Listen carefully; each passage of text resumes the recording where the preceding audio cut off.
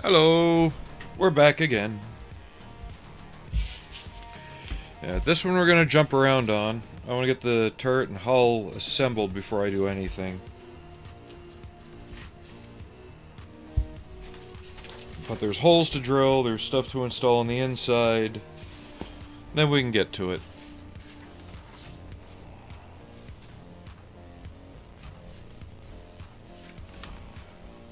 There we go.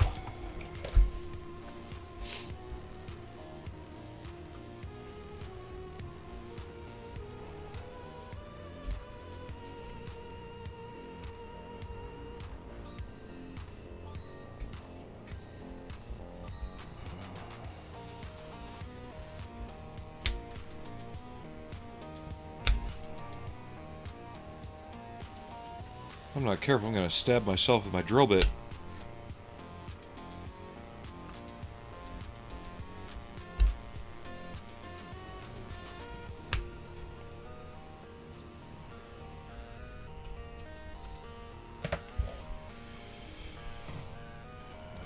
Take a quick minute to shave off the excess.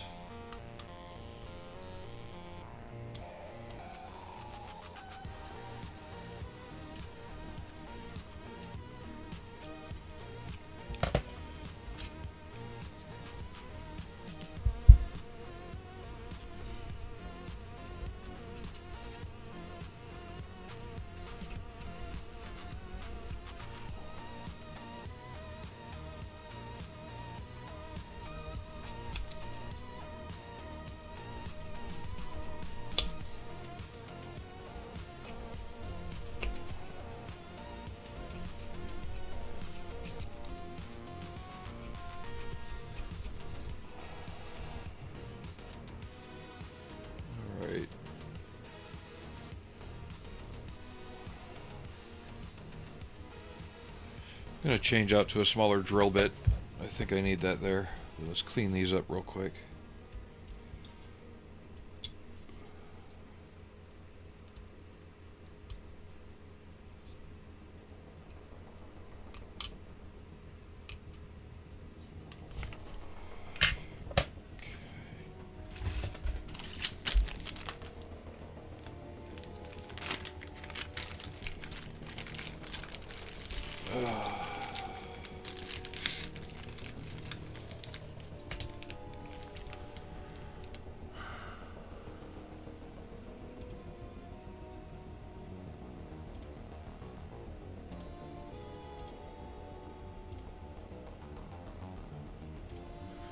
And banned.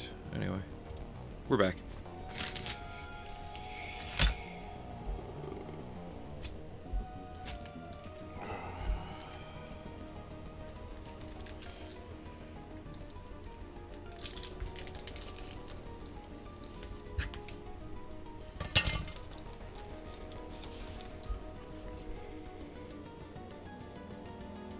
That'll work.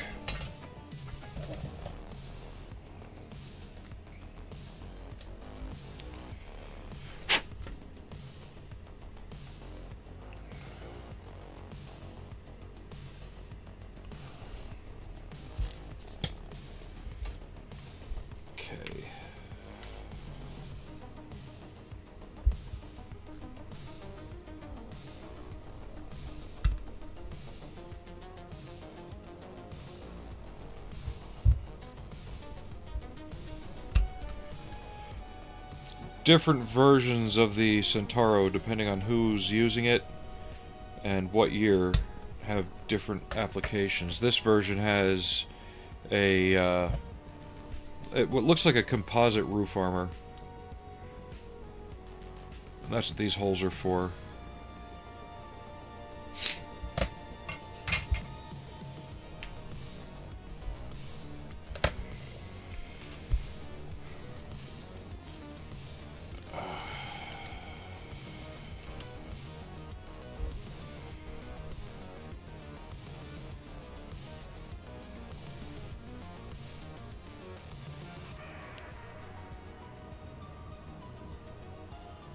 Hey, Major Havoc. Okay, so holes are drilled. I think I got the ones drilled in this earlier, just to see what I had to do. I just have to install the clear pieces, which we're going to paint anyway, and the trunnion for the gun barrel.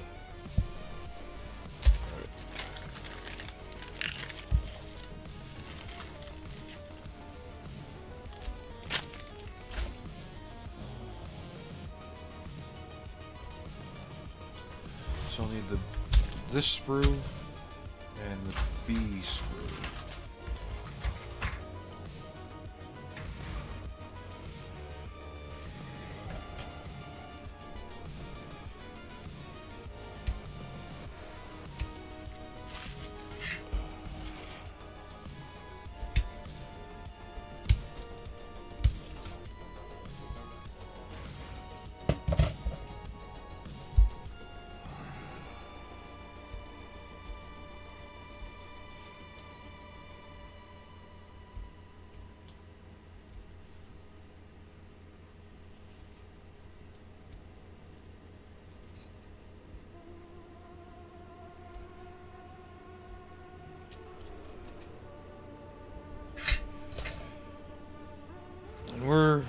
We're going pretty low energy today too, because I don't know. It's not that I didn't sleep well, but I don't know.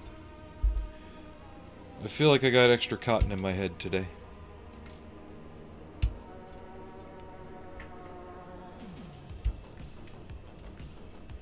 Hey Davos. Welcome back, you guys.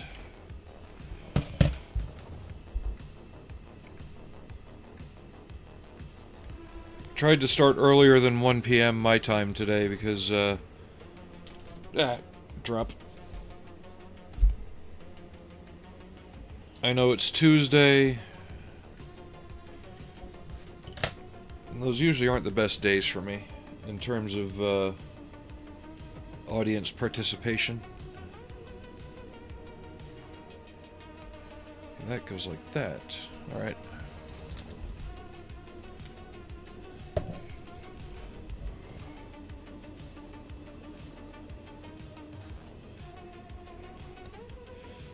But I figure if I was on earlier, then that would give time for UK and other European viewers to catch up.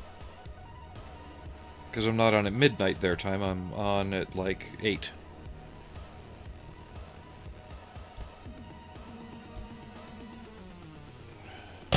Hey, Ares is with us.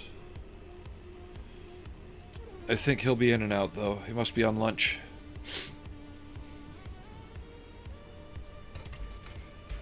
Did I get that backwards? I got that backwards. Of course I did.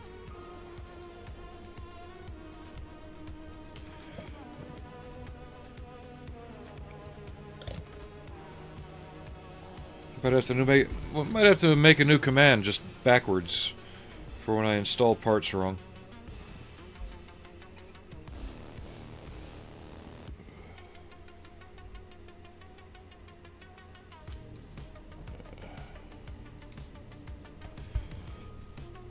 And how's the seminar going? Are you learning wondrously new things?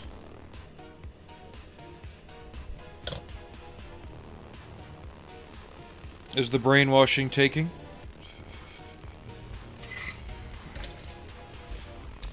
Okay.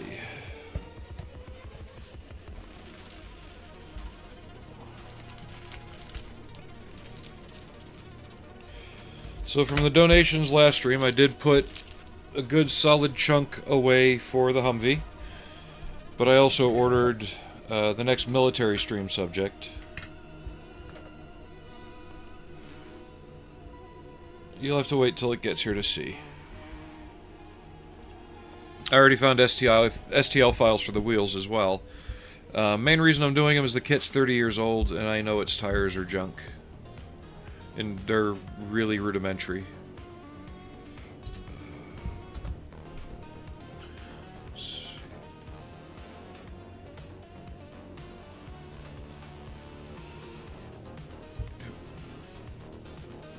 Hooray! It shipped.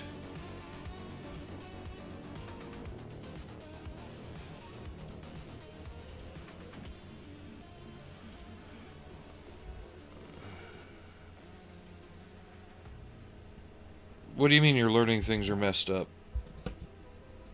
I could have told you that. The whole world's been messed up for about 15 years now, but that's a different subject for a different day now, isn't it?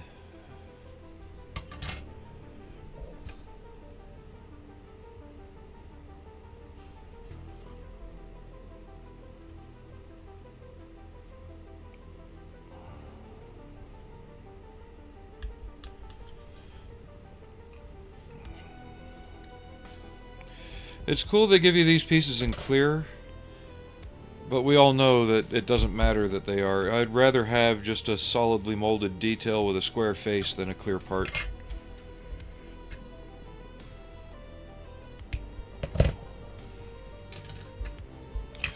Are we talking like you have to fix a Boeing-made program or McDonnell Douglas-made program messed up, or just messed up in general?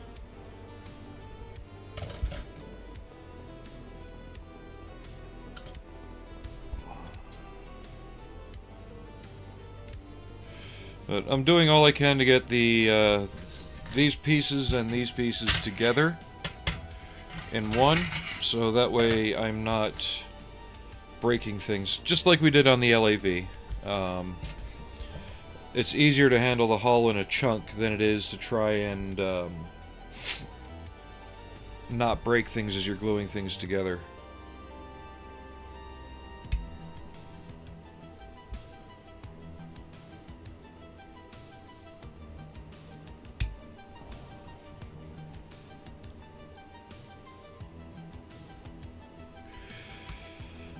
Well, not so much that they're clear in the kit or that they're the wrong color. A lot of modern vehicles use a prismatic coating on them, so that way when you're in the bushes and the trees, depending on the angle you look at it, it might be a dark purpley maroon color or green. You know, they don't just show as a reflective black square anymore.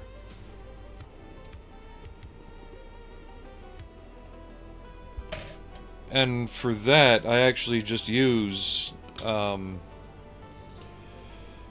like, sometimes if I feel like it, I'll just use ink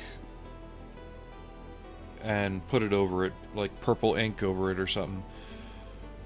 Or I'll just paint them black. You have to figure out if the periscope in question is prismatic coated, or if they are just a direct vision block like the M113. But painting them dark blue actually looks worse. To me it does anyway. When I do it on my 16th scale stuff, I actually go out and buy... Sorry, I'm messing with my nose a lot again. It's dry as hell.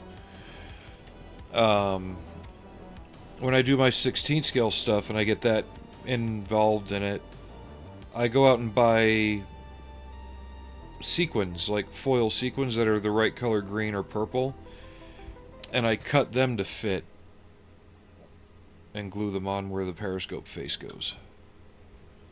And that way you get a scale effect. And they make them for this. They make the same kind of stuff for this. There's companies that make the pre-cut periscope lens coating stuff.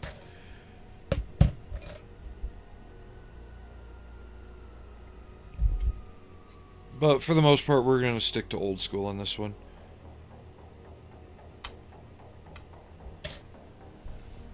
Actually, I'm going to refer myself to my pictures real quick. Centauro.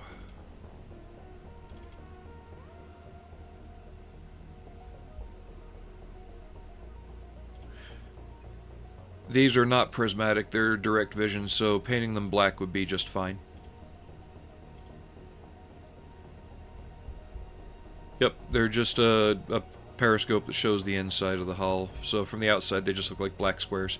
So in this case, it's fine to paint over them and just go back with black and add that detail.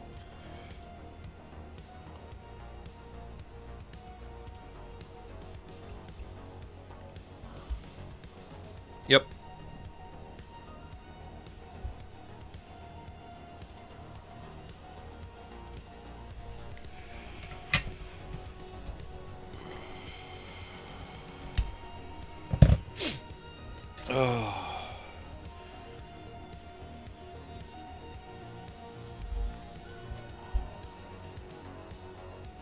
Just the fit's very tight on these, so I'm just being extremely cautious getting these in.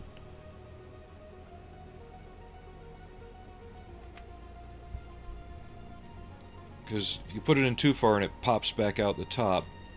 So I'm trying to seat it before I apply the glue.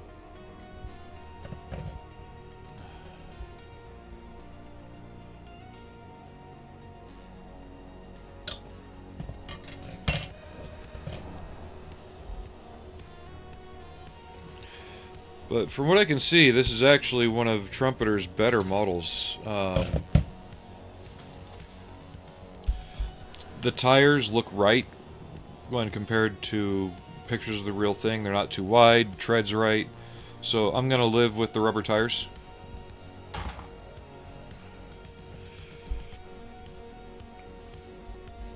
I'll be printing them for the next one because I've built the kit once before, about 25 years ago. Oh, there it is. Actually, no. Yeah, it was 20. Jesus.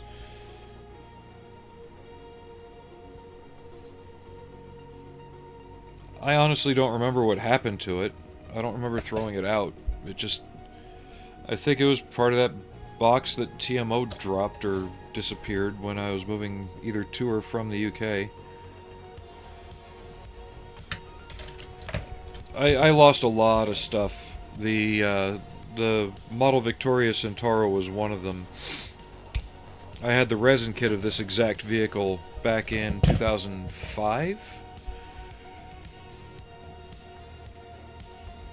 Hell, I even brought it into work and was working on it when our planes went to Bulgaria. While we were launching them out, I was just sitting there working on the turret baskets.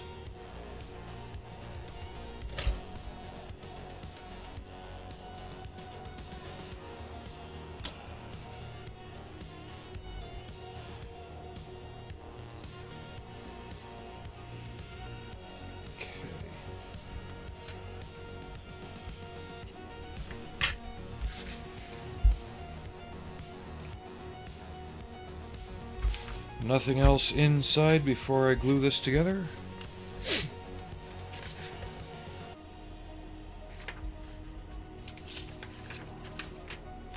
Doesn't look like it.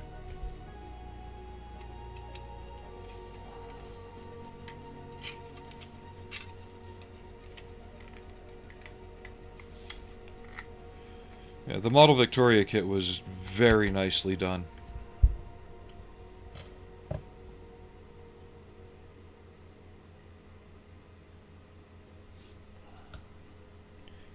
And it was actually one of the first times that I remember actually trying to do realistic mud spatter and stuff on a model, so we're kind of retreading old ground with this one. Let's see if we can do it a little better. And we have the added challenge of making a one-color vehicle look interesting.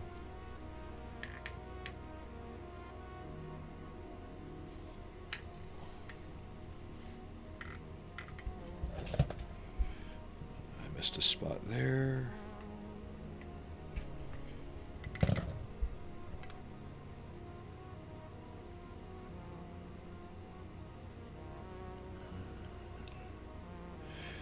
Thank you, Armoru. How are you doing? Welcome to the channel.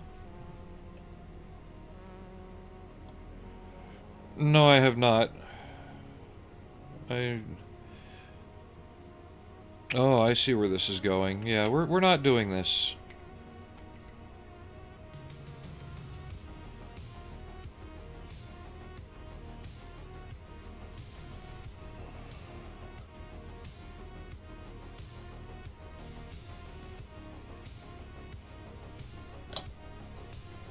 Yeah.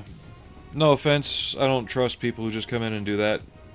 There's too many other bots that do that. So...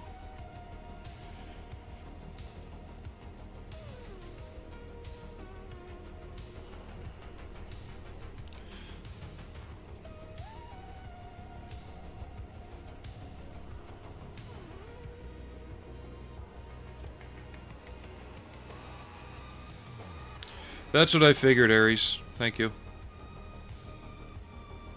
Should I switch kick over to follower only, just so that we know that the people who are chatting and following are real?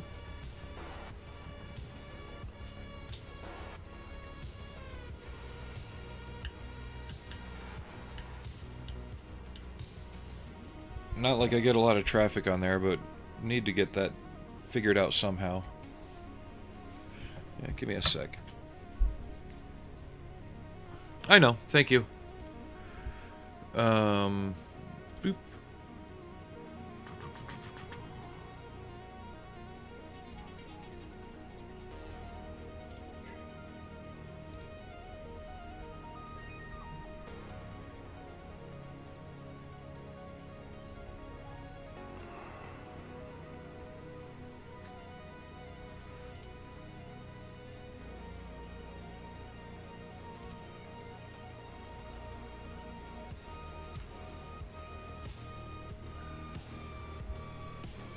How do I switch it to follower only? Community?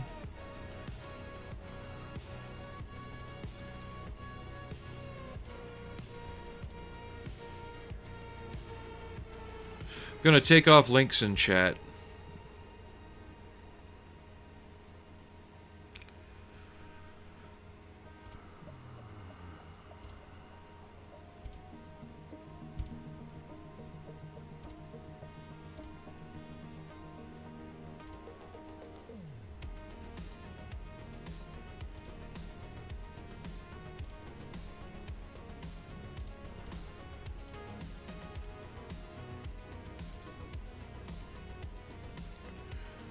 Yeah, I'll have to look into making chat follower only. Wait a minute, I think I know what I'm doing wrong here. Okay, stream. Chat. Where are the chat settings?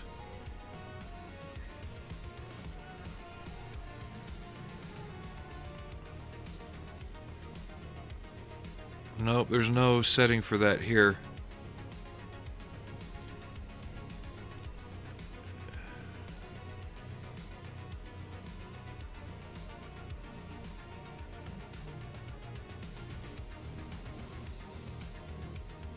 Well, shit. Oh, there we go. Found it.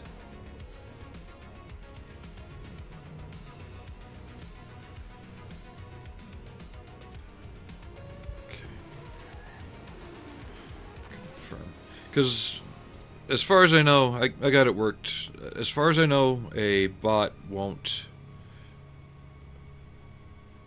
chat. Or a bot won't follow.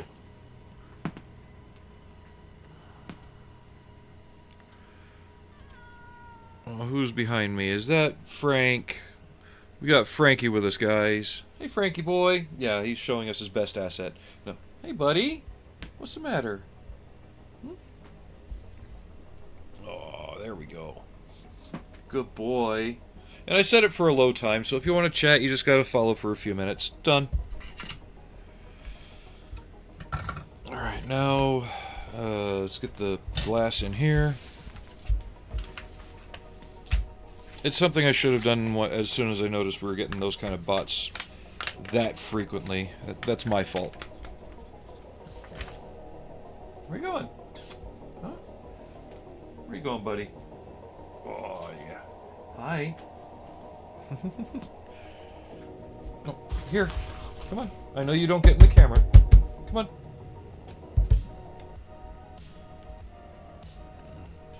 He's gotten big. 2 years ago, he was a little handful. Yeah. Oh, he's a good boy. Yeah, you're not like Allie, so I know I can work on the model at least.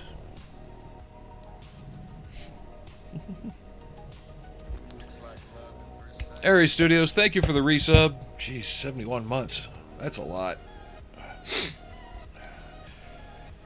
My nose keeps tickling. There's got to be something in the air that I've become allergic to here. Oh wait, it's Utah. Could be the arsenic from the Salt Lake.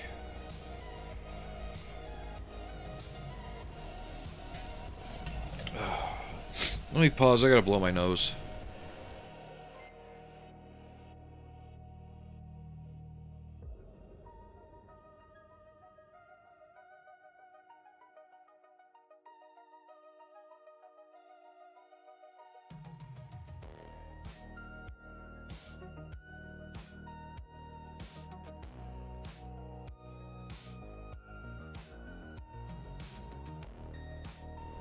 Okay, I'm back.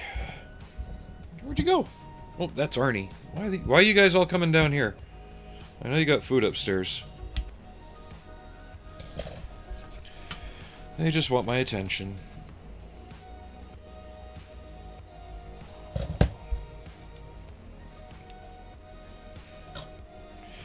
Through the course of building this, I might hunt down... It is an Italian vehicle. From what I can tell, the crew, the helmets are the same as the US helmets for pre-2003. So, like, any Cold War US crew would work from 70s to 90s. The uniforms look similar to ours in cut. They just need to be painted slightly differently.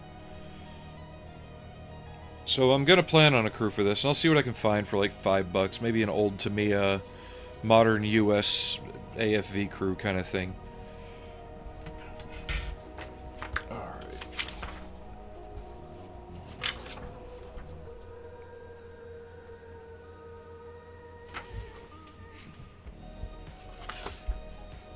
Okay, let's build the rear bulkhead, get that installed, and then we can get the hull glued together.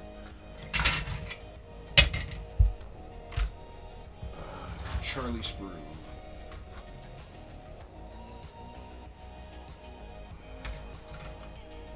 I need the G sprue.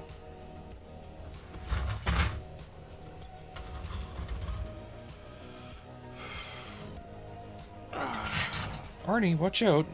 Yeah, I almost kicked you in the face, little buddy.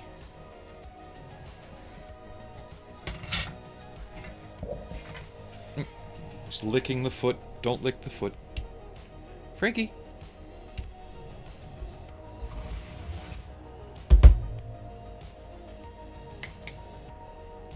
Good boy.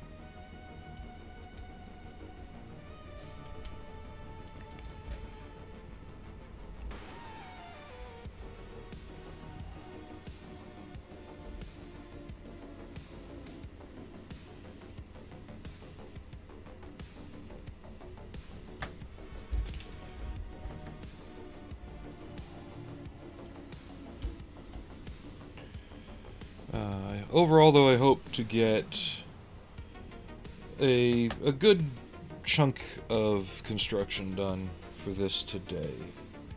Oh, that's showing the inside. Alright.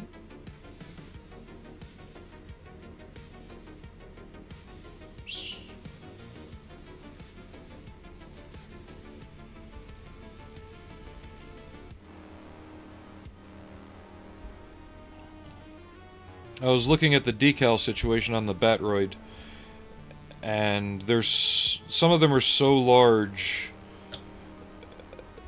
and the process for them is so laborious, for lack of better words, it was not viable for streaming.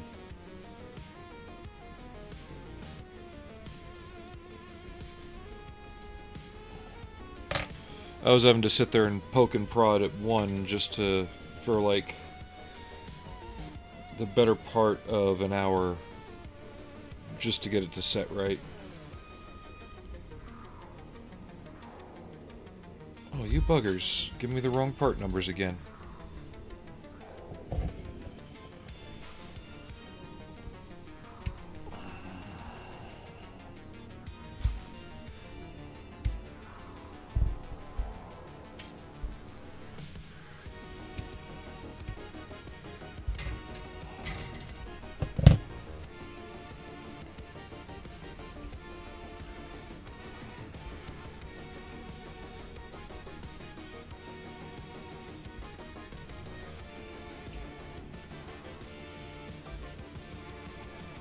God, you are a tall boy. Yeah, you are.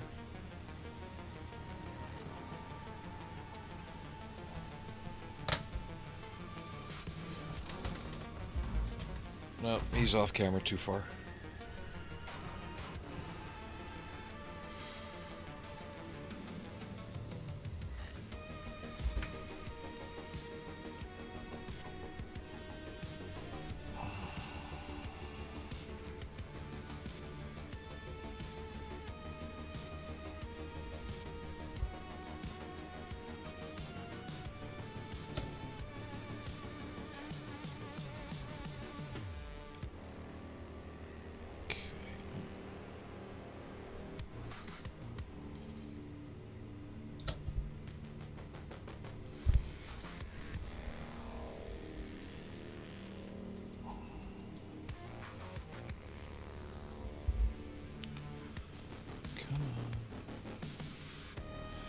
And I'm looking forward to tonight. There's episode 6 of Alien Earth airing.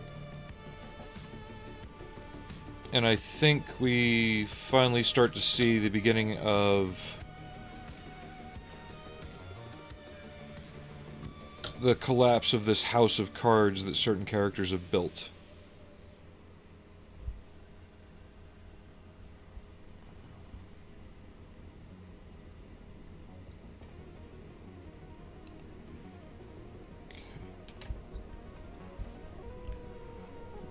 What you looking at, buddy, huh?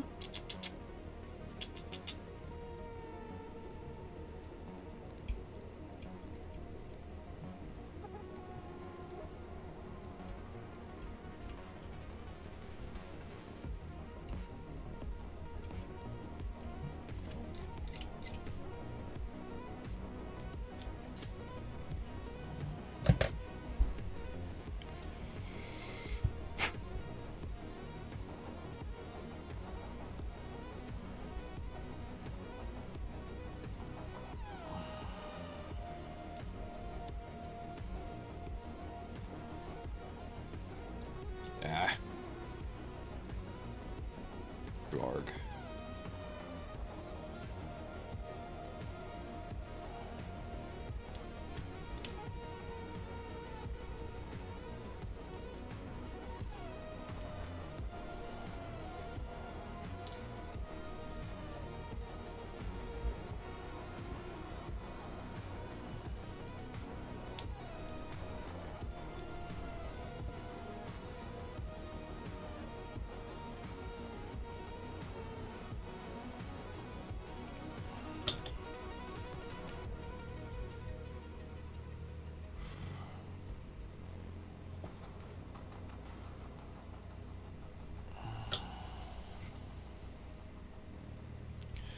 But did everybody else have a good weekend?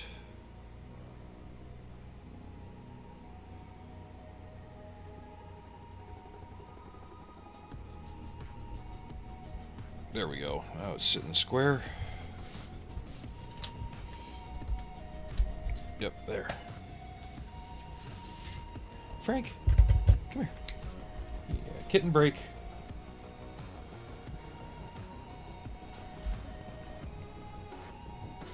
Oh, you're not pulling an alley, are you? Are you just looking around, huh?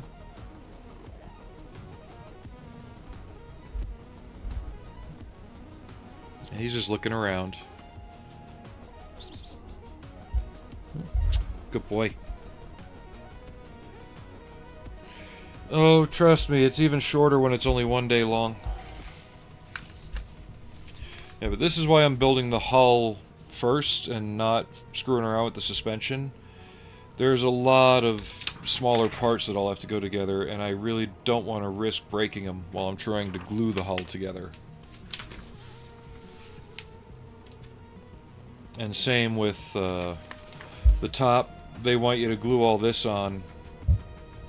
No, that doesn't work that way.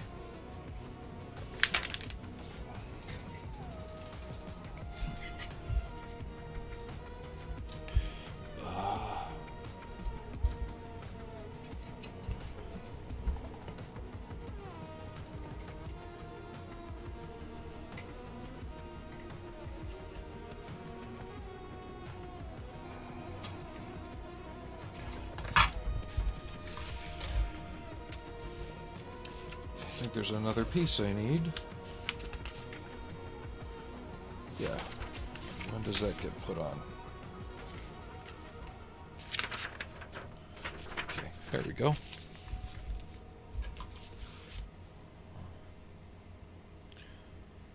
Tall boy.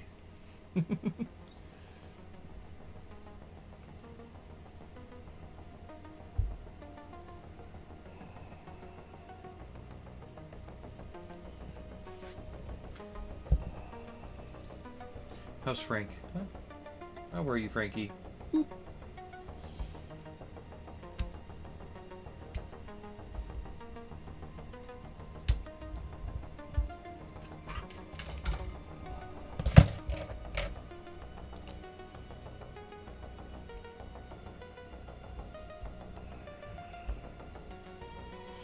Ah, you have found square of paper, and you are going to lay on square of paper now.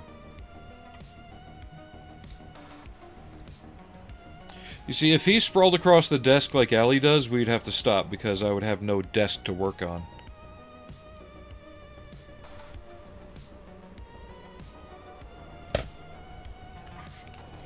And he sheds a lot.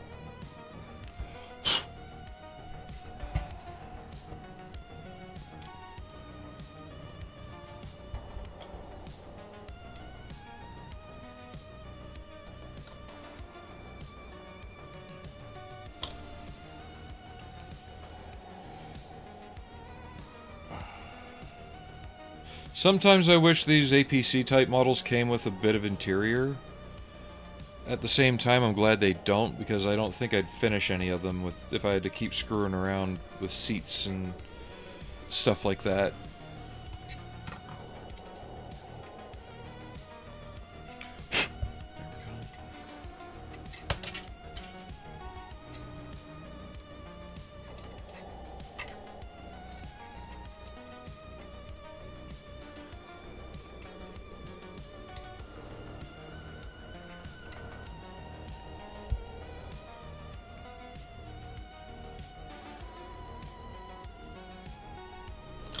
See some places that will be some minor seams to fill, but nothing terribly out of place.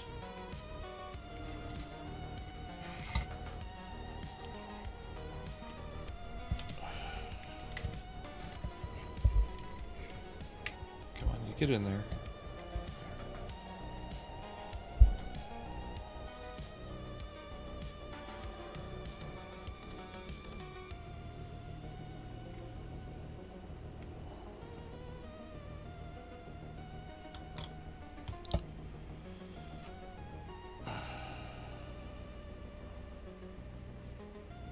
For some reason, I first read that as back to seminary. I'm like, wait a minute, are they indoctrinating you?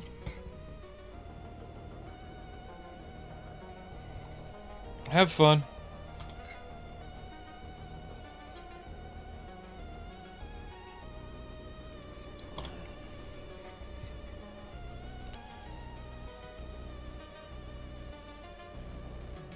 I mean, it's been a while since you got paid to sit in a room and have somebody tell you things you already know, you know? Just last time that was probably a colonel or a general doing that. Or at least a chief, master sergeant.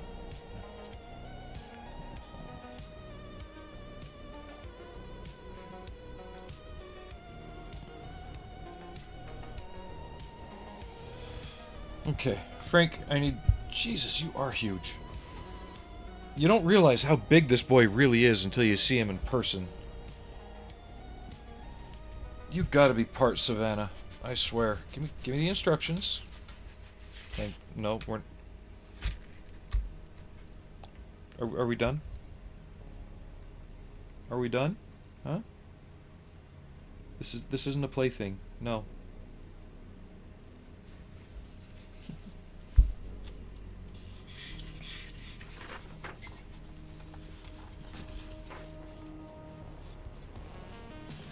If you want to play Go Find Your Poof, then we'll play Fetch.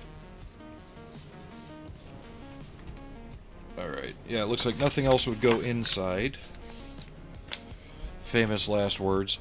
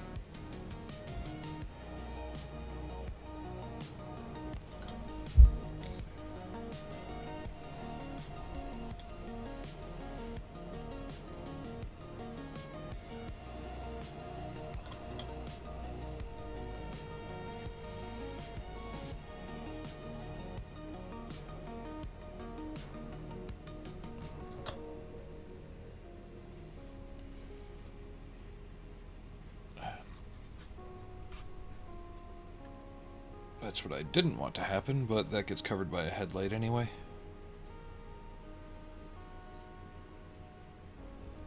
Maybe I should rename my channel to the Sloppy Builder.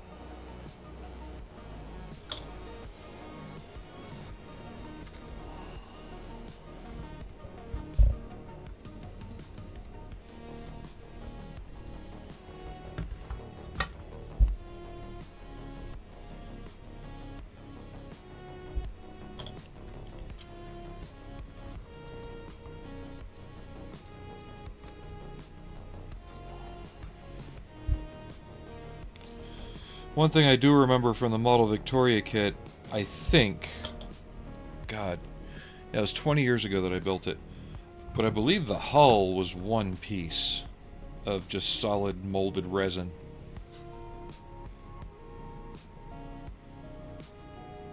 So we got some minor seam filling to do there.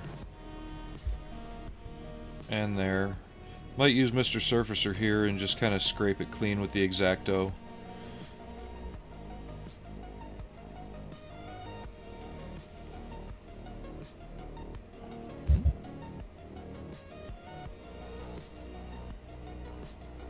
He's getting the Frankie seal of approval. He doesn't like it. It's okay, you don't have to react violently to it. Come here. Good boy. Bellies. Bellies.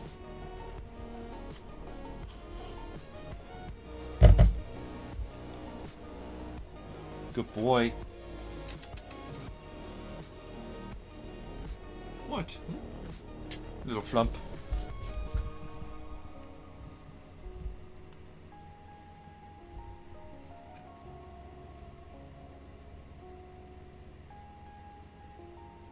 See, they're not going to hurt you. You're okay. It looked like it scared him, so I'm letting him kind of come up and rediscover it himself.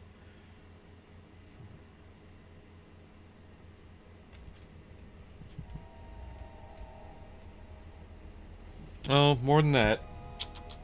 Hi. Boop.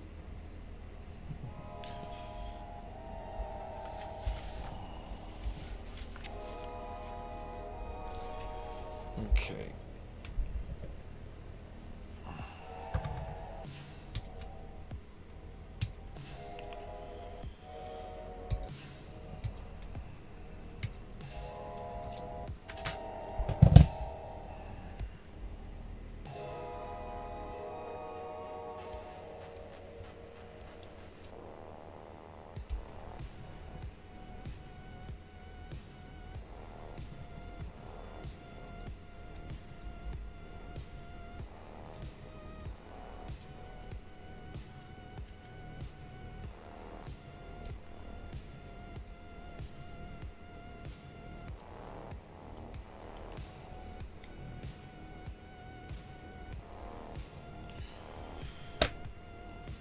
But they are my little hobby companions.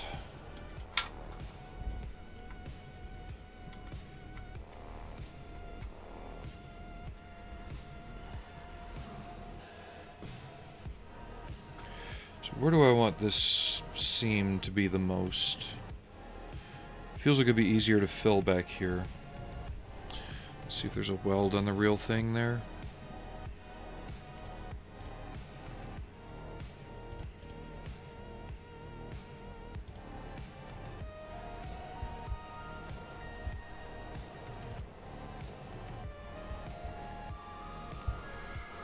Looks pretty clean. Excuse me.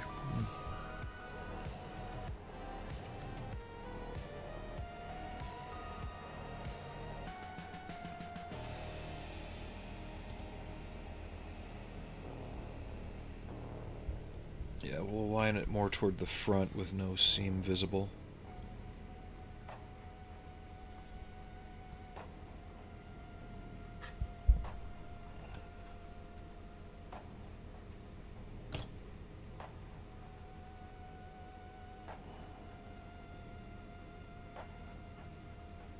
Okay, be careful.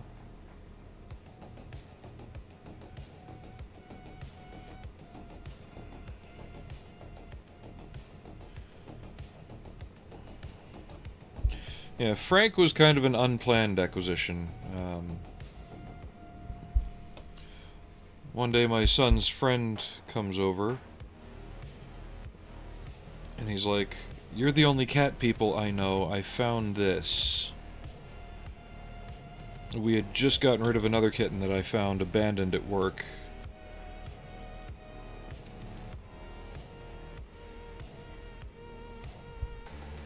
I shouldn't say gotten rid of. We relocated him to a better home.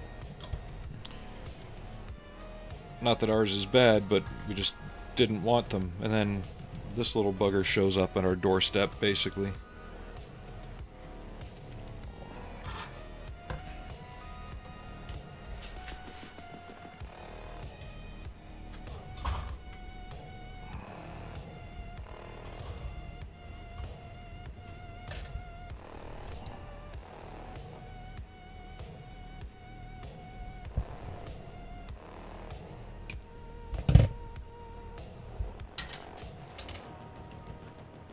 We're going to be playing around with the Mr. Surfacer quite a bit on this one, I think.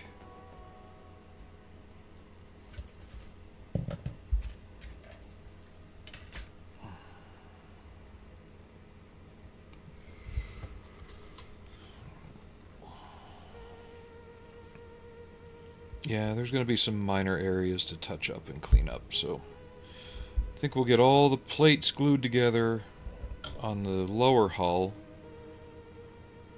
do the surfacer stuff. While that dries, we'll work on the turret. Because there's not as much... There's nothing like this that needs to go on the turret. It's more just straight up detail addition.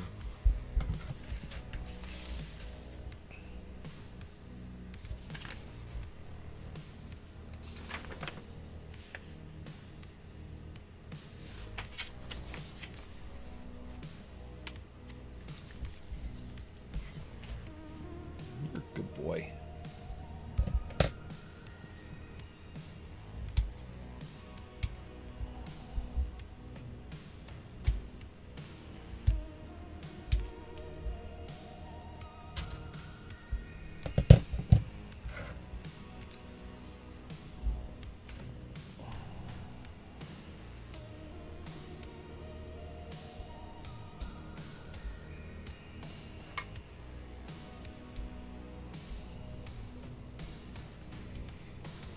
This latest mix from Evil Sound is actually pretty good for model building, I think.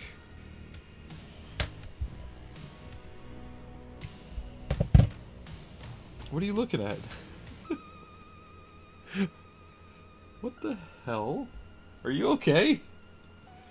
I've never seen you do that before. He almost turned his head upside down just to yawn. You're weird. Yeah, you're weird. Hmm? Am I gonna have to leash train you when we get the Humvee? That way you can go for rides with me? Hmm? I don't really want to see that, thanks.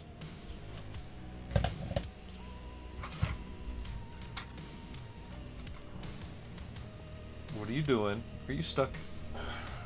You're stuck. Stop. Stop. Hold on. There you go.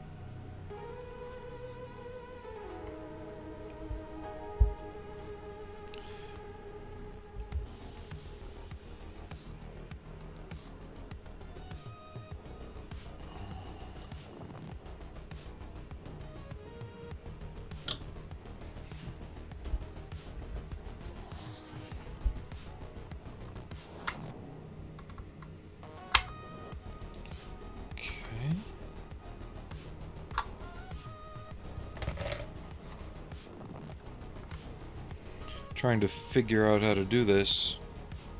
I think there's a piece that gets glued along here that would hide that seam, but I want to get this down as flat as possible, so we might be holding this a sec, because I can't find my tape. I know I didn't use it all, but I can't find it.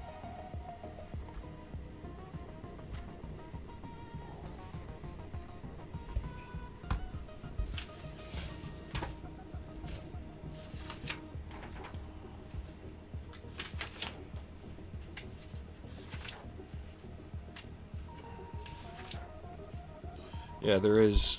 Okay. Excuse me. Hmm.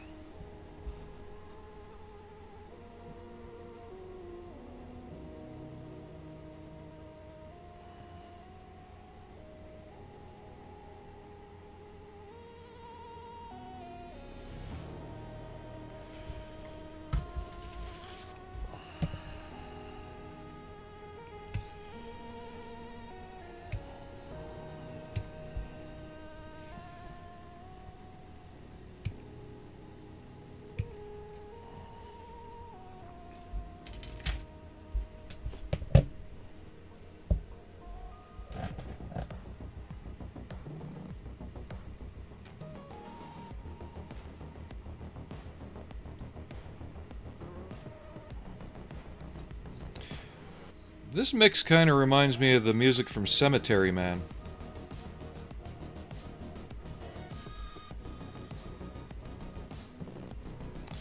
That was a great film.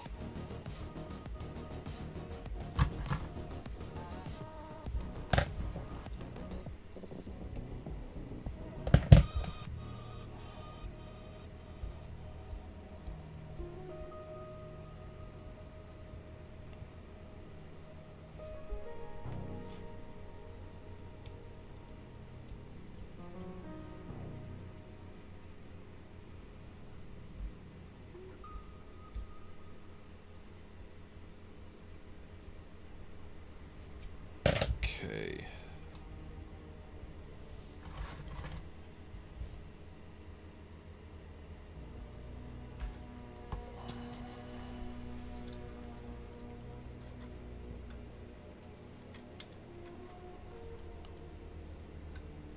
Yeah, that covers up that seam. I want to try and get all the hull chunks glued on, like I said, before I do any of the tools and fine details, so I can just go through and remove any seams without overdoing it.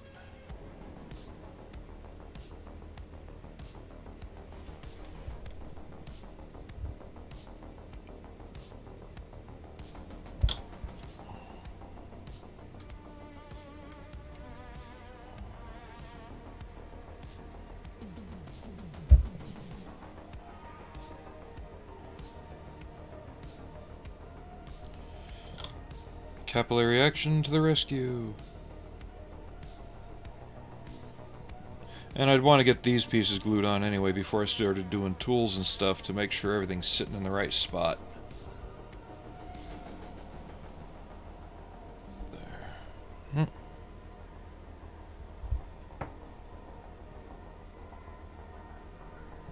Hold on. Somebody commented on my photo.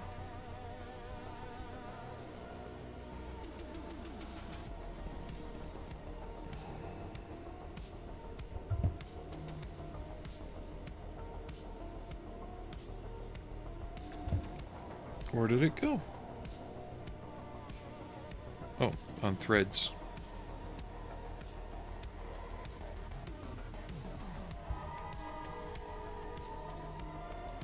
I think. I don't know. Is anyone else having trouble with, like, stuff loading for them on, like, Instagram and other sites?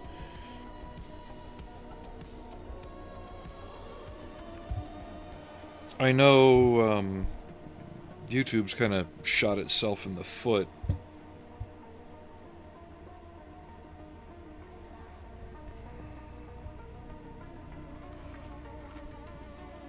with a lot of its changes now, which makes you wonder if they implemented an AI, gave it some instructions that were a bit too simple,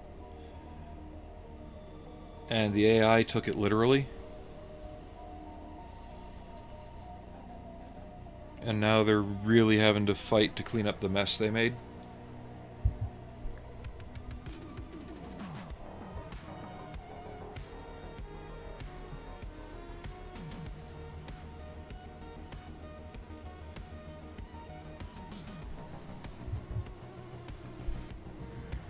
So where was that?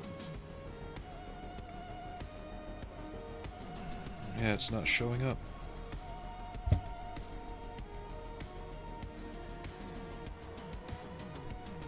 Weird. Anyway, I'll deal with it later. I just got a notification for something that doesn't exist. So either the notification was wrong, or the person deleted their comment.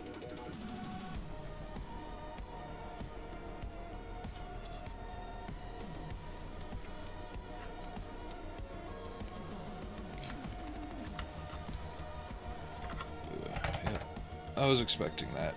Okay.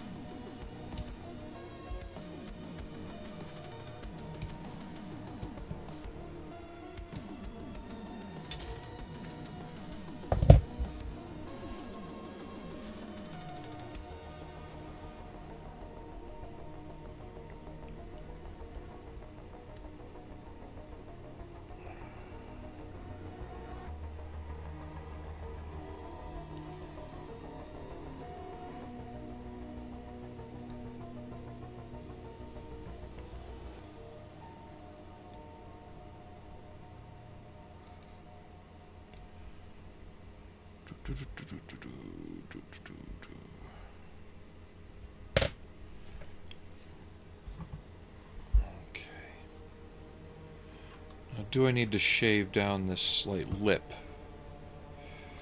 Probably not. Okay, you go there, you go there, you go on there.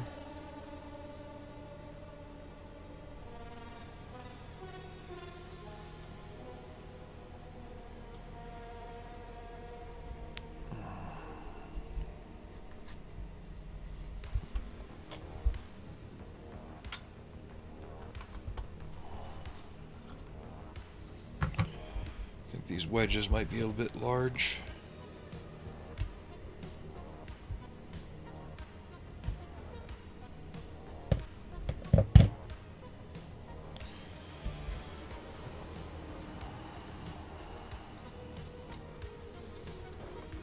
That's better.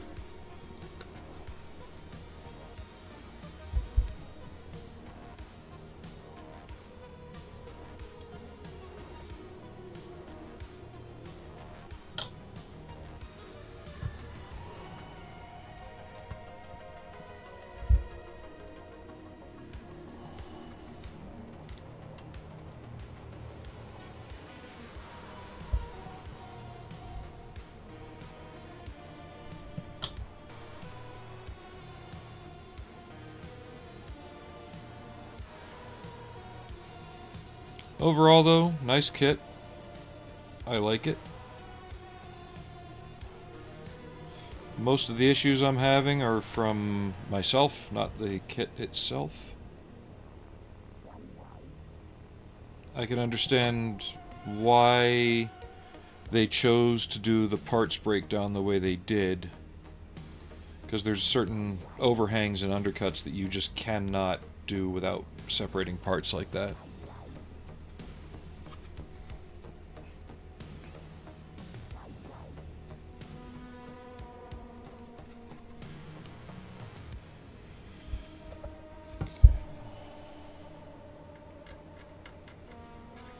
Alright, so we're going to putty here, same on the other side, and then surfacer these upper ones, because they just need a little thin application, not major puttying. That'll have to sand carefully. That's my bad. I got overzealous with the glue.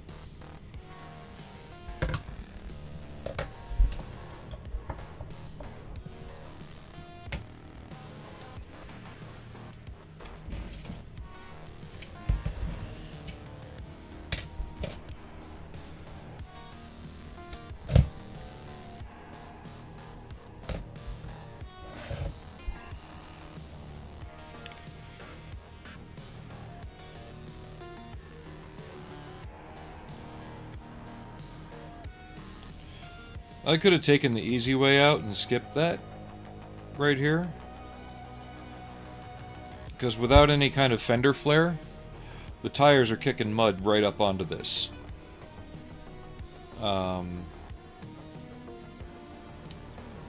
I'd rather not, though. I'd rather, because I don't know if I'm going full on, you know, South Florida mud rednecker, or if I'm gonna do just dusty trail kind of build up.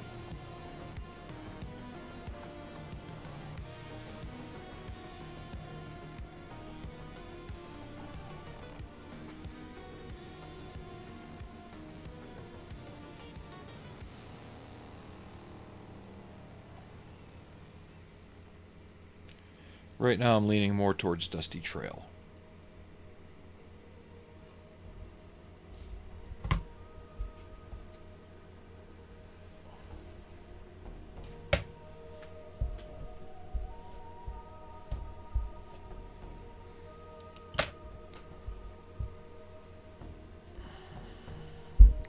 So this one is actually a looped track.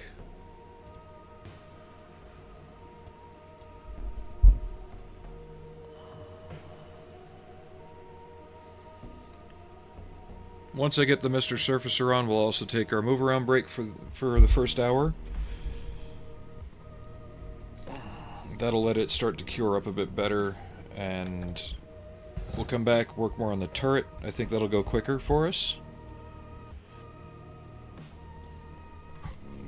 But it's stuff like this why I always pre-assemble hull pieces like this without the grab handles, because it's so much easier to get in without all the details and tools being in the way.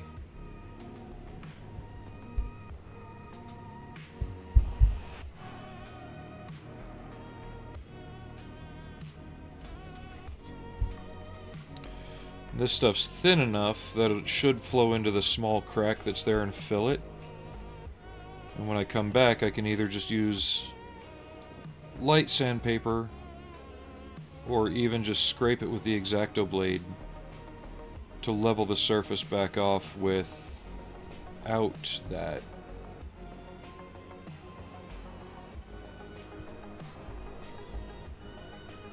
And it'll basically be invisible.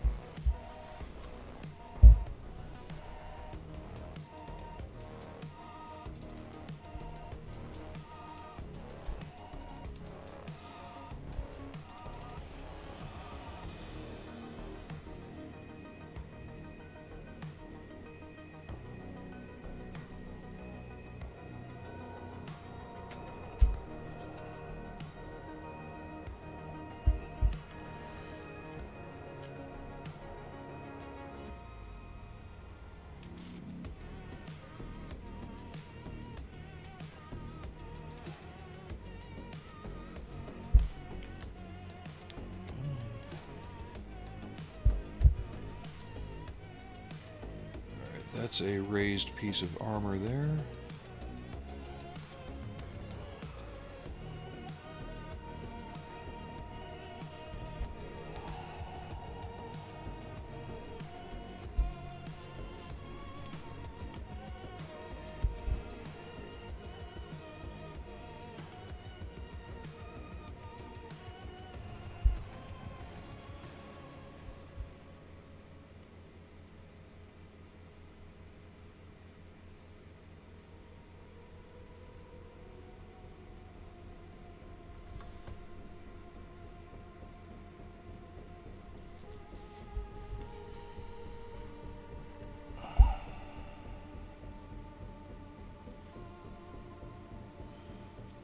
I can definitely feel the weather's shifting. The storm front we're supposed to have by Friday.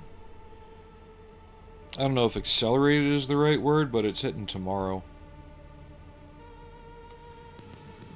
I don't know when my next day off after this will be as well, but it will be sometime Probably Sunday or Monday.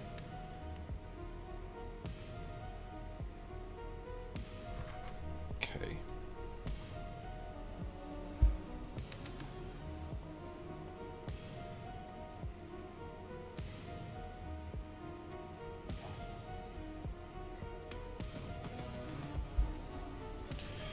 Fortunately, most of these will be real easy to clean up.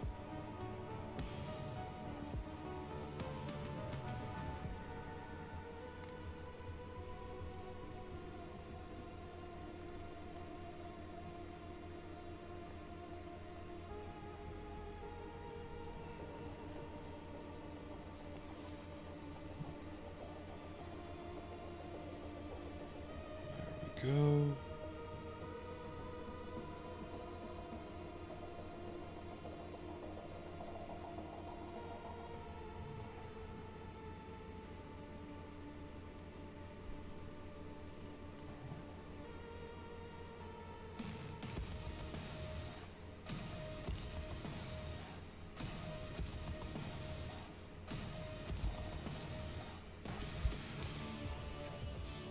And I was dumb and put my finger in it again. Wait, that didn't sound right.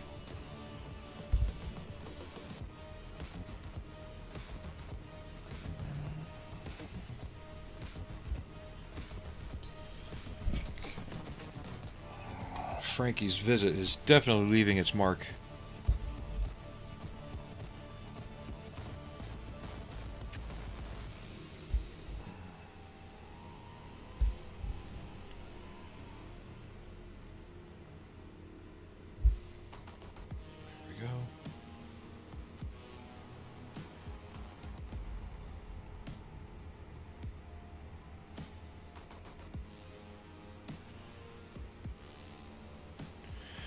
Alright, we'll let that dry. I'm going to take a few minutes, stand up, stretch, take a break, and I'll be right back. We'll get onto the turret, since I don't think there's any of this scabbed on detail like I'm dealing with on the hull.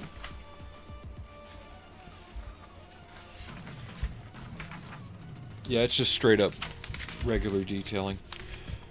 So yeah, we'll focus on the turret for the next couple hours. That'll allow the putty and the surfacer to dry on the hull.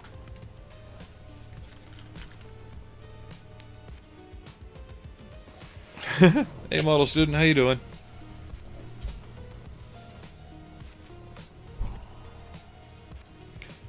Still don't know if I want to do this in a snow camo. I've only found a couple of pictures. I don't know if they are something they'd actually used or if it's just something they're doing on exercise. No worries, we're just kind of putting little bits together. Getting the bulk of the hull assembled beforehand so I'm not snapping off grab handles and minor details while we're doing the suspension. But I've got all the seams, the more troublesome seams filled. But we'll come back to that in a little bit after some of that stuff dries. We're going to work on the turret next, but I was just saying I'm about to go on my stand-up break. And I will be back in just a moment.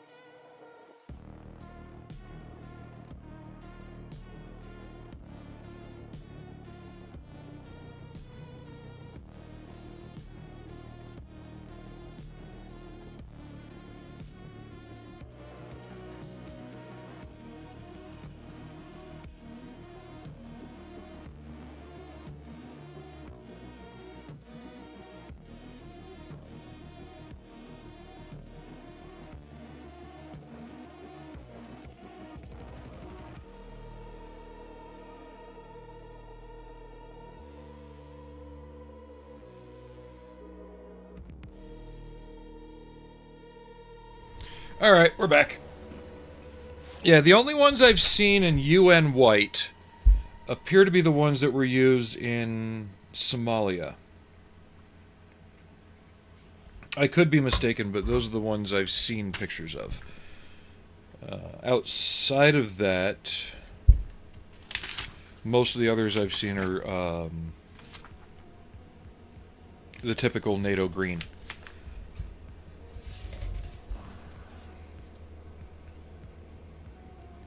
E5 and 6, then C and H. Okay.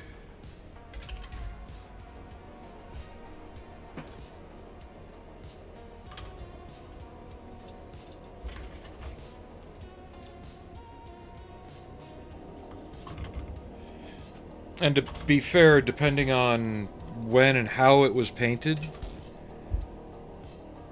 being slightly gray might not be inherently wrong. Probably a bit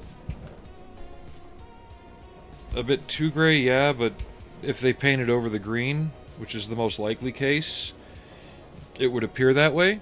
And there might be a few ways you can get the white to pop a bit more. Maybe even try sponge chipping. Bring the green back through, make the white more minimal.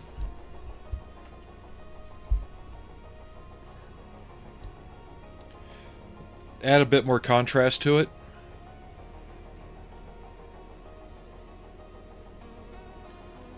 That way the contrast of the green showing through would actually come out and allow the white to pop a bit more. Yeah, Lebanon too, I forgot they were used there.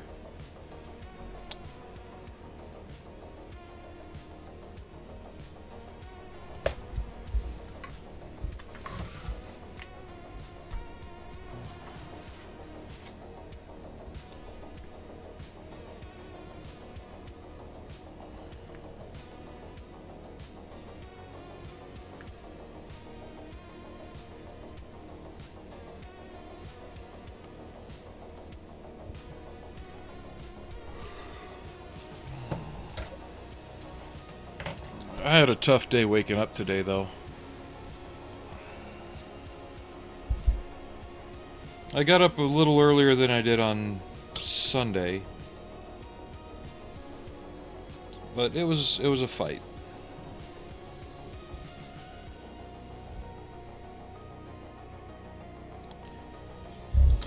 Yeah, when it comes to modeling supplies, if it's the thing that suddenly everybody has popped up and started using overnight, I am most likely not going to use it.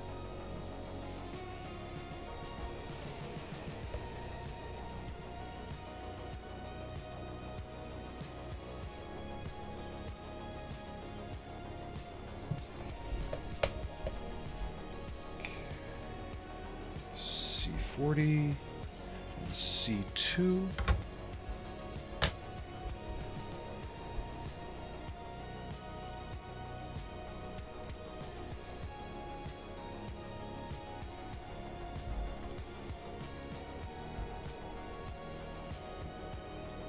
When were those more of a miniatures thing, Davos?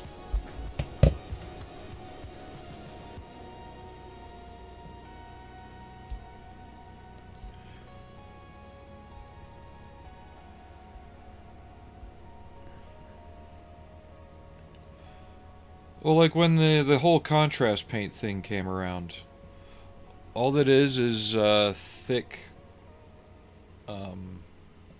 clear paints. Like it's how can I describe it? It's not clear like Tamiya clear, and their opacity is down, so they're transparent paints. But you're like, say you want to do a nice orange, but you don't have a lot of time, so you paint yellow and then put the contrast paint over, and the end result looks like orange with highlights and shadows.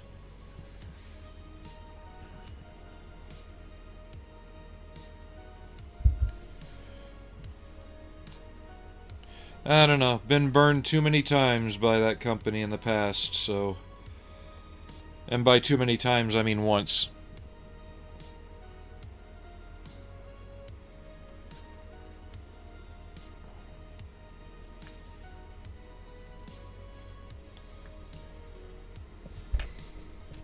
I mean, every tool has its purpose, but I have no need for that particular tool. How's that? Ooh, excuse me.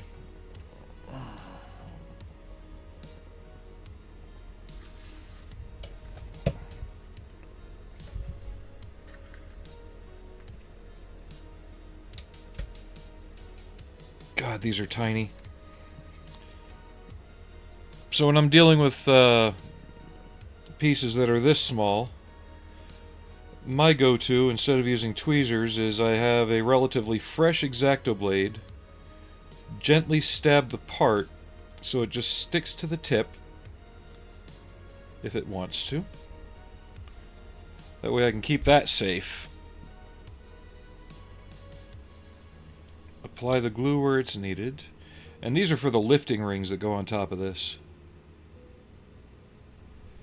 Okay.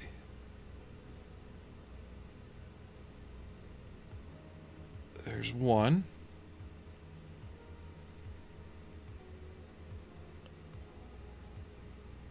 Well, I don't brush paint everything, but honestly, brush painting is one of the most fundamental and basic skills that you will use more often than not.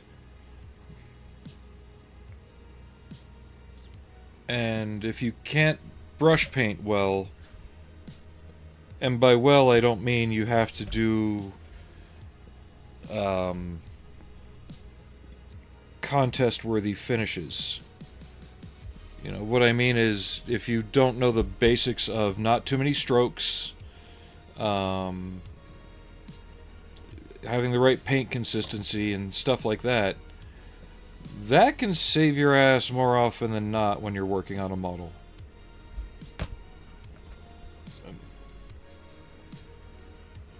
Just like having an airbrush. Airbrushing is great. It can make doing camouflage and other things real quick and real easy. But in the end, you're always going to wind up going back to the brush for something.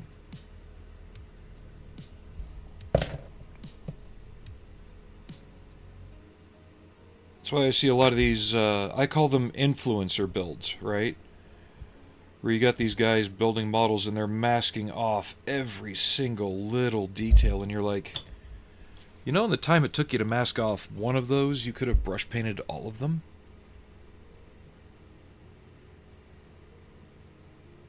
You see, I don't see it that way as far as the markers. They're too big.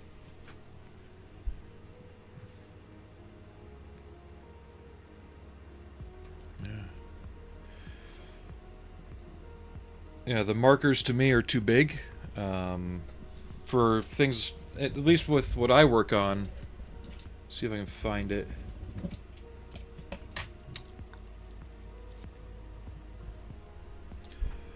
That's my buckle button badge brush.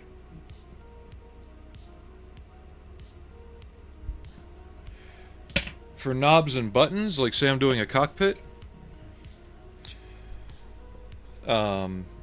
So, and this is just from my personal experience, not, you guys can take it however you will. Most modern cockpits, most modern US cockpits, base color is dark gull gray. Any modular panel, so your side consoles and your main display console, if it's a box that can be swapped with the instrument in it, the face is always black, and the knobs are always also dark gull gray. So people using white and stuff for knobs, wrong. So you paint your cockpit dark gull gray, pick out your control panels, and then you go back, and it's not exactly dry brushing because you don't want to catch the corners of the display panels too much, even though that helps them pop a little bit. But you want to go over it just light enough where you're catching the knobs and the switches. Some switches are aluminum, but in the size we're working in, 48 scale, you're never going to tell. They're not big enough to make that kind of metallic glint. But you just go over it gently with your dark gull gray, color and pop your knobs. Then you go back with another brush like this one, or smaller. If you know that there's a emergency jettison switch that's yellow, paint that yellow, paint all your red switches, and you're done. Another thing that's kind of weird is people always make the displays on in their fighters for like when they have their cockpit open. They're not going to be. If there's no pilot in the seat and the engine ain't running, your displays aren't going to be on unless you're doing a functional check. But again, someone's in the seat.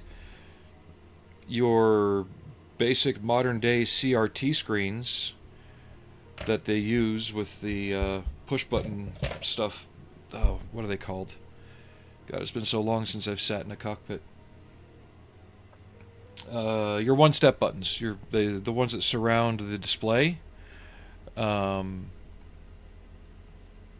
display itself, you can basically paint it black and then use, to me, a clear green or somebody else's clear green of a similar nature on it. And that green hue over the black and the gloss will make it look like the monitor that's turned off.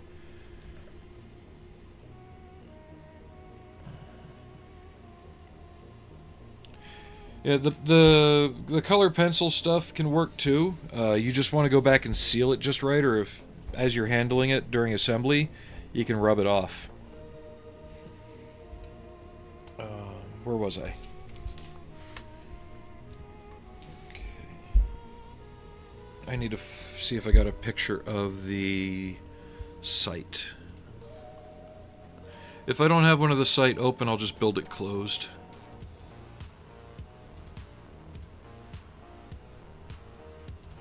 That way I don't have to worry about detailing the optics in it.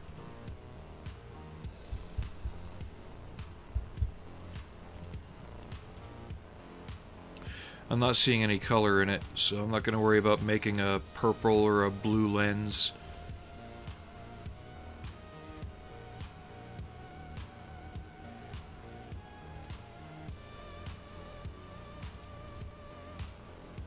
I might make it open for just interest, but I don't think I have to add anything to it in terms of color.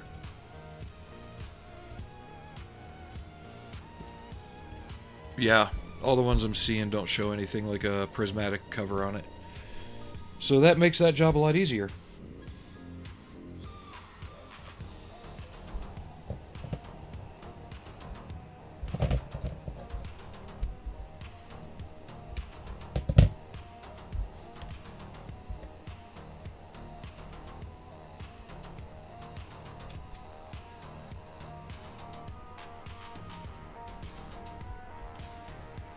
Actually, I forgot this one too.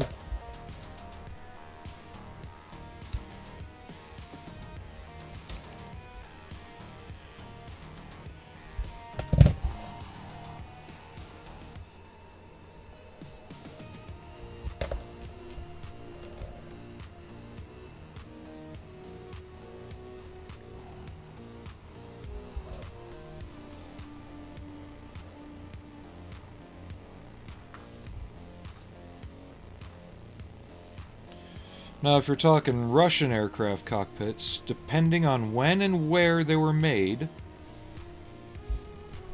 they can vary from that weird teal, blue, green color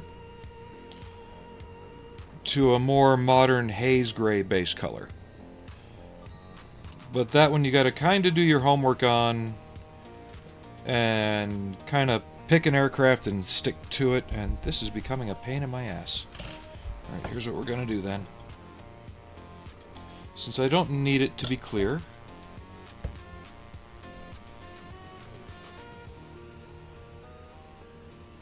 there, use the X-Acto trick, get it in place, bloop, glue it. Okay, C5.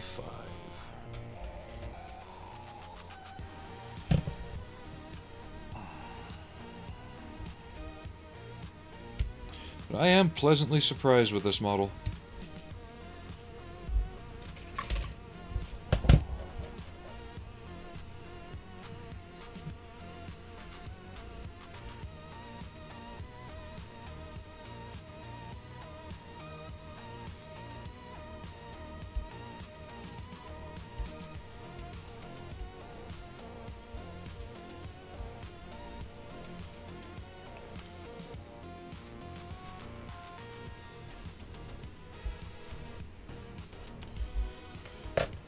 The ejector pin marks aren't as terrible as usual.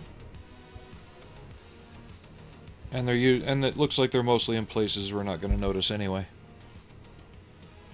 Which one? This one or that one?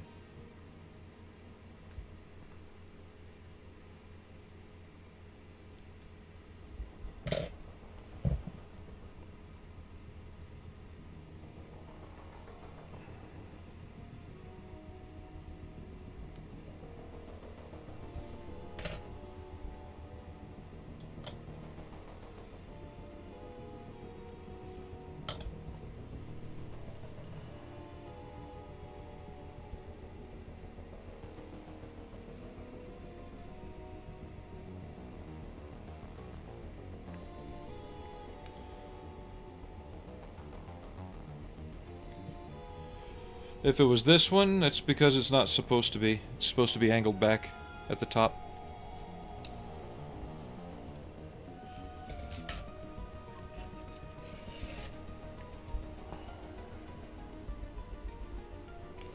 C38. 39.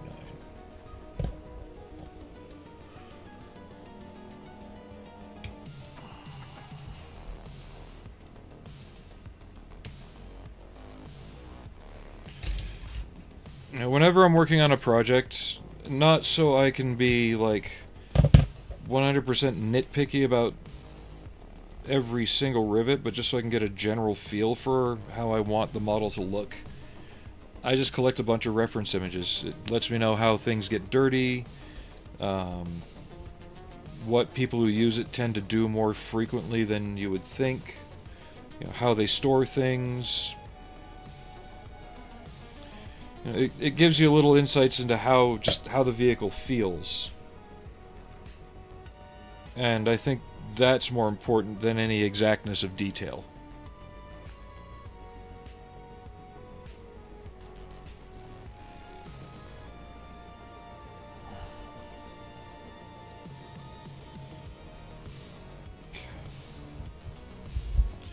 So I'm going to get this sticky with a little bit of glue. Grab this bugger with the tweezers.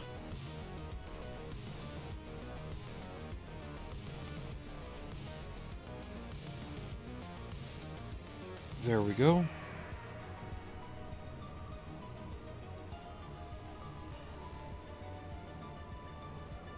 Get that top bit to go in a bit more.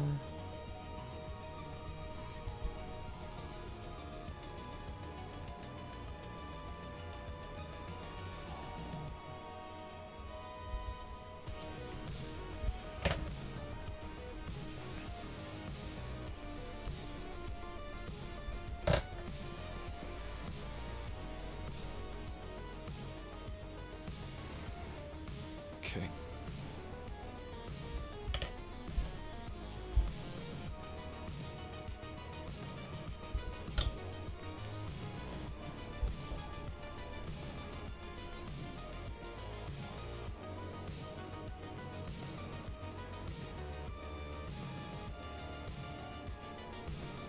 There. There's not a lot in that, is there?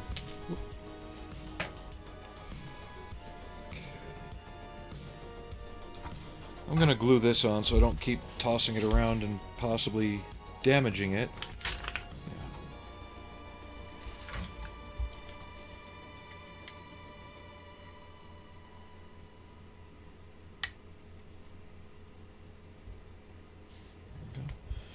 This I'm just gonna set aside.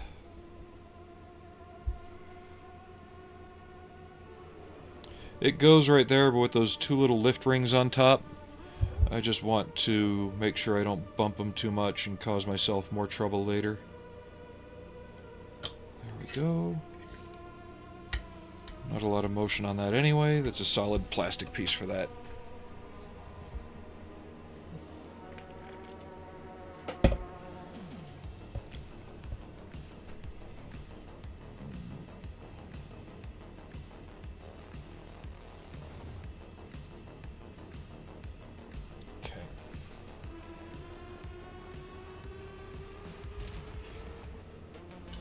I need the A and B sprues now. and C.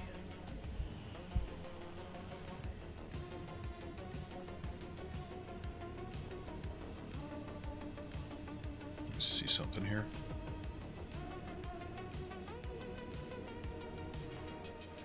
I'm gonna pick something else to listen to real quick. I think we've gone around on this one. It's repeating.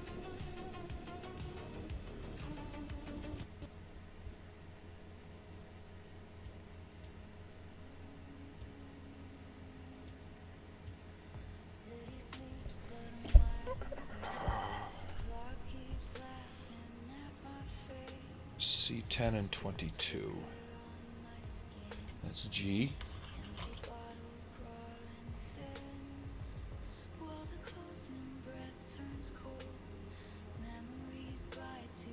That's B. I have a feeling I'm going to start making small things here that I'm going to lose. I need to find a Tupperware container or something real quick. And I don't have one. Great.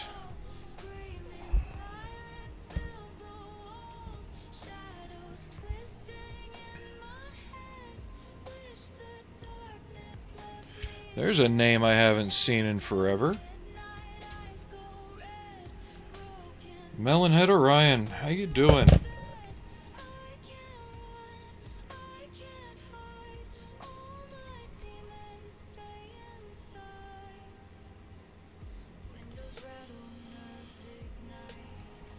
So this is a port on the side of the turret. They give me the internal detail of the handle. Do I want that? Nope, don't care. Just gonna glue it on.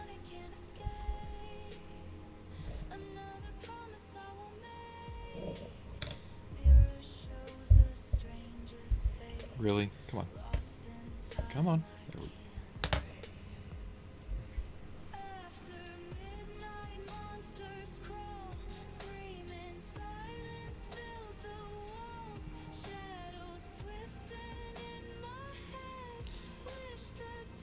There we go.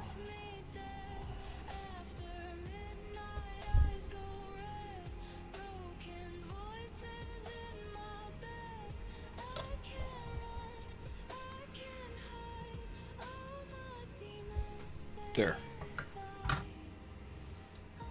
C31, B33.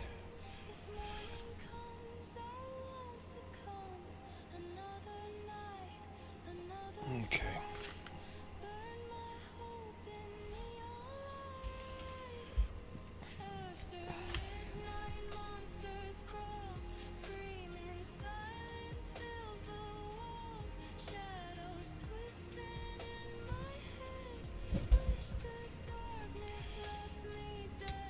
Yeah, things like that, the small shot glasses and stuff for me, they kind of wind up getting in the way because they're too small, so I wind up knocking them around. I'm not exactly the most elegant person when it comes to this. I'm clumsy.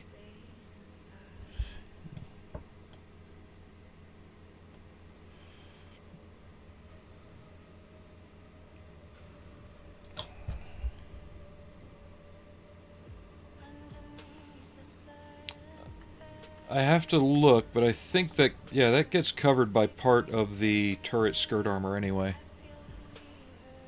And it's just one more thing to knock off.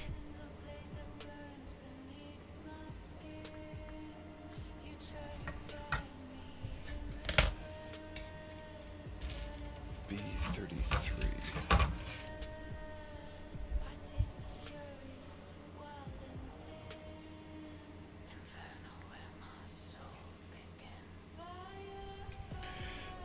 But had a nice little surprise last night. Was watching, videos on other people's experiences when they've got vehicles from GovPlanet.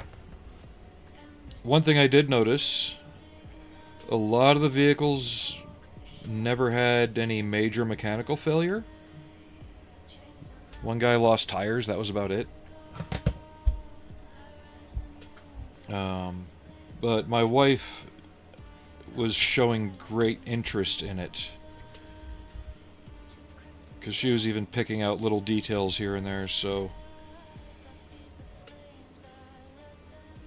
I have positive waves for next year's plan.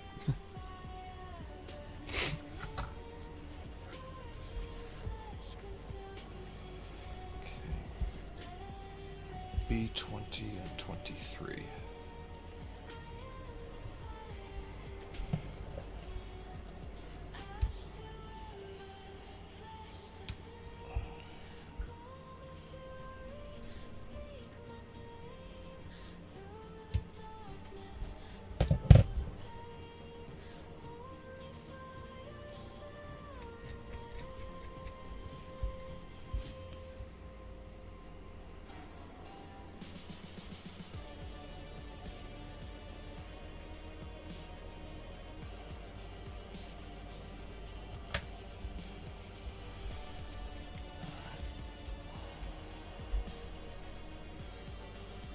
I almost want to leave B20 off now. I know I cut it from the sprue. But I want to see how I want to place the MG3 mounts. HH. Yeah, that's this one. So I think I'll do that. The skate should be the same no matter what, so if I mix them up, that's fine. Yeah, I'm just gonna put the skates where they need to go, or the weapon rail where it needs to go. Because I might want to... Yeah, I'm gonna be putting the skates a bit differently than they have it.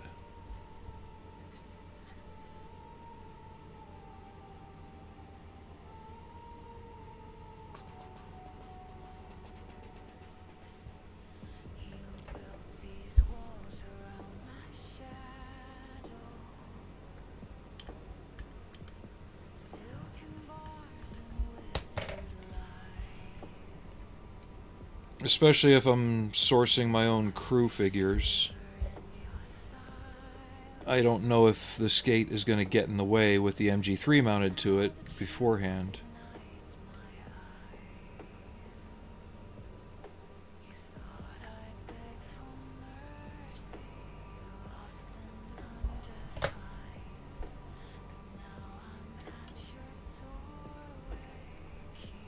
Okay.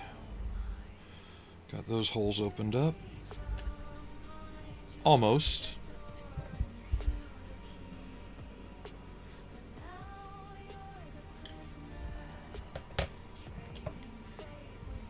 Okay, boop, and boop.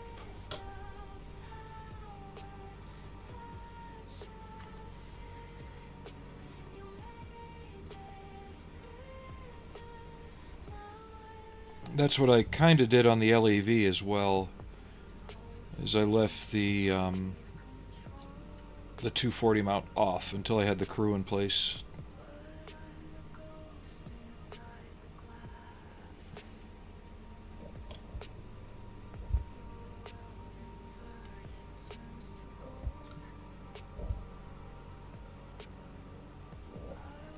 There's that.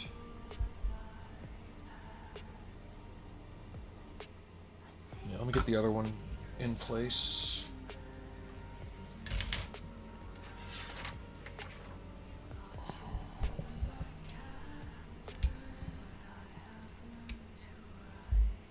That's why I'm kind of skipping over the hatches as well. I don't know how many I'm going to have open, so I'd rather not have them floating around.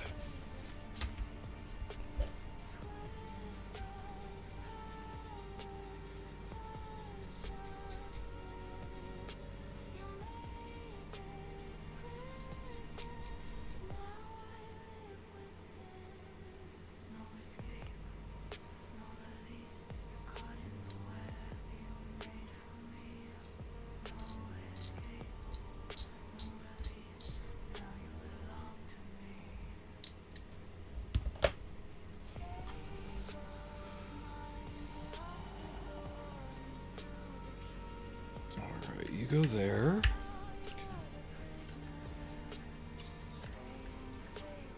that. But does something else go under you?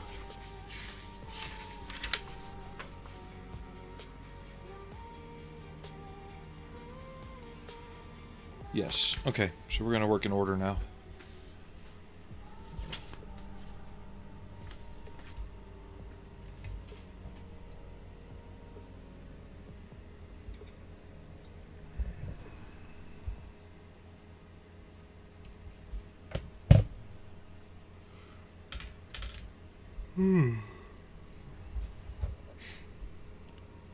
Is everybody else doing okay, though? I know Aries said he had a short weekend. I can definitely sympathize having one day off at a time.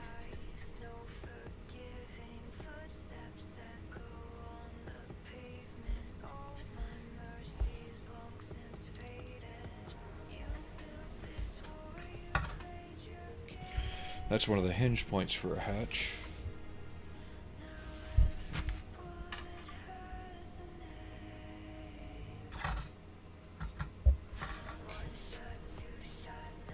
A18.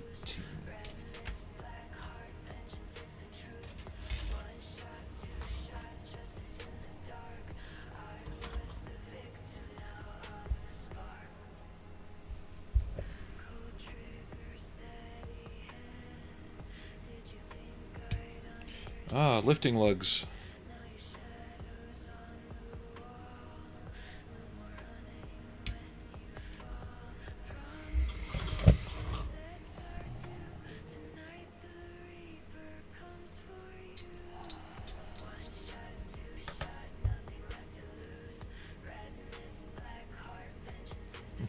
Dog had to poop. Okay.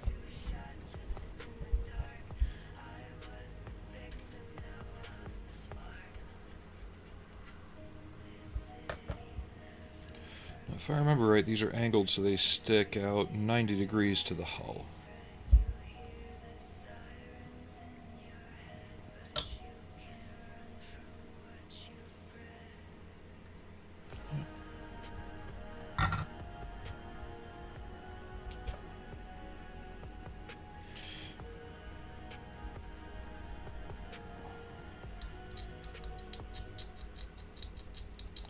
It's all in how you train them.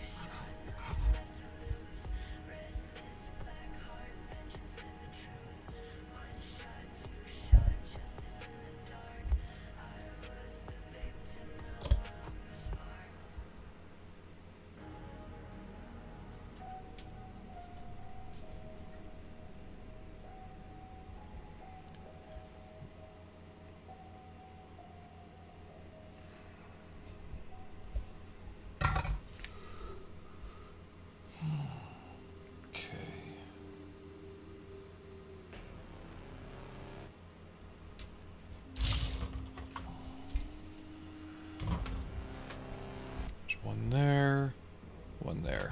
Okay.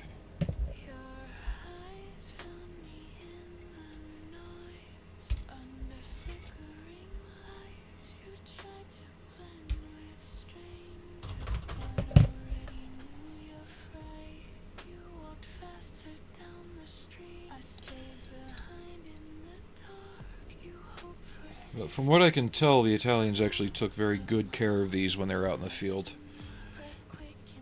At least the pictures I found of them in Bosnia did. It showed that.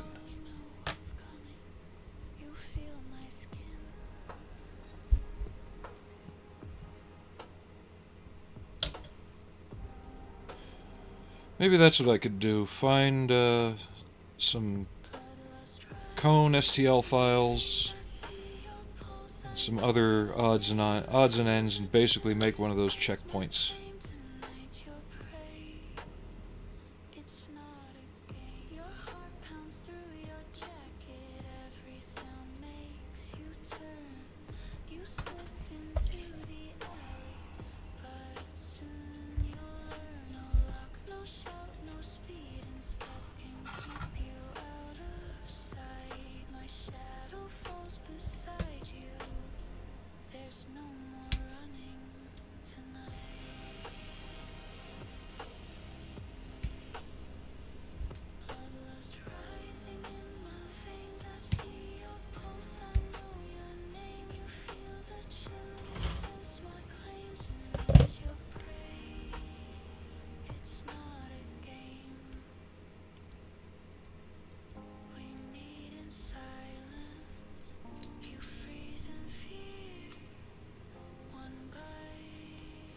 Yeah, the only thing I'm noticing on this kit is they're getting a lot of their numbers backwards on the instructions.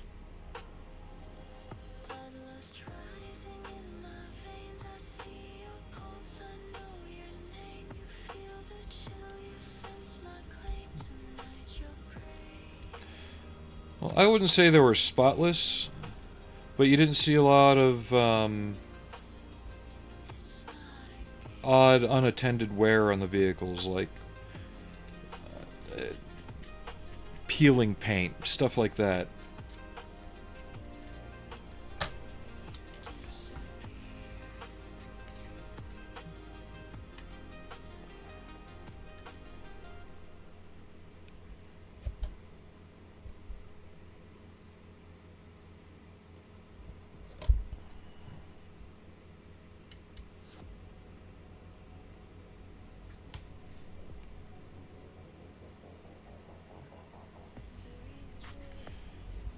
I noticed that when I was building the back plate that they had two parts swapped. Same on these here, they were swapped.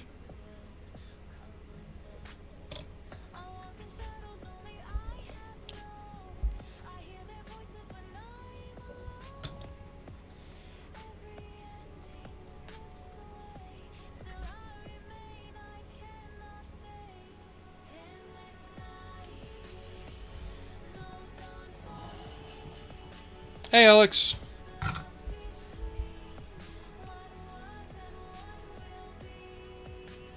Okay.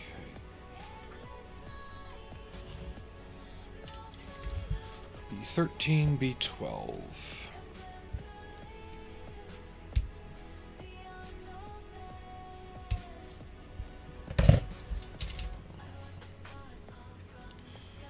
So in a way, Alex helped pick the next stream subject. I'm thinking I'm just going to stick with the 8-wheeled theme for a little bit.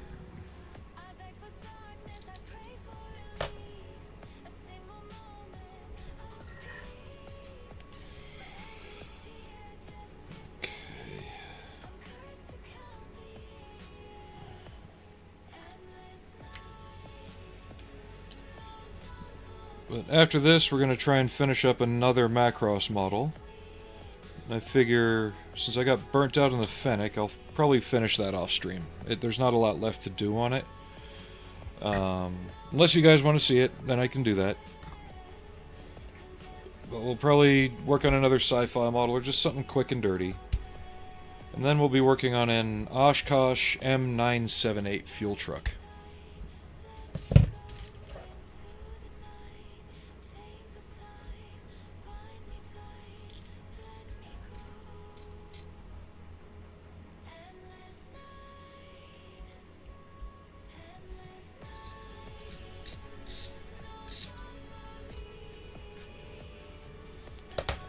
I have even found STL files for the wheels.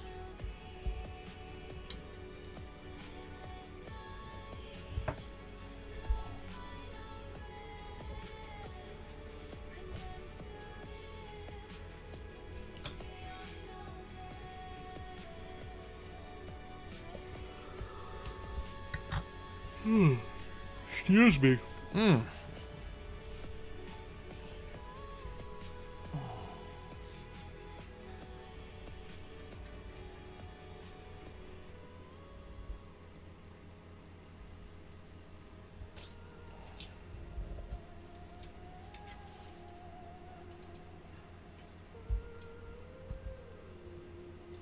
I think I'm going to regret gluing these on right now, but I kind of have to because they need to be... I need to work around the armor layer that's on the roof that goes in. I'm probably going to be clipping them short anyway and attaching actual antennas. I need to see how long they are.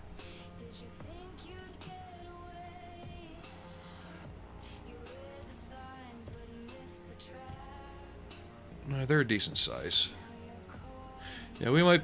The bases are glued in. I might be snipping them off and replacing them with something else.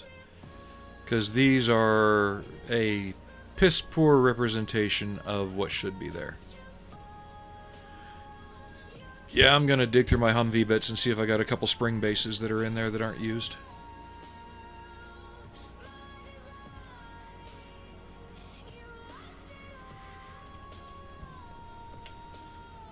So, I don't care if I break these.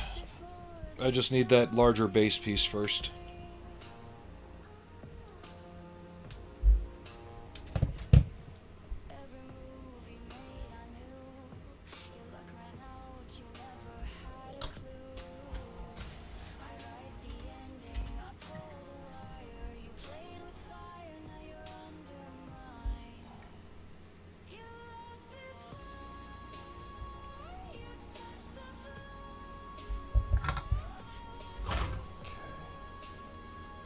B9.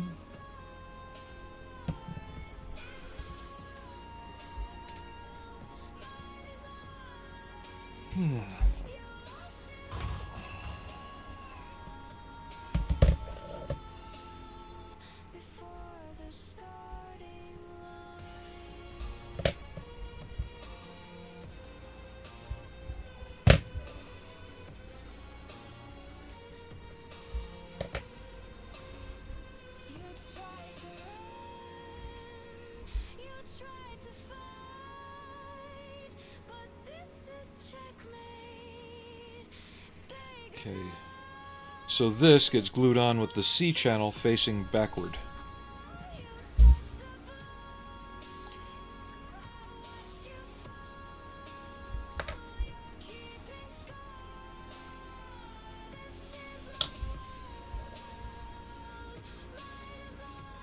Ah, come on.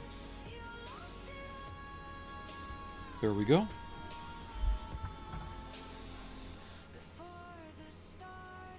A9.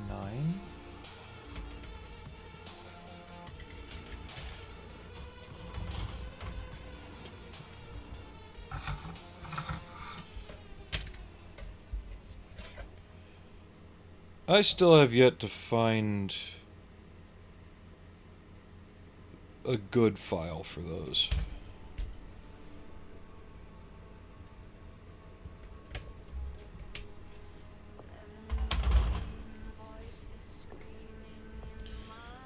The ones I always find seem to be ones made for wargaming and stuff. It's like, no, I need one that's actually representative of a real fuel can. And if I had the means to 3D scan, I've actually got a real one in my shed, along with a 20mm ammo can.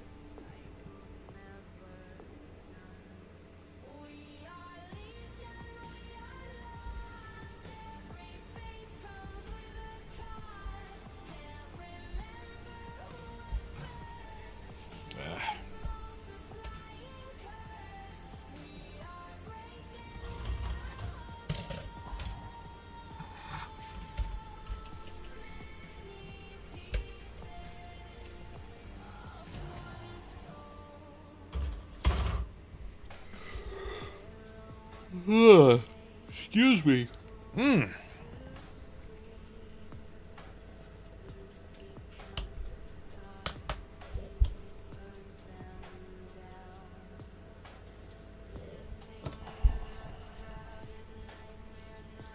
No, it was just funny though watching my wife get into Humvee videos with me last night. It was great.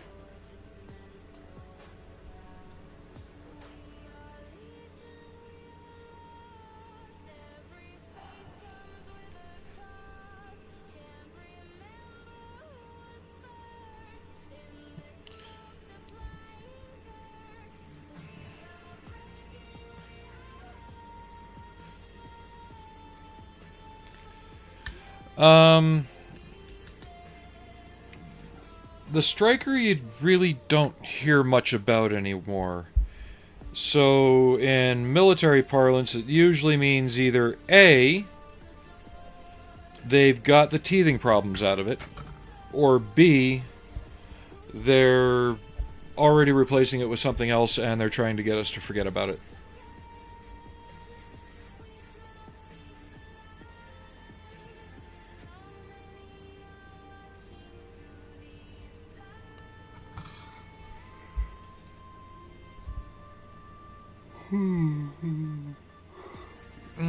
Sorry.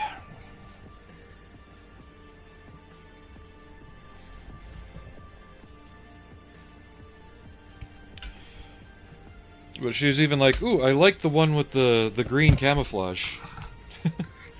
I'm like, yeah, that's the one I'm gonna kinda aim for if I can.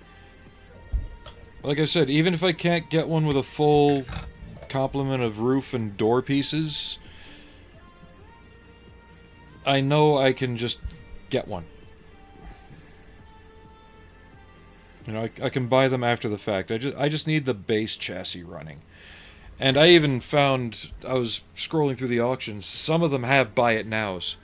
There was one where it looked complete, like it was physically complete, but it said in the listing they couldn't get it started. That doesn't always mean the engine's broken, it just means they couldn't get it to start. Being a diesel, that could be any number of things. Bad glow plugs, bad initiator, who knows. But if I had enough, I would have been like, buy it now, send it here, my neighbor across the street can help me get it running. Because it had the long soft top, it had the low, long soft top, 4 doors, all 4 doors, and it was mechanically complete. The doghouse is still on it, on the inside, the engine bay, nothing was missing. And we were talking about before trends in the auctions. There's a 1097 chassis with 4-door hardtop with a sealed turret ring, tan, complete vehicle. It ran, but it's missing the coolant cap and the oil cap, and it's on its 3rd auction. Bidding starts at $3,000. I'm like, oh, but I'm trying to get 2 to 3 times that saved up, so I can cover if I've got to just have it shipped home. Just say screw it, pay $1,000, have a shipper pick it up. You know, something like that. Because either I can't run the risk of getting stuck in the middle of nowhere, or I just can't get the time.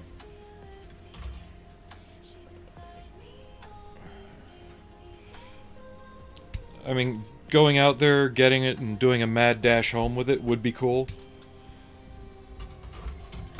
But it's very risky.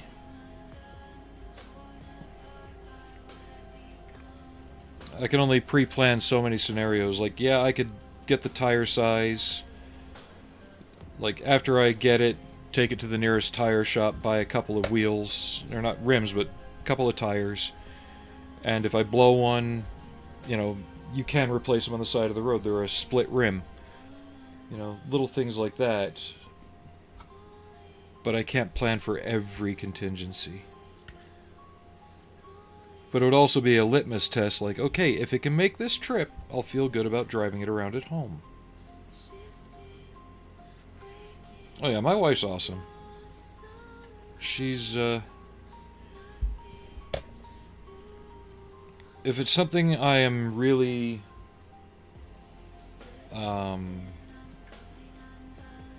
passionate or excited about, she supports it. She's not one to shit on my ambitions. She'll reel me in if it gets a bit unrealistic, but, you know, she's not one to say, well, I don't like it, so no, you can't do it.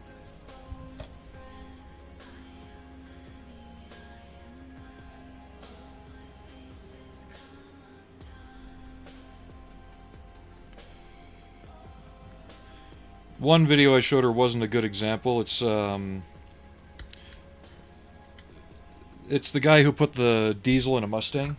He bought one, and he did the same thing. He went to the same place in California and was driving it back, and he blew a tire just outside of southern Utah. And that was the only thing that stopped him. Throughout the entire video, he never had any major mechanical issues. Hey, Corman, welcome.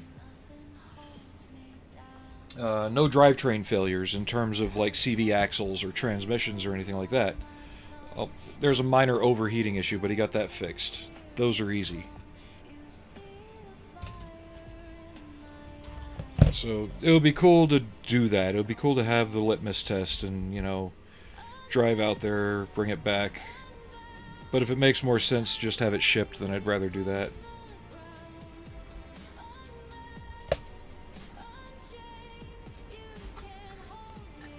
But we're still a ways out. Unless, you know, like 8 grand magically appears in my account overnight.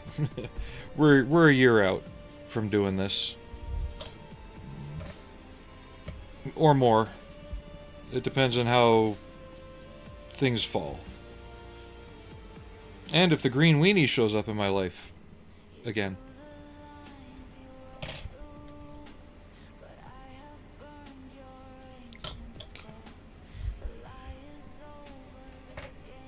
There we go. So, got that. MG3s we're skipping over.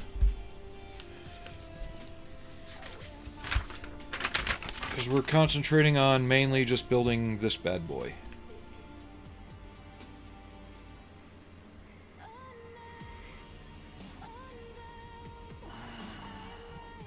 Okay, instructions. Why are you countering yourself here?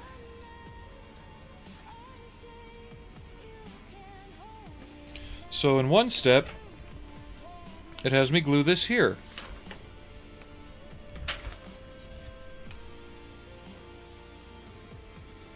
Okay, now it's more clear.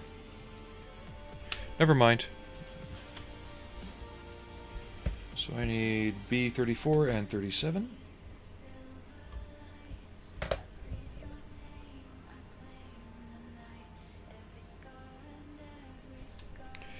And it is Subtember. You don't have to sub, but it is greatly appreciated.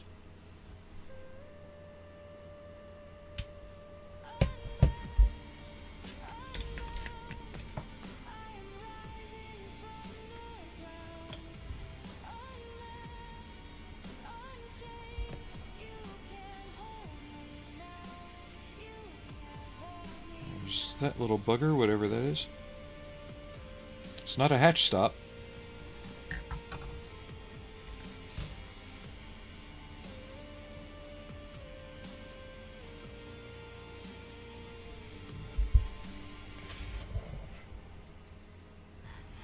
Well, from what I remember, Model Student, we were talking about the Striker.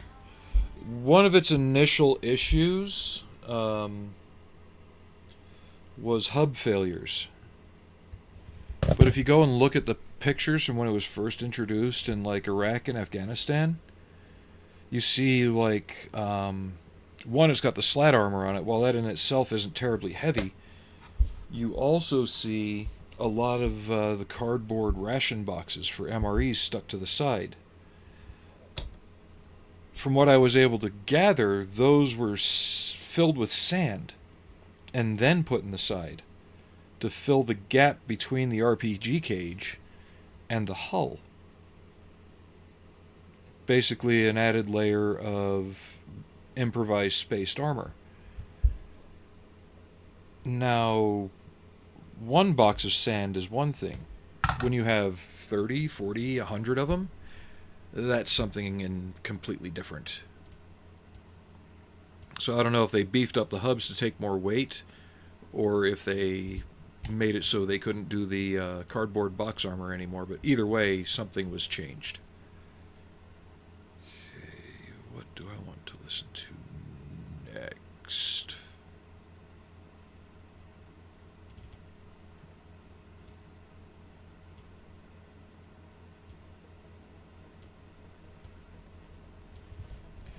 But whenever you're talking about a wheeled vehicle, especially in use off-road, one thing you have to consider is ground pressure. Even deflating the tires a hair, that vehicle may still have a higher ground pressure overall than a comparable tracked vehicle because of the distribution of the pressure on the wheels versus the pressure on a track. You always hear the tales of how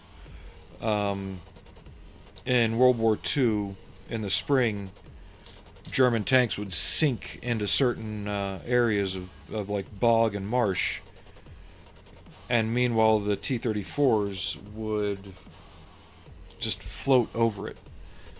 that's a good example of ground pressure, because the T-34 at the time had a wider track than the Panzer IV. And I don't know if the weights were comparable, I never really looked into it. But because of that wider track, it had a lower ground pressure given the weight of the vehicle, which in turn allowed it to float. And I don't mean float like a boat, but it didn't cut into the bog and sink in like a Panzer IV or a Stug would have.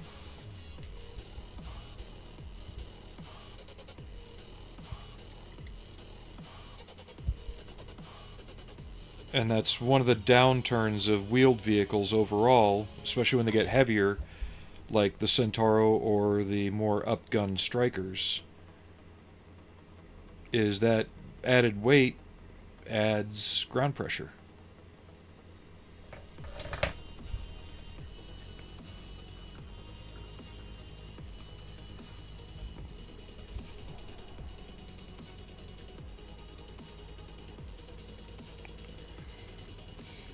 Come on.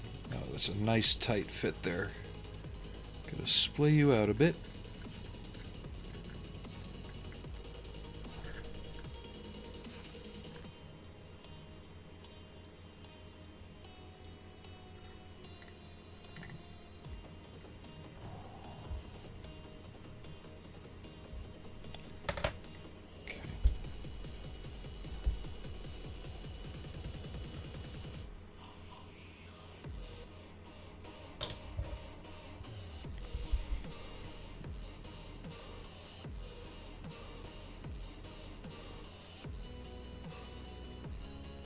There we go. I remember on the Model Victoria kit you had to cut and bend all the wires for these turret baskets. I'm glad I'm not having to do that here. 10.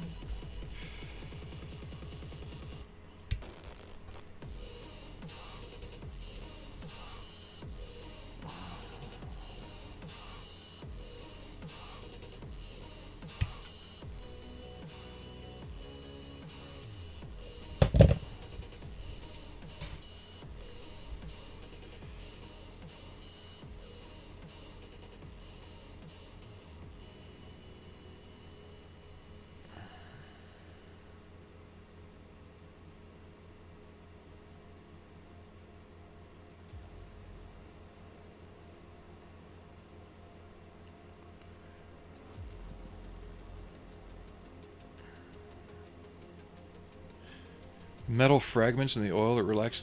So what now? Metal fragments in oil that reacts to ground?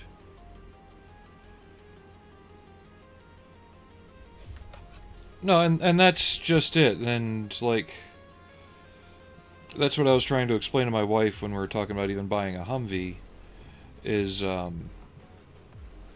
gotta remember these things, and other people who've kind of given me shit for wanting to get one too. Yes, they are made to handle that stuff. They're not made to do it every single day, day in and day out, you know? Like, there's a video going around of an LAV.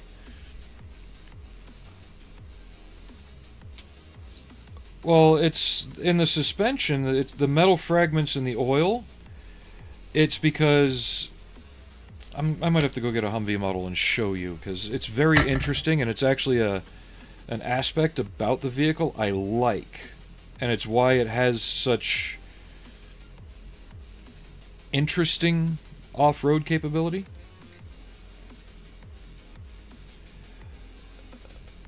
Let me get this glued on. We'll take a quick brain break to talk about weirdness.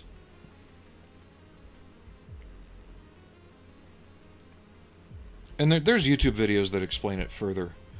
But, oh, for fuck's sake. On a normal vehicle, your CV axle directly drives your wheel, right? So you get your got your transmission, your CV axle comes out of your transmission, goes into the hub, and that's what turns the wheel, right? Spline drive into the hub turns wheel.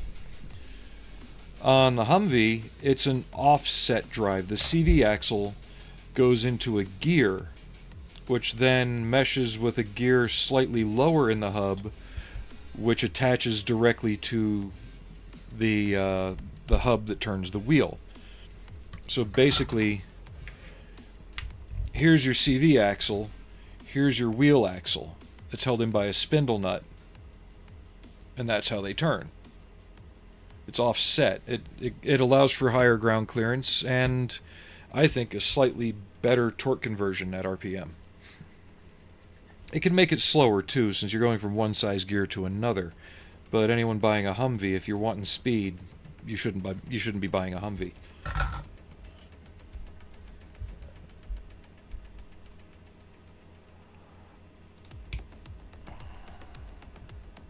And as far as parts, CV axles are out there.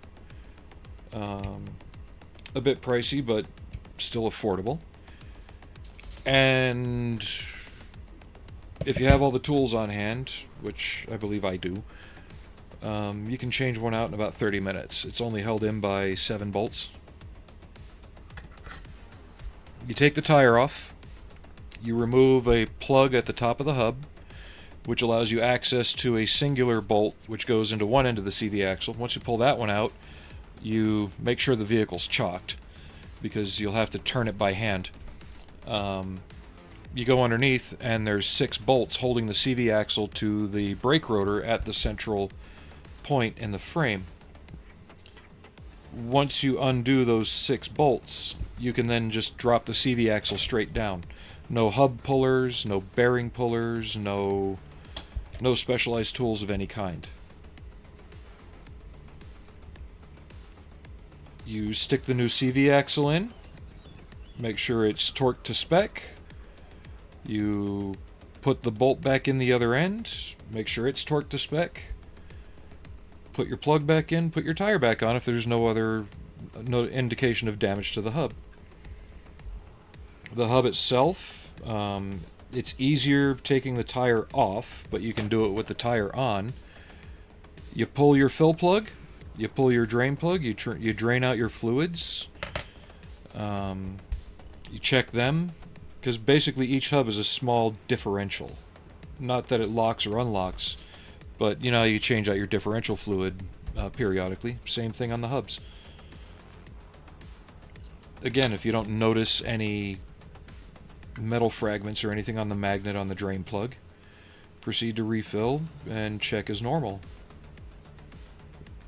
There's also an inspection cover on the back held in by 4 bolts. You can pull that. That's where you check your spindle nut, which is a safety concern.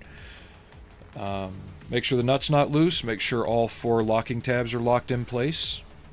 If that's good, and again there's no fragments, drive like you're happy.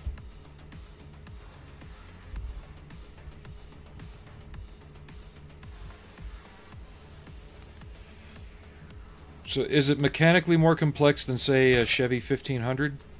Yes and no. But it's also meant to be serviced in the field, which is an aspect I like. Did I glue that in backwards or no? I don't think I did. Or did I? I think I did.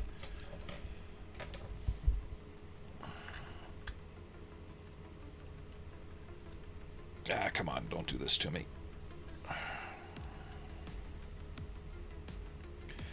But that's the other thing I think that happens, is you get a lot of these off-road enthusiasts who buy a Humvee thinking it's going to be like a Jeep or a Chevy.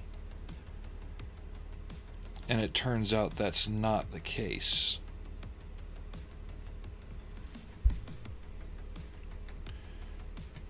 And I think we discussed it last stream. They take it out and they start abusing the crap out of it. And yeah, it's meant to take that stuff, but it's not a rock crawler.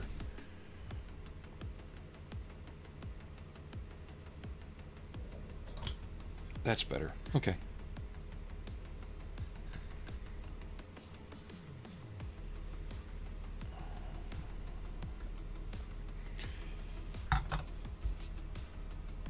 And to be honest, I'm not going to do that with it. I'm going to make sure the four-wheel drive and everything works and use it from time to time. Mainly for just rough terrain or winter driving, but I'm not rock crawling or, Jeep trailing it. I'm not going to Camp Jeep with it. Doing all this weird 50 degree, 45 degree sloped hill angle test bullshit. I'm gonna use it normally.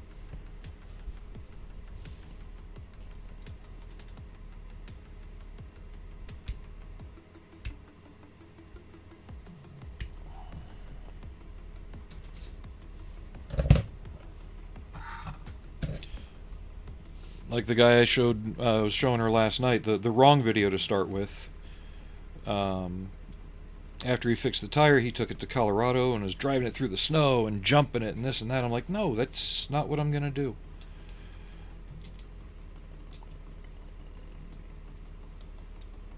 But I also understand you treat your equipment right, your equipment treats you right.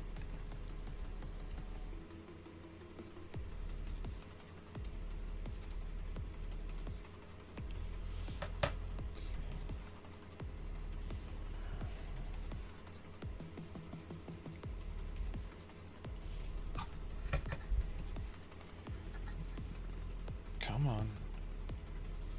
I'm getting to see what Model Student was talking about, though. How you get to the point of, oh, this breaks, that breaks, this breaks, that breaks.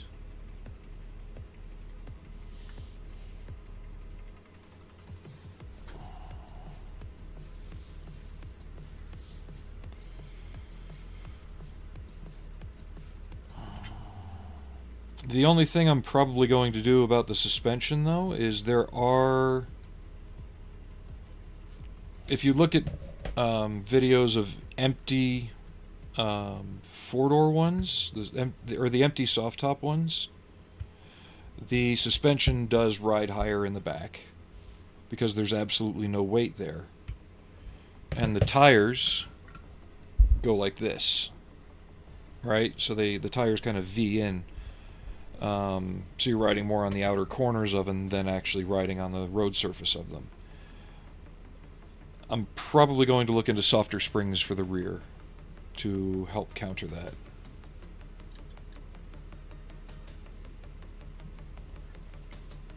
But that's probably about it for what I would do differently.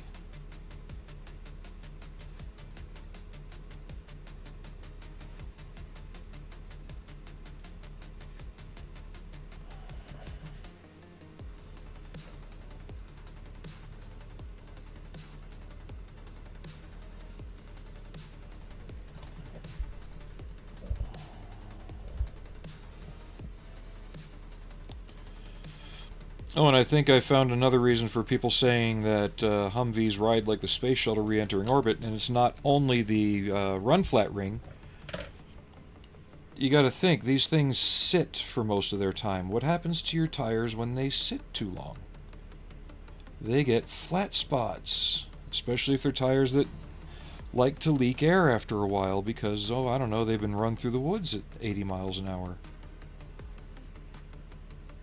And then they're just sat in a depot yard and reinflated and make sure they don't go flat real quick by Private Snuffy.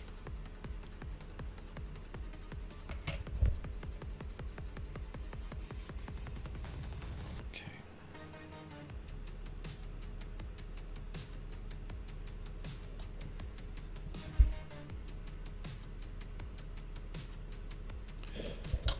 Well, especially around here, rock crawling is huge. And if you look at the, and I'm not saying this is every four-wheel driver, but if you look at the general four-wheel drive scene, everybody thinks they're whistling diesel, especially around here. They all have that same kind of build and attitude. Like I see at least 100 whistling diesel clones every day in terms of attitude and all that. Except they don't have the money to back up what they're doing. That's why he is the way he is. And that's what they do. They get these things thinking they're some indestructible military thing, and they're not. They're just a truck. Slightly differently designed truck that's supposed to be capable of doing a bit more in a pinch, but they're just a truck.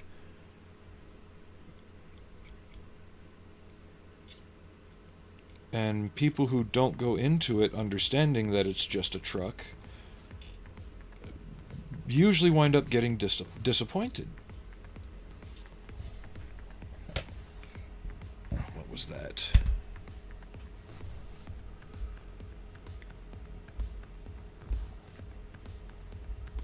And I don't think I will be, because I'm going in understanding that,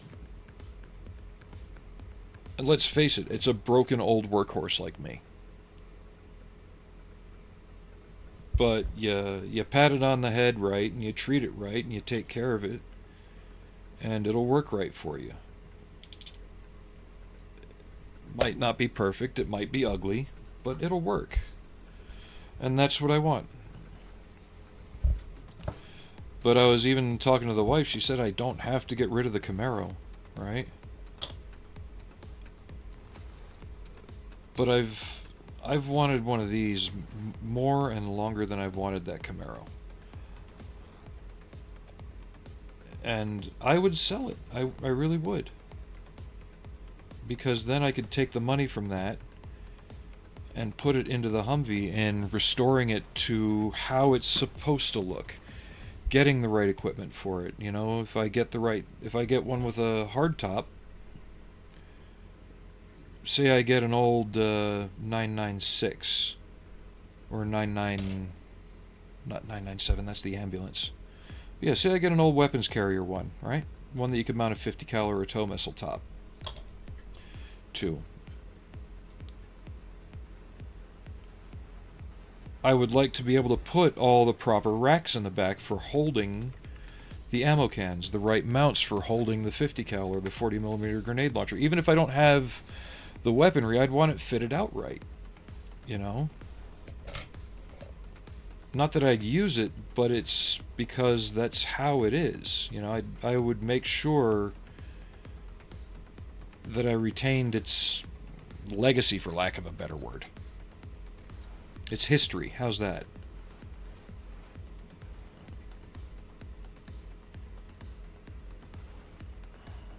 Call me stupid, but that's kind of what I want to do. So even if I wind up getting an 1151 and I can't immediately get the doors and stuff for it, I would take the time to see if I could find the right doors. We're not supposed to be able to buy the whole vehicle, but there's no reason I can't find the doors eventually. I know they're out there because you see other people with them. Or even if they're reproduced using mild steel, fine. I'm not going to be taking it into combat. I'm not going to be some kind of weird prepper.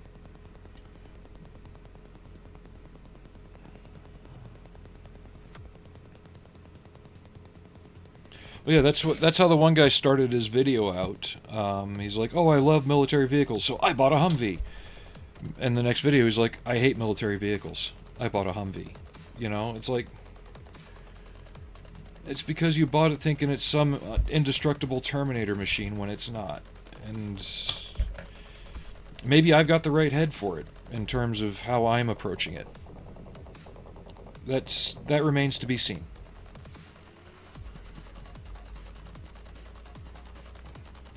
And then you get people who've actually, you know, used them in their units, and they're like, "Oh, you're stupid. You're gonna hate it." And I'm like, well, in the back of my mind, I'm sitting there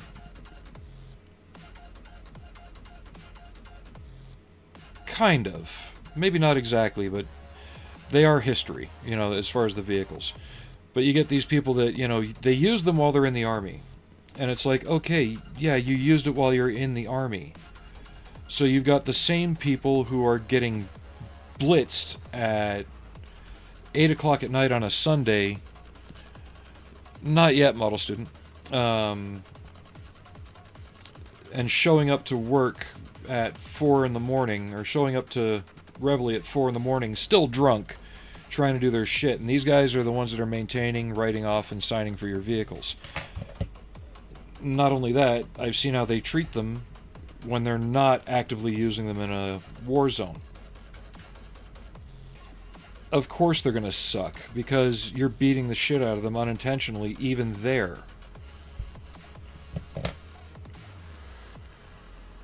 But if you maintain it right, you change your fluids, you do the checks that are meant to be done, no matter how much of a pain in the ass it is to logistics in S3. But if you push to have your vehicles maintained properly and you use them right, they will work right. And that's what a lot of these guys are failing to understand. What is Dragon Man? And I don't see the Humvee as a living creature. I dropped it. I don't care if I break something at this point.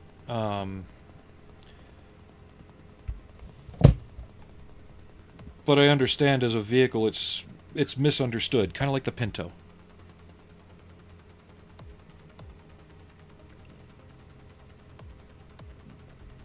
No, I haven't seen Dragon Man, but if you've ever heard of Tramps in Armor, it's a England-based group. But I know the guy who runs that group.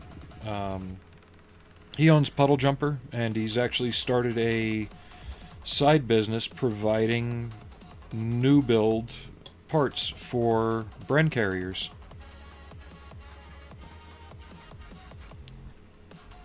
So he's got a nice little side gig going himself. This build is taking longer than I want it to. But that's okay. And I don't want to start collecting military vehicles. That's the other thing. Like, I have absolutely no interest in an M35. They're cool, yes.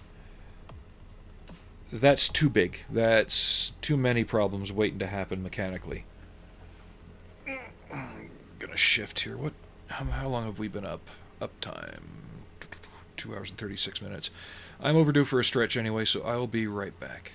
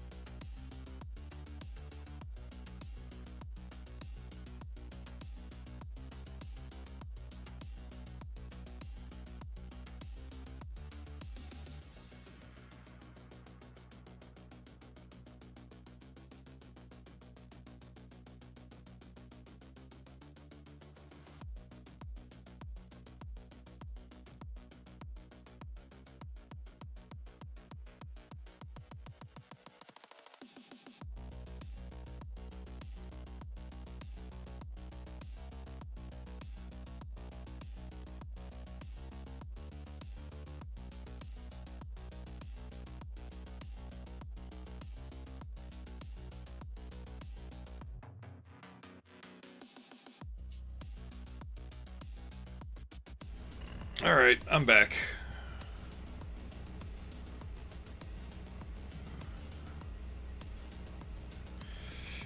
Yeah, on this, especially since it's all going to be one color, I'm just going through and slamming it.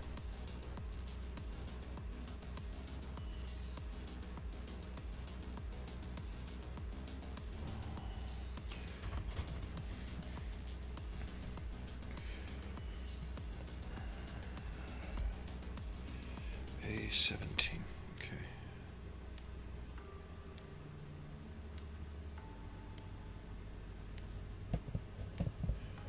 Right, and the thing is,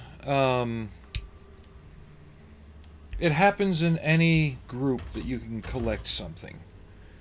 Whether it be records, model kits, military vehicles. Especially once the source dries up. the price starts going up, not for any real value reason, but because some plaid shirt wearing beardite with a man bun says something's worth X amount of dollars and everybody falls in line with it when it's not. Go on eBay, look up the Halcyon APC kit from Aliens. That was originally a $50 kit. It was limited run back in the 80s, but it was a $50 kit. I think the lowest I found one recently is $130. But when you open the box, there's not a lot in it. It really is not worth the price they're asking regardless. It's the inaccessibility of it that makes it worth more to some people. It's not worth that much to me.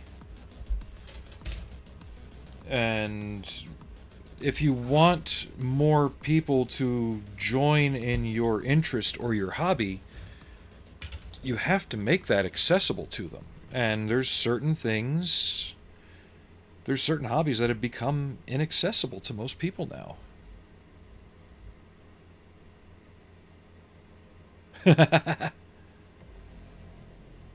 Sounds like you're planning a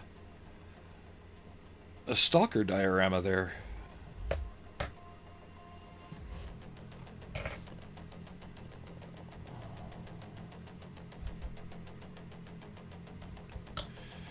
These are the little mounts for the armor that gets added to the outside. They can be a right pain in the ass. Even in 72nd scale, these were absolute nightmare. In the Model Victoria kit, you had to bend them to shape, too. They weren't photo etch. They just gave you some copper wire and said, here, bend this one like this.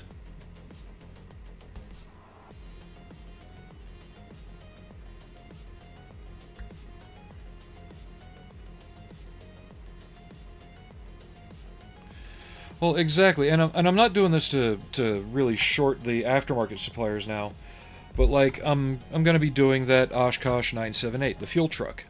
The kit's over 30 years old. The wheels suck. This is one where I will blatantly say the wheels suck. If you want a more correct representation.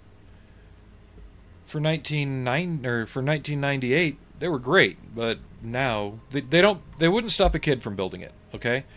Functionally they're fine. They wouldn't stop a kid from building it. But if you want something that looks like this, you know, you're going to have to go aftermarket.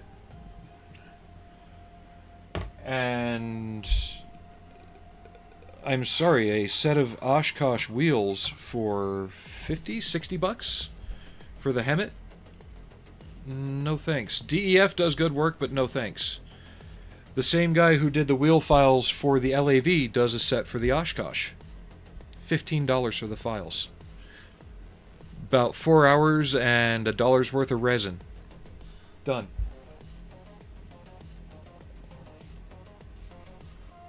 And that's not to sound snootery or snobbery, but because the people are charging more because of the tariffs and other things, people are finding different ways to do things now. And I think if instead of sitting there complaining about the tariffs making things inaccessible, if people could use this as an opportunity to, I don't know, bring the garage industry back to America, or some aspects of it, the aspects we've allowed to go by the wayside because we became more on demand instead of production here. I'm not saying they aren't here, but they've really just gone away over the years. You know, instead of bitching, start working. If you have the skill and the talent to do it, do it. Or support those who do have the talent to do it. But if all you're going to do is sit there and bitch, then you don't get the parts. You don't get the aftermarket.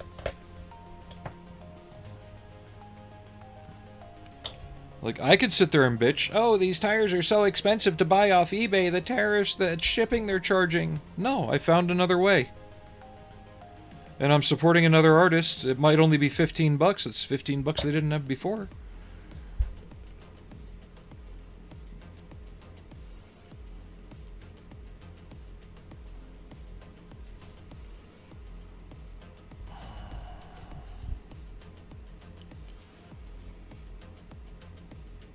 But that's the point of why we're doing what we're doing. I mean, we're so into the convenience of this stuff that we've allowed the cheap stuff to make it so we don't want to do it here. And now it's like, okay, now we're faced with a problem. How do we fix this problem? Start doing it ourselves again.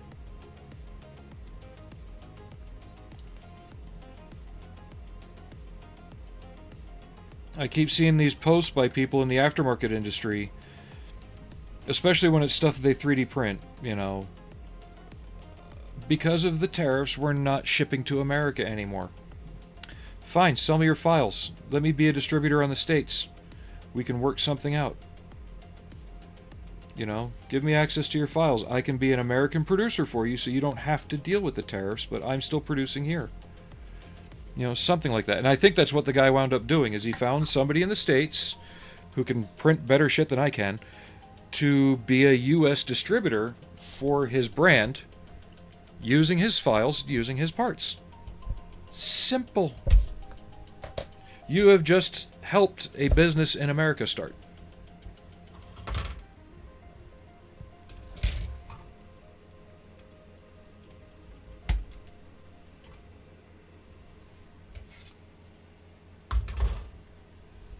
Sorry about that rant. I'm just tired of all the whinging about what we can and can't do lately.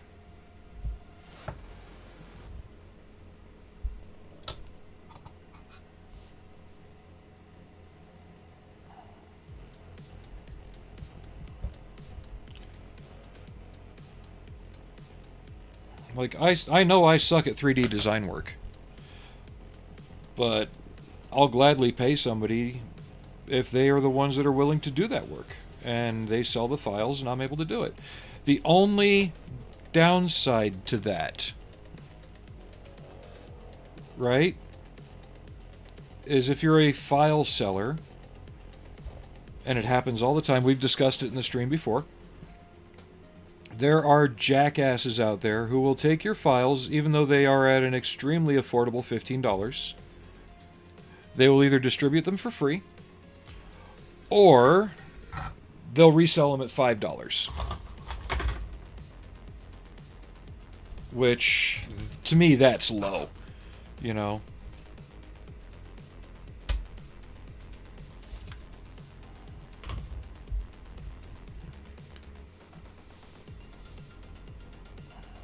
That's even lower than giving them away.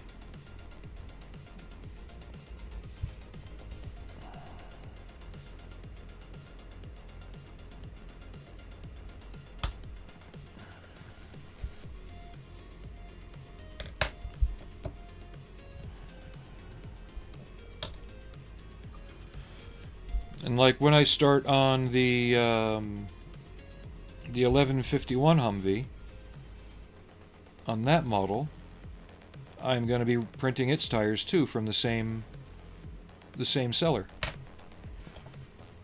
He does a wonderful set. I liked his Michelin tires for the LAV. I was happy with the detail, happy with how they printed out in terms of the files. So I'm going to encourage this person by buying more of his stuff.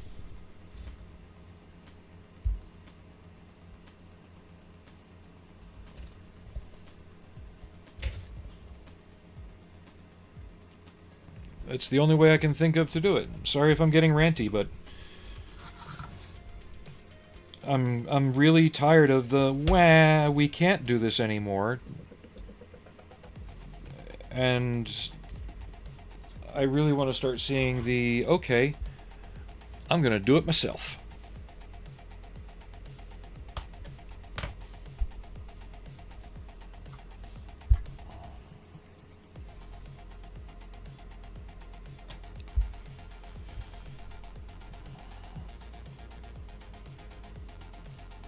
Because even the sellers on eBay and Amazon are getting stupid about it. If you look, a lot of them, The items will be priced affordably, but then the shipping will be 3 times the cost of the item. Or even, I saw one seller, the model was the right price, the shipping was $1,000. Like, wait a minute, what?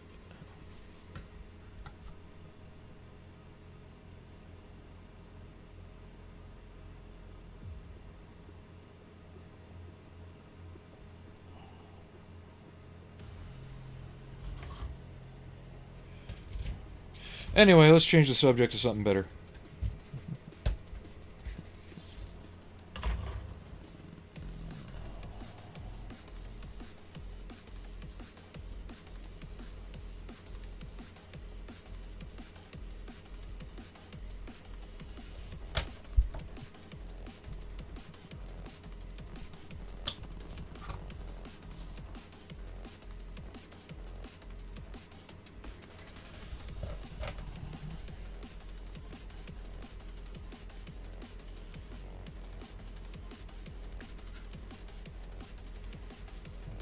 So how did your back cage wind up bent?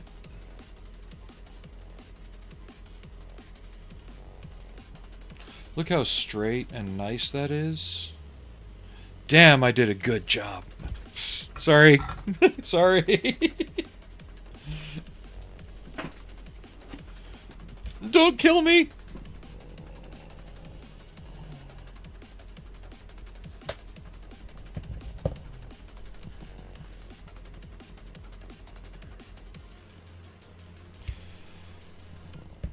At the same time, though, Alex, like, you've probably seen it.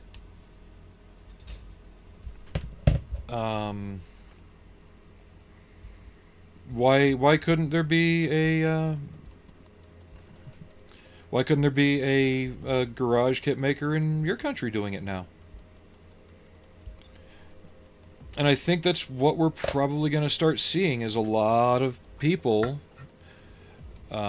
making these homegrown cottage industries again, because there will be a demand for them.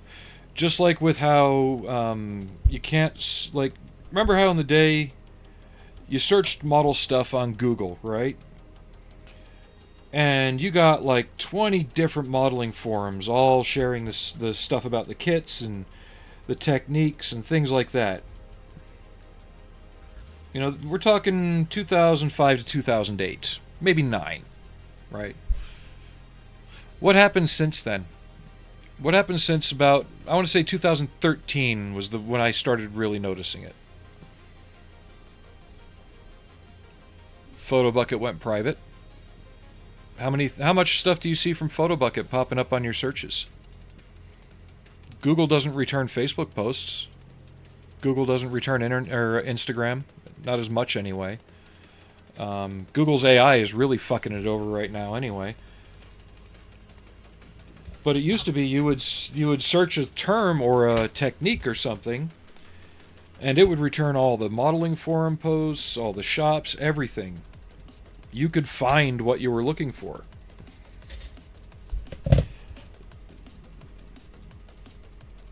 Yeah. So what's happening now? You can Solway Studios has started it. Modeling forums are coming back because everybody went to Google, or not to Google. Everybody went to Facebook. Resident Illuminati shut down, went to Facebook. It used to be a resource for models and stuff. But yeah, everybody went to Facebook, so the forum shut down, and now when you search for responses, you don't get shit because Google doesn't get a bounce from Facebook like it should. Not like it used to from the old modeling forums. Well, that's starting to come back, and model forums, or forums in general, discussion forums, how's that term? Discussion forums were the cottage industry for their particular subjects. You wanted knitting? There was a forum for that, you know?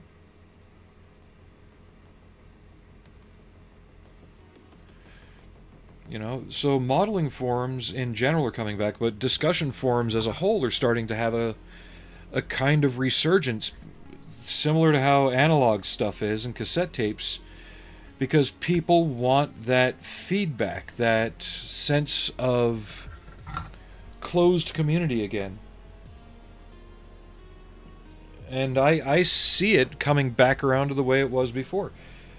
Like, you see articles about how the internet is dying, or the web that we know it is dying. That's why. Because we've taken the disparate elements that made it. Hey, Zluma, how you doing? I think I remember you. The buttons should all be working.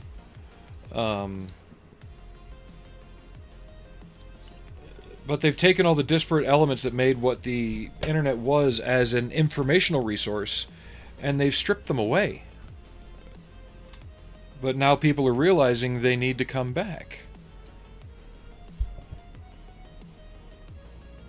They're a pain to maintain at times, but if you've got a good moderation team, and the forums are known for no bullshit in terms of, like, trolling and stuff like that, they can thrive. Macross World, a forum and a website dedicated to an almost 50-year-old anime, is thriving right now. I still stop in there from time to time. I've actually stopped in there more frequently now. They don't have a Facebook presence. They are strictly a model, or not a model. I mean, they have models and toys and stuff like that on it, but they are strictly a reference for Macross and anime in general. They still exist, and they are still visited frequently. I really see that coming back, just so people can get that information out there again. But I remember you, Zluma. How you been?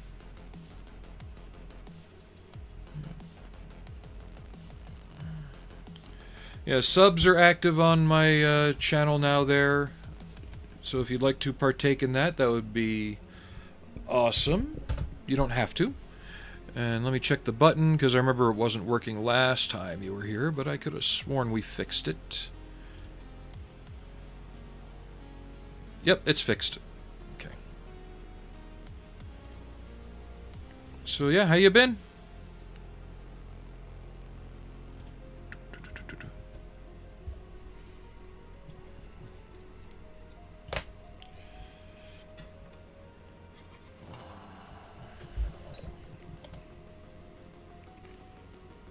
Like, if Flory products were something that was out more in my formative years, I would probably be using them more often.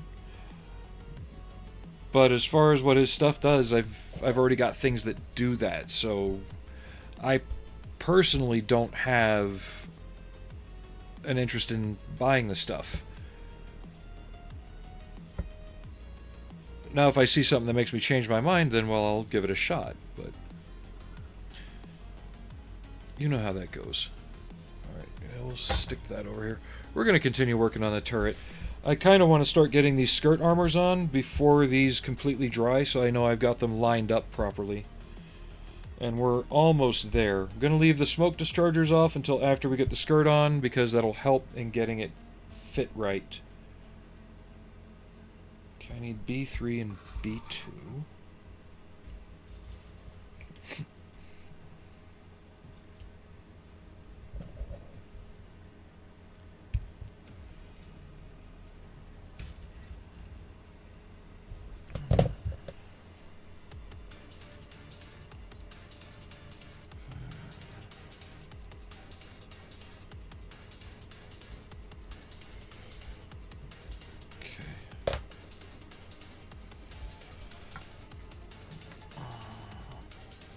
So there's these. Get you down in there. And then glue from the back. Oh, this one's gonna be fun. B3.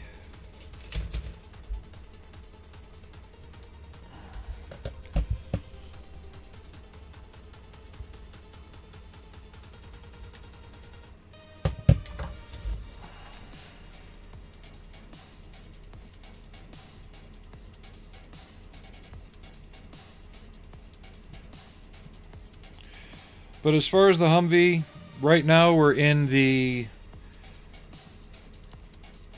savings phase, obviously. But we're in the I need to be patient phase, you know? I need to just keep an eye on the auctions that are out there, see what they're doing, see how they trend, and as far as what vehicles sell, what ones don't. And as I see it, that'll help me adjust what I need to do. Like, when I should bid, things like that.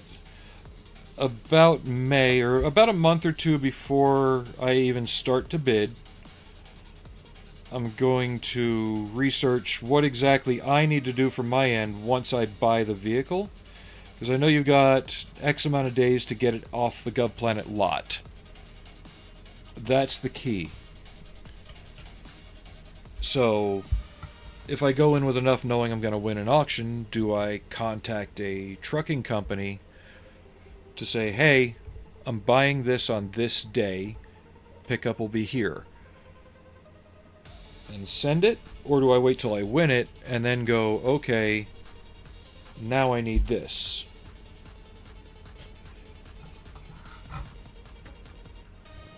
Or do I just say, you know, fuck it, have faith in what I bought and drive it home? Just Mad Max it through the desert.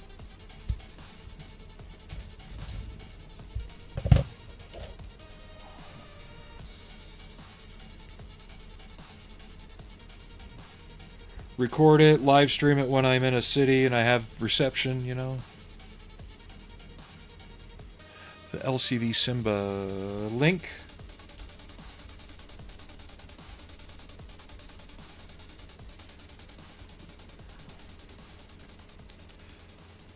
I want to see this new thing that the Marines have got. They've got this 8-wheeled amphibious vehicle that they're replacing the LAV, or not the LAV, the AAV-7 with.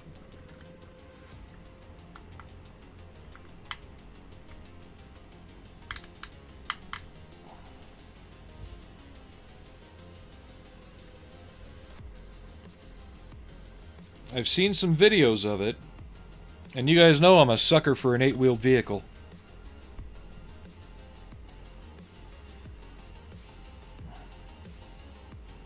See, this is one thing that I like about this kit over the Model Victoria one. On the Model Victoria kit, these were molded in place.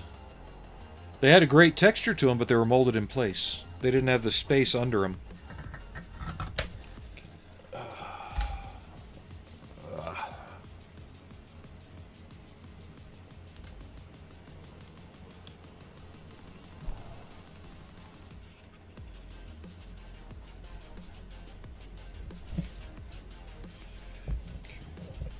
B29.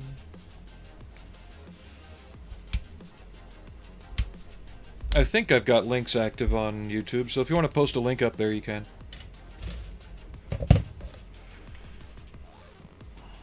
And there's also the Israeli 8-wheel vehicle that's come out. That looks interesting, too.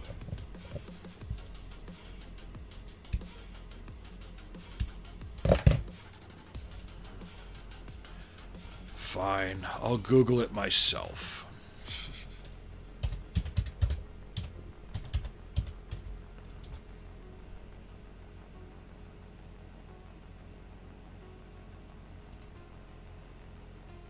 Oh, that thing?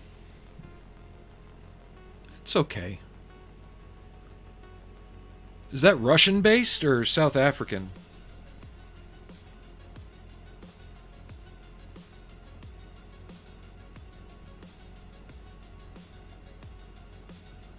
It's used by the Philippines and the Malays.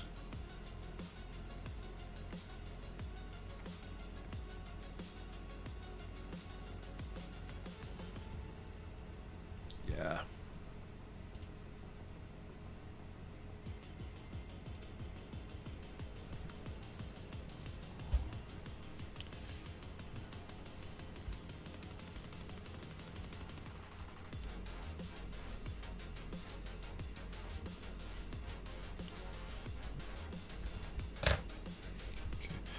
So it looks like they simplified this in a good way.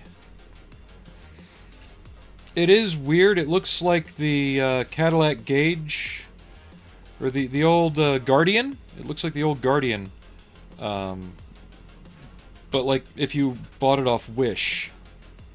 I think it was the 1117 Guardian is what it was called.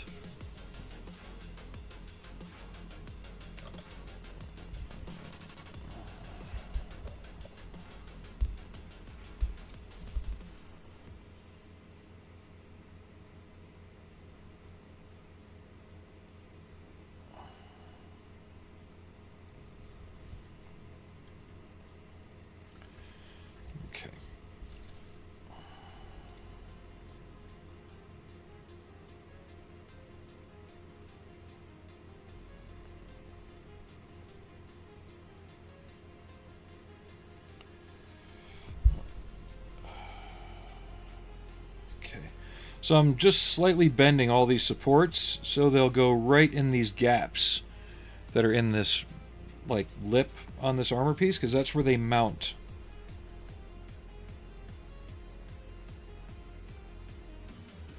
Just some fine adjustments.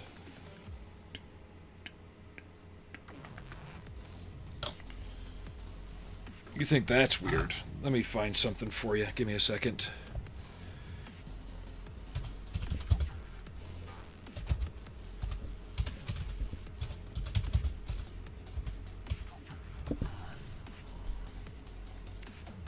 I think it's called the Eitan. E-I-T-A-N.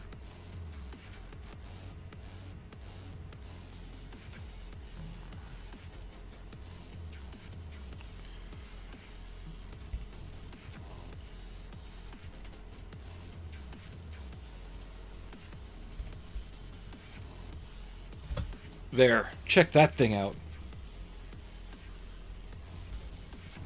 B31.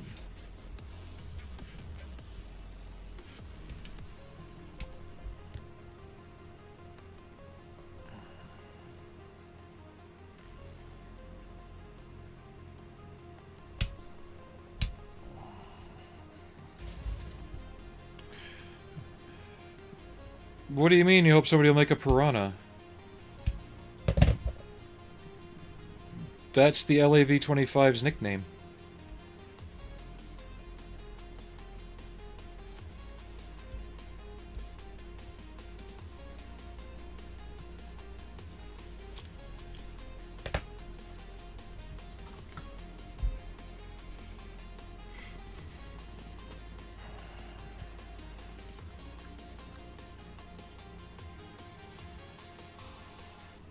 Or is there a different piranha out there?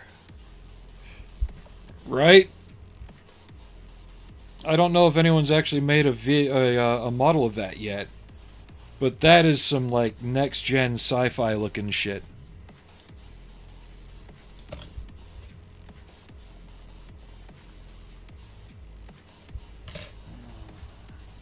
The Moag Piranha 5?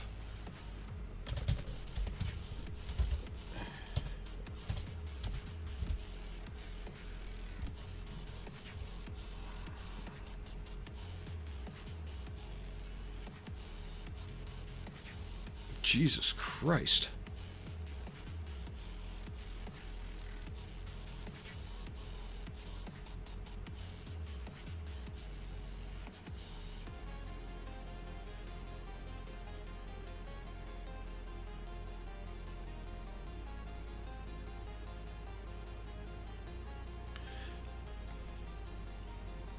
Hey, Denmark's using it.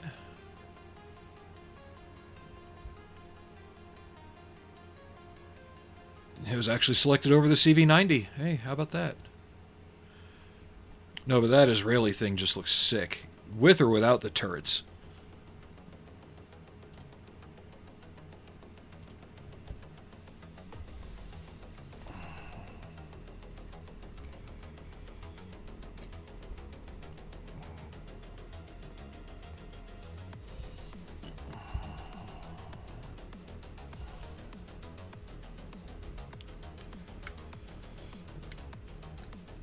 There.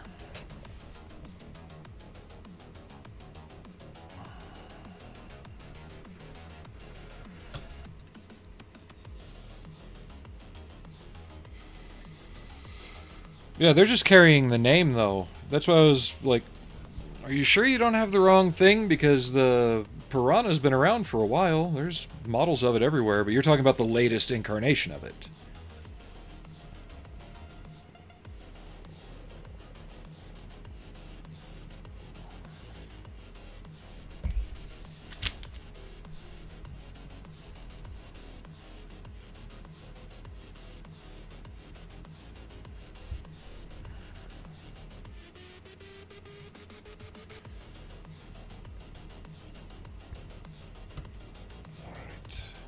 Yeah, I want to finish these pieces. Then we'll get to the antennas and stuff. I think that's the best way. Because I want these to dry for a bit. Once I get them glued on, we'll work on the hull, then come back to the turret.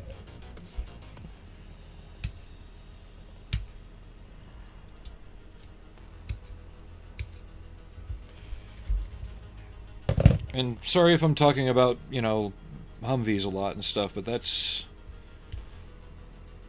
as the kids these days say, and I know I probably have it, that's my tism.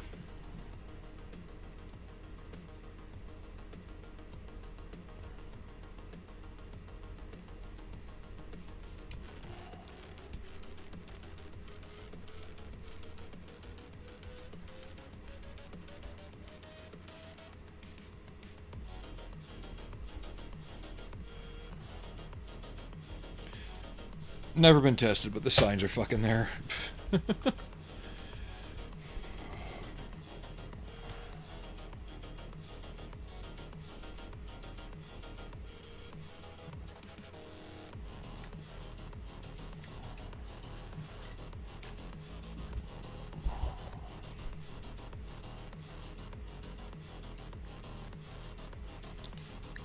Okay. So I'm gonna have to switch that around because the instructions were wrong. They said to have it with the zigzag forward when the zigzag needs to be to the rear.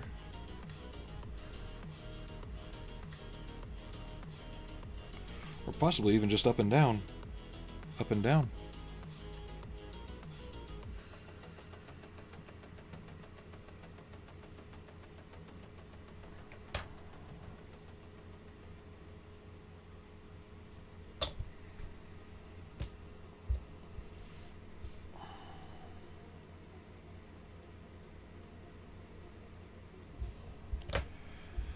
Let me see something here.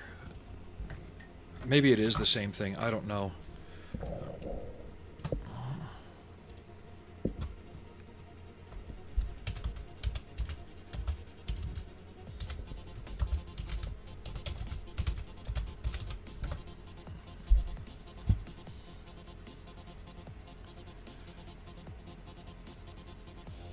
Yeah, it's just the ACV, the Amphibious Combat Vehicle. I almost want to say this looks like the Piranha 5, though. With a lot of other stuff on it.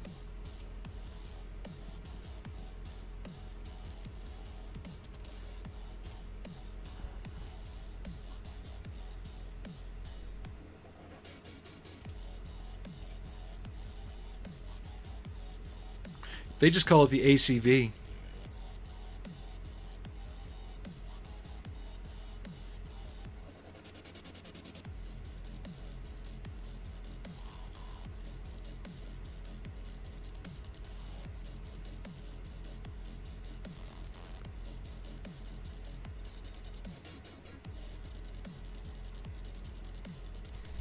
Yeah. Somebody find me a model of this thing. I'm going to link the article so you can see. Somebody find me a model of this thing.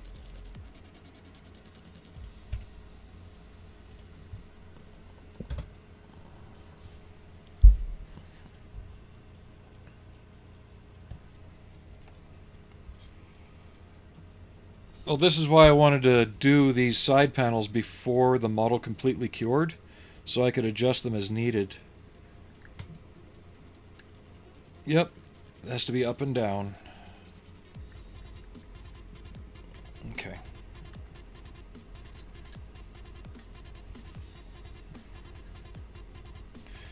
Considering we've already got a contract with the Marines and MOAG for the LAV series, and I think they also make the Striker, or at least the drivetrain of it, it doesn't surprise me if that would be the LAV 5. Or the Piranha 5, whatever you want to call it.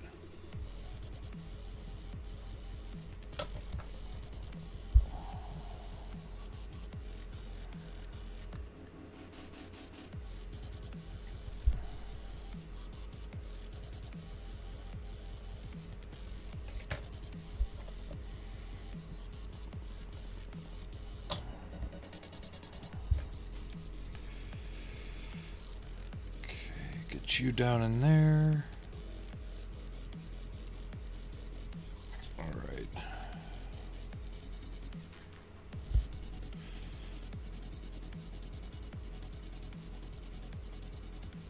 The only reason I know of this stuff, though, is because I've built versions of this before from other companies. So it's kind of like I have the cheat codes or cheat guide in my head. So don't think I'm any better or worse than you because I've only built this thing 2 other times in 2 different scales.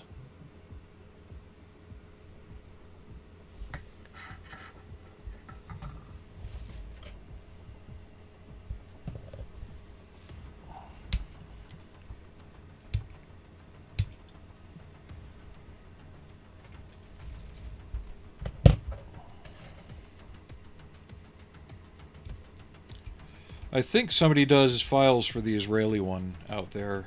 If I can find them in 35th scale, we might do some 3D printed 8-wheel vehicle action.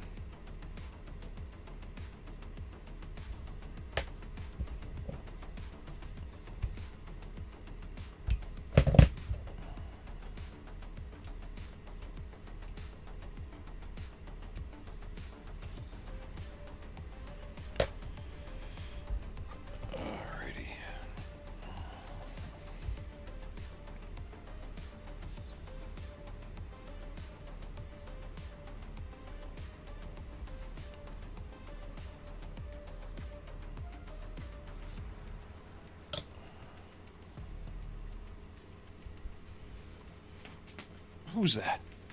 Who is that? It's Allie. Hi, Allie Monster.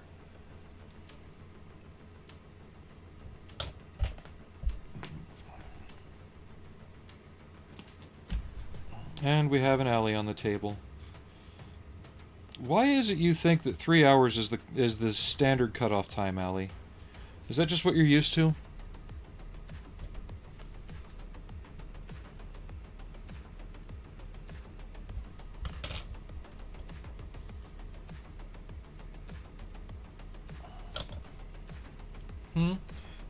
Is that just a habit we formed with you? Is that it? No, pretty girl. Let me move this. I don't want you laying on anything I need. Anything else under there? No. Okay.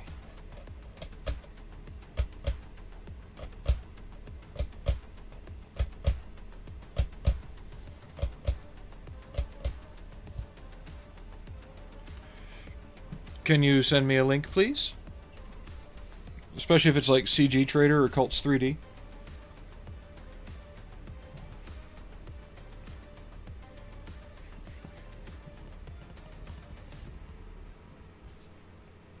Spelling on what? What did I screw up?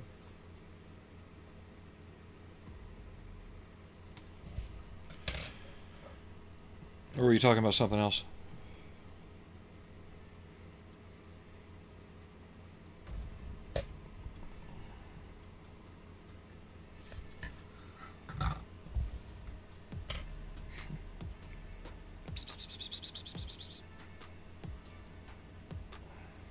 Yes, we have been joined by the Alley Monster now. She will do everything she can to stop me from building this model.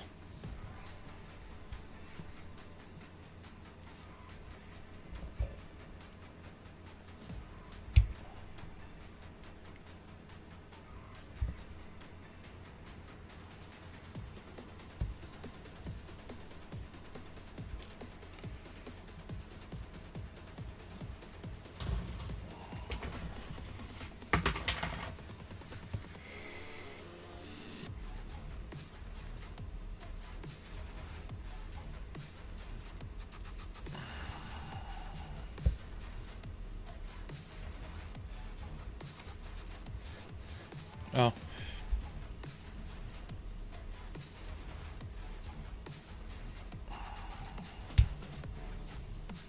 You should be able to post the link into chat, though. I turned them on YouTube, I thought. Okay, we're just going to cut that tip off right there.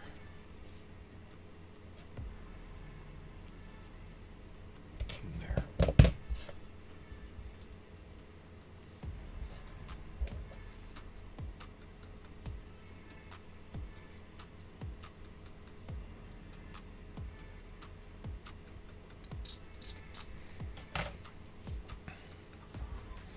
So progress is definitely going slower than I wanted.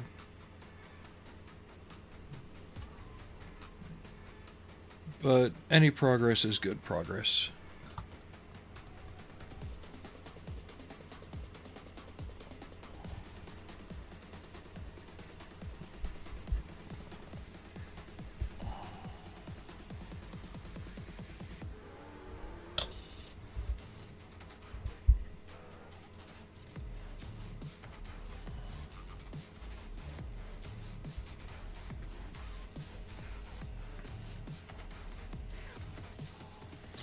Wonder what happened to Zluma. They were here and now they're gone.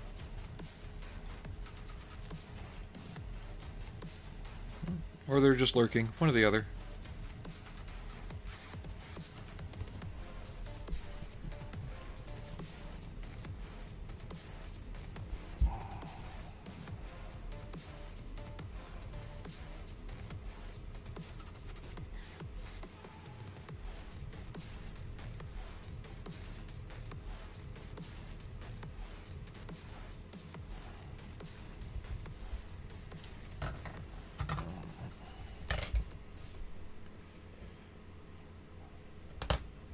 I think I'll search on that Israeli one though.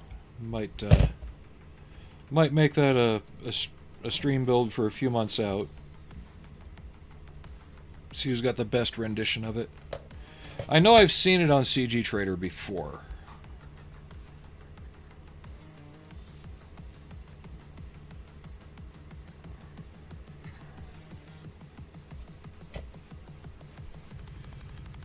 Okay, got to adjust this slightly.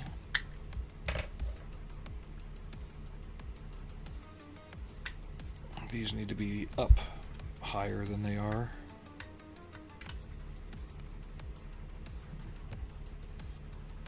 It really is.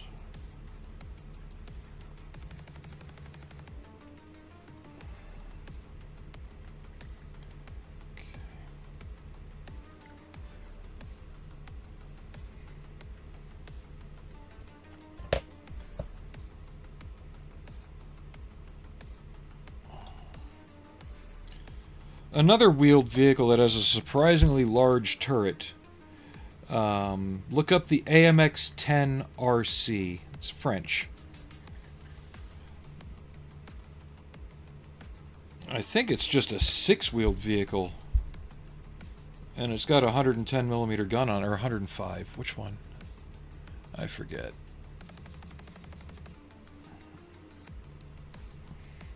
You don't play around.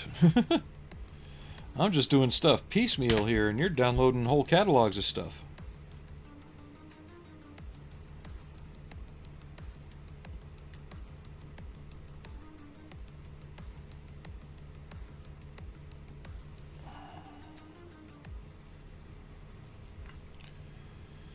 Alright. This isn't wanting to play nice. There. I felt it engage its point.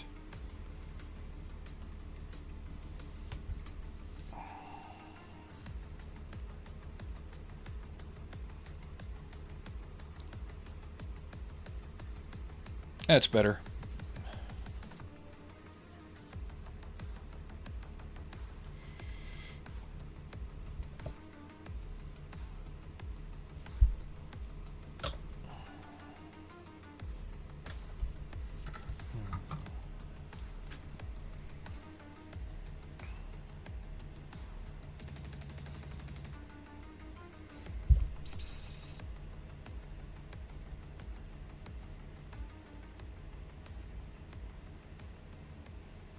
Okay, next, yeah, let's get more of the turret done. I don't want to really deal with photo etch right now.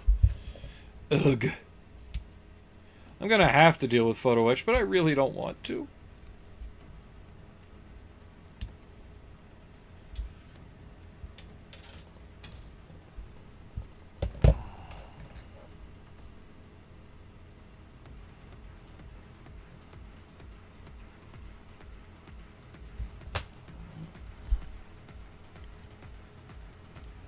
Well done.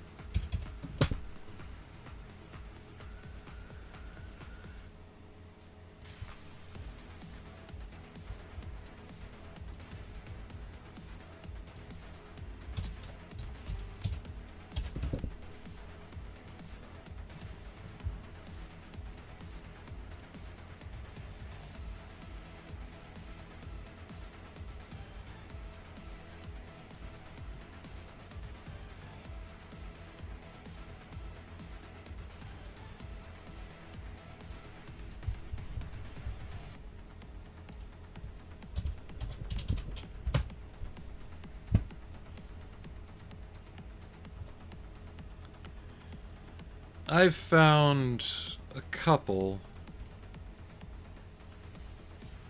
but it looks very wargaming.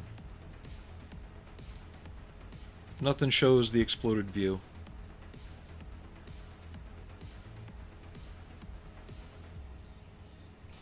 Yeah. I know it's out there, and I'll just have to keep looking.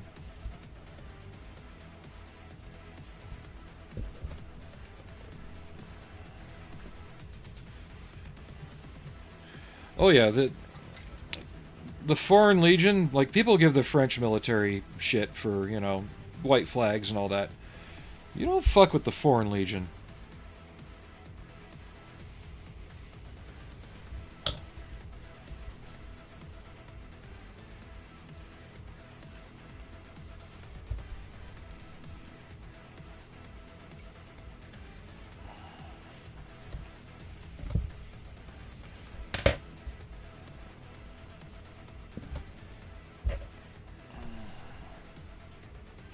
Yeah, I found that link for the ITAN.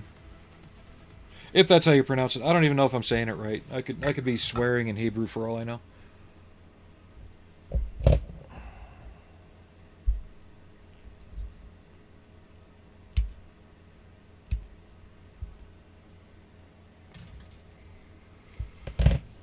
Alright, a little more music.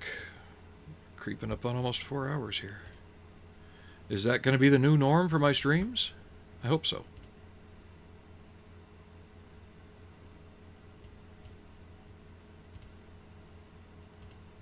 I think there was one on Gambody. I'd have to look at it, though, and make sure that it fits kind of like what I want to do with it.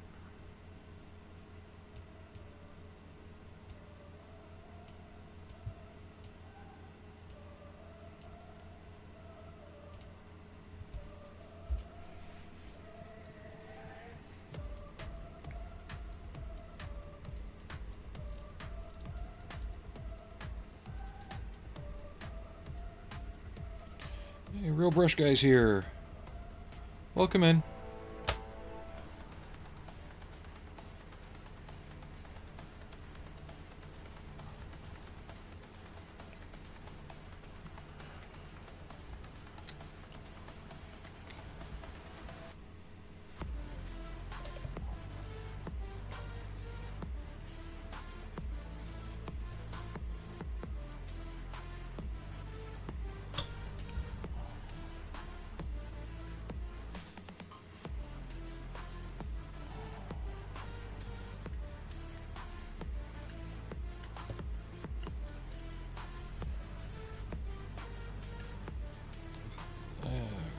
Come on, there we go.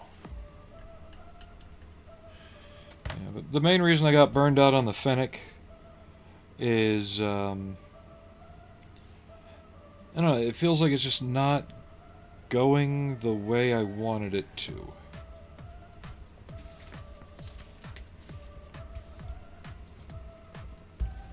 Not totally, like, no one thing is wrong, but the end result is, I don't know, it's not like how the LAV turned out, because that thing was a high. I'm not kidding.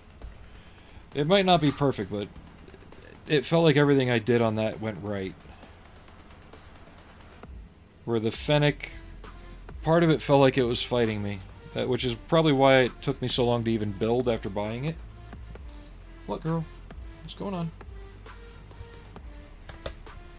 I'll still finish it and do a short for it and all that, but yeah, I'm just not happy with it. And I know we all have those projects that we're doing where it's like, this just isn't turning out.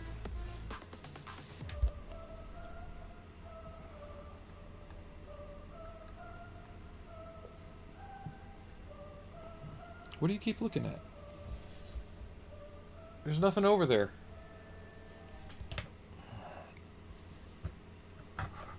We have a crazy kitty right here.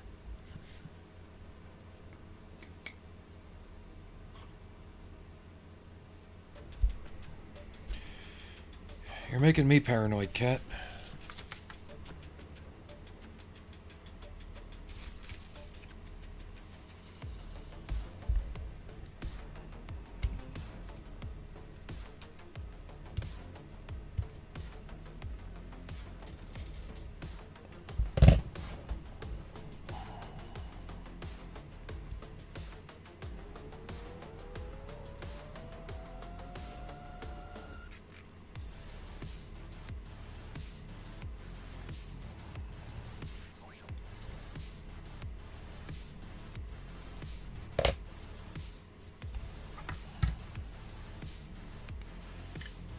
Okay, there we go.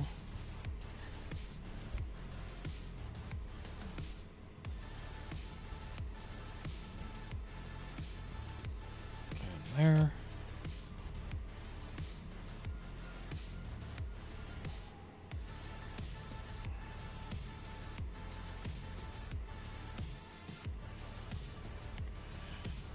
But I'm surprised that they did this piece in plastic and not photo etch.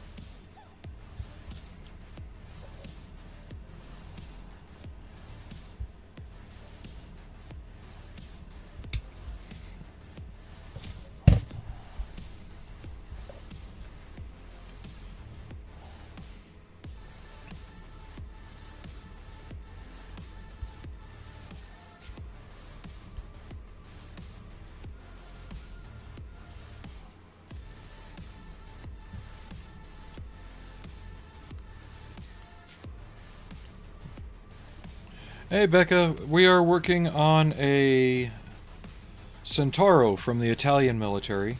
It's an 8-wheeled APC similar to the Striker, with a larger turret and gun. There we go. Welcome to the channel. Well, no, you've been here before, I could have sworn. The name seems familiar.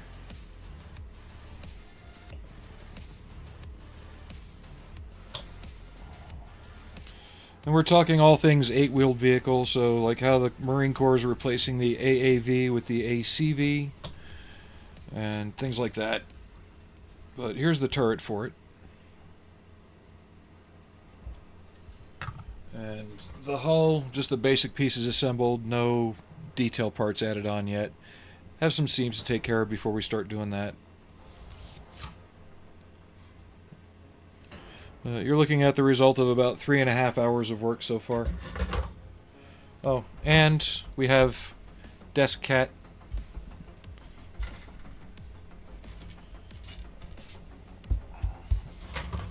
Allie, watch that tail. That is a dangerous weapon. Really, girl? Is that what you're doing?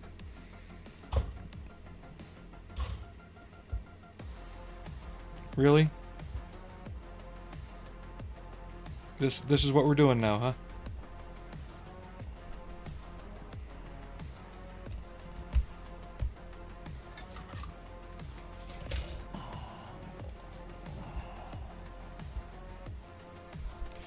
Hey, I'm working on that. Keep it up, I'll slide you back a foot. We might have to do that. So, give me one moment.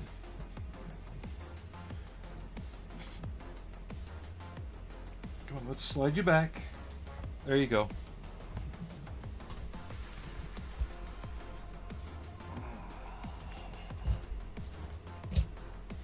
Despite distractions, yeah.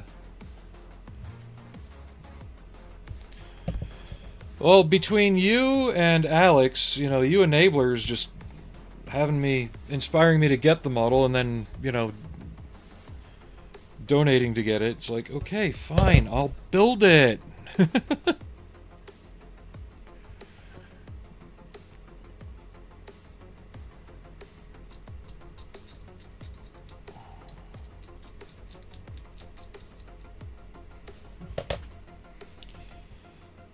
God, it's like giving the alcoholic the keys to the bar here, gosh.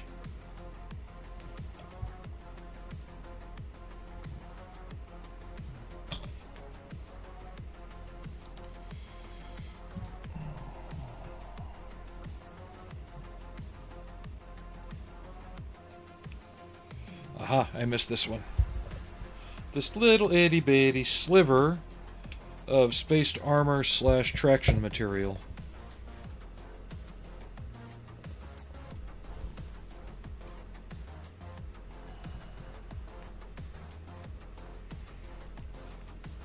It did, and I'd rather give that ample time to dry than rush into it and just make it worse. Whoop.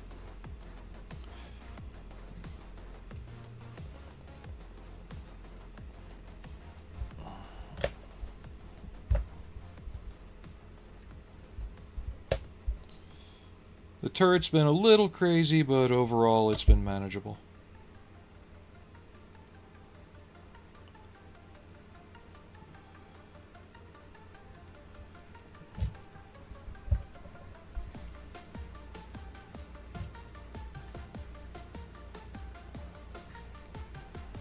But this also goes back to that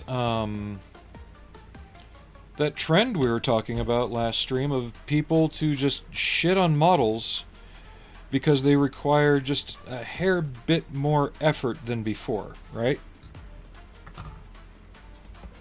To me, this amount of putty and sealing on a model, right there, I was sloppy with it too, but I'm sloppy. This amount of putty and stuff is normal. I'm amazed when a model doesn't have that.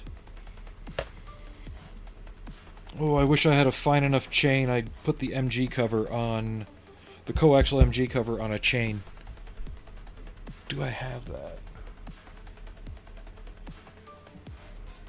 No, I don't. Darn it.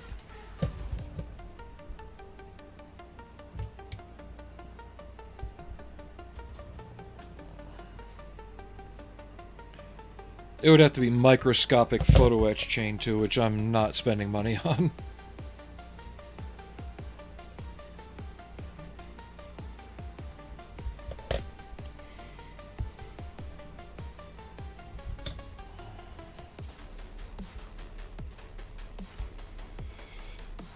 But, and some other good news, I did meet some goals at work. And because of that, I'll have a little extra cash to put towards savings for the Humvee to, on next payday or two. So, Allie, you're being sneaky. I can see that. You're just staying laid down and you're just kind of scooching forward. You seeing this, right?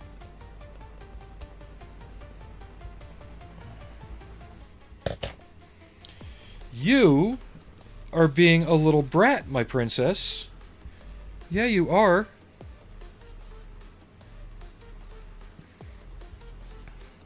Oh yeah, it's been a great build. I just know that you're not going to see the seams there, and I didn't like how they looked.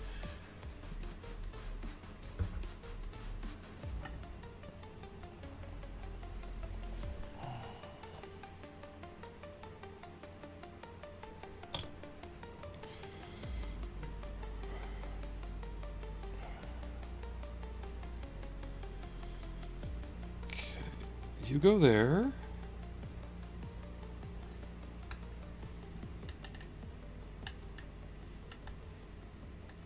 Yeah, it won't be a lot, but, you know, if I can average 400 instead of 200 or 300, that adds up after 10 months.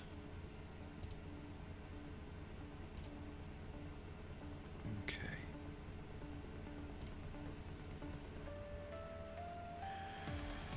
I don't know if she's determined to monitor quality, but she's determined to do something besides chat my ass with her activities.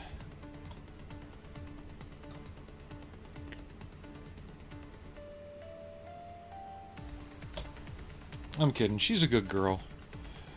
It's just her way of keeping an eye on me. She probably thinks since I've done 3-hour streams in the past, that's all I'm ever going to do. So in her little kitty brain, it's time for me to stop and give her attention.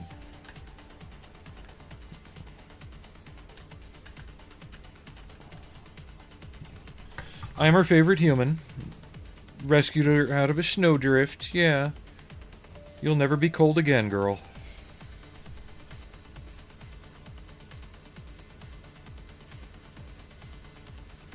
What?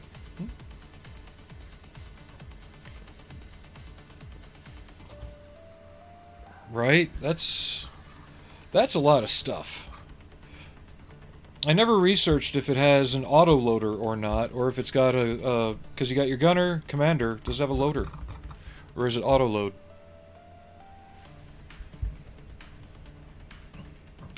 Allie, no. Wrong way to stretch out, girl. You're pushing stuff. You're pushing me buttons, girl.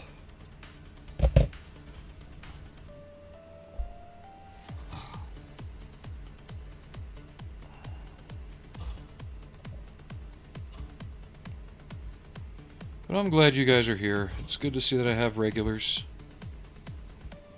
People to talk to. Especially on a Tuesday. My Tuesdays have typically been my more ignored days by people when I do stream. So thank you all for being here. Come on, do I need to make the holes there bigger or what?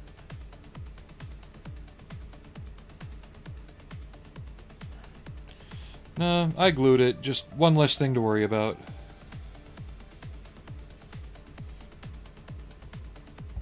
It would be cool if somebody did this in 16th scale. Wait a minute. Wait a minute. I have an FDM printer, as well as a resin printer. I've never used my FDM printer before. It was given to me. I need to go to Cults 3D.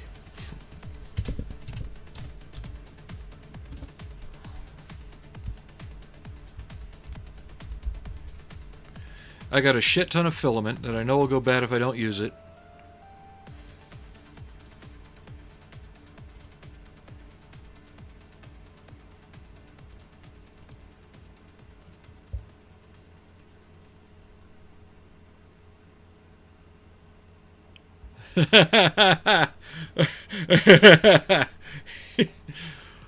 Oh.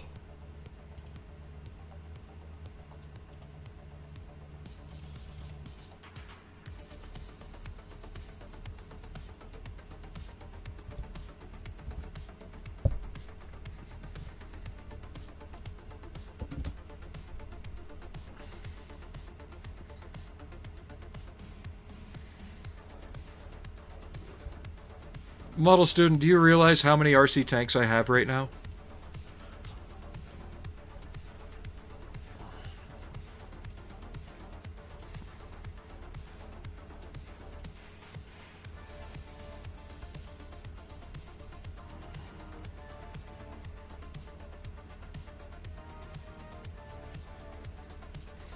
No, mine was gifted to me working. It's it's the artillery. I've just never used it because I can't get my head around how the settings and everything. I have 14 running tanks. Still working on an M109 in IDF use. So when it comes to me collecting military vehicles, I'll collect RC ones. Yeah, too many. I am quite literally out of display space.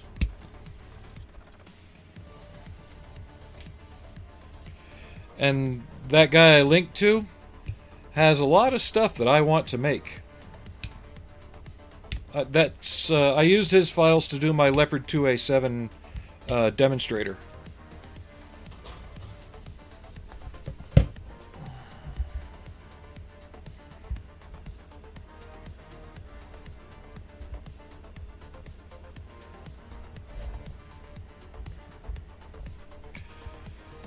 What's funny is I've only bought a couple, and the rest were essentially payments to me for painting tanks for another customer. He's since moved to another state, so I don't have his business anymore. But yeah, he used to pay me to paint tanks, so every time he'd get one, he'd buy me one.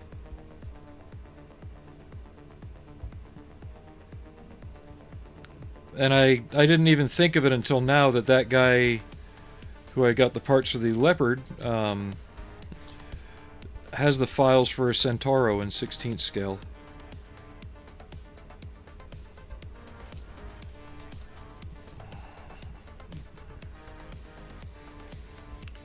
And with resin technology getting better,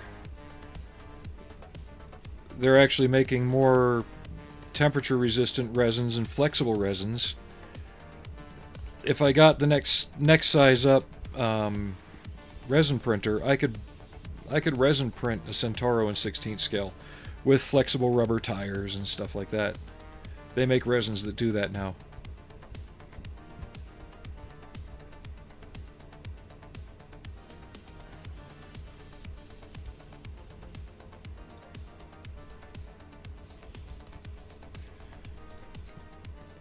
So yeah, we're not going on to that page anytime soon, but I figured you'd be interested in it.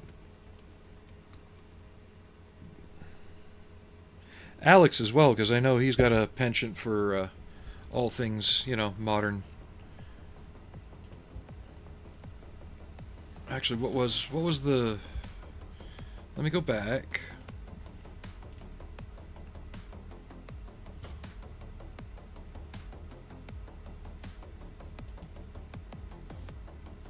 Guy does a 432, a Namer, Magok 6, Merkavas. Okay, he doesn't do that yet. Alright.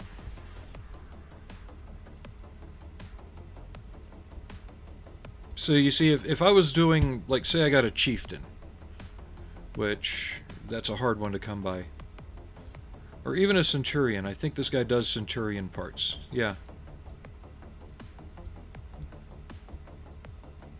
Yeah, I gotta stay off that page. That's a dangerous page for me.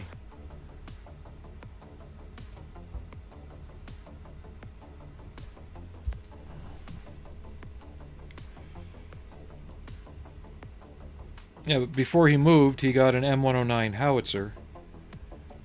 And he wanted me to paint it up to match the M60 that I'd done for him in the brown and green Murdoch camo, the late 70s, 80s camo, not the 3-color. So I painted it to match, and his payment to me was an M109. So I was like, cool. I've never really been a fan of the 109, you know, stock. So I'm converting it to the Israeli version as well, since it just has it's got junk all over it, so it's cooler looking. And it'll go with my Merkava and the M60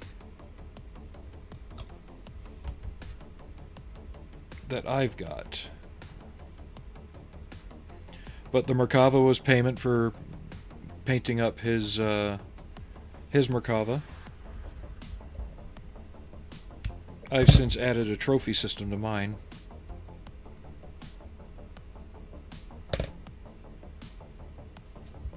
But I also, when I did his, I printed out the sensor droid that people have been seeing on a lot of Israeli tanks. I printed those out. Just all kinds of stuff like that.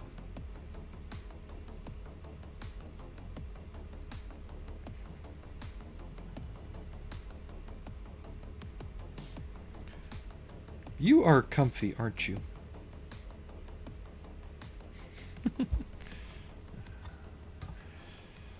This is what it's like to try and sleep at night for me, too. This little lady here cooks me in my sleep, because she'll stretch out right along me, and she's 100 degrees. Yeah, kitty cats are warm.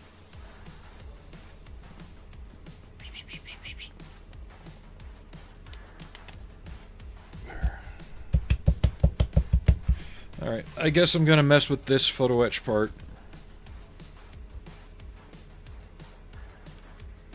How does it fit on?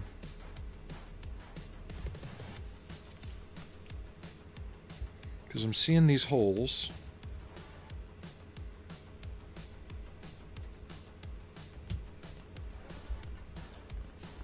What are you doing, girl? Hey now.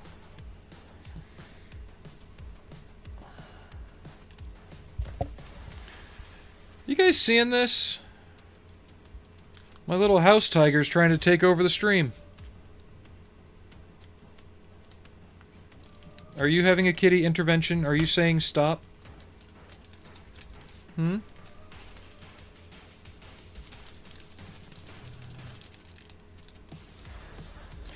Alex, thank you very much for that.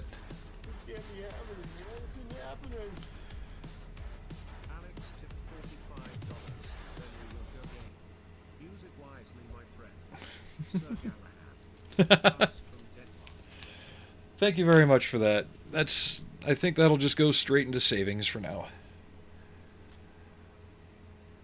It is going to support the larger project. Yeah, that's what Allie's doing. Hey, Dad. Hey, Dad. Yes, girl, I saved your life. I know.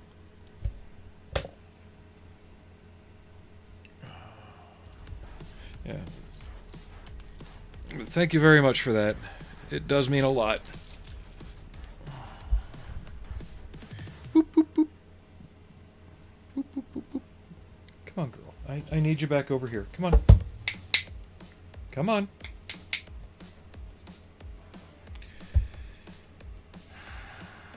Allison?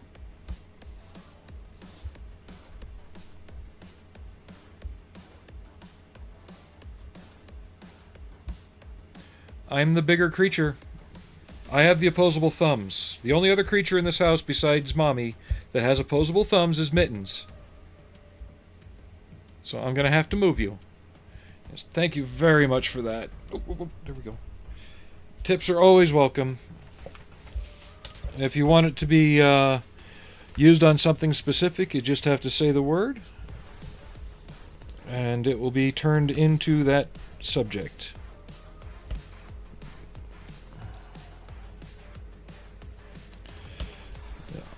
Always welcome, but not mandatory. Alright. So my difficulty here is this obviously has to wrap around all the way. Or is it like this? Aha! Stupid I am! Figured it out.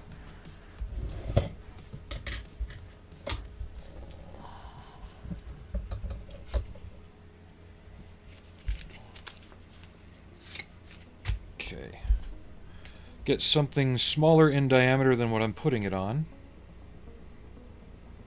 First, clean up the burrs.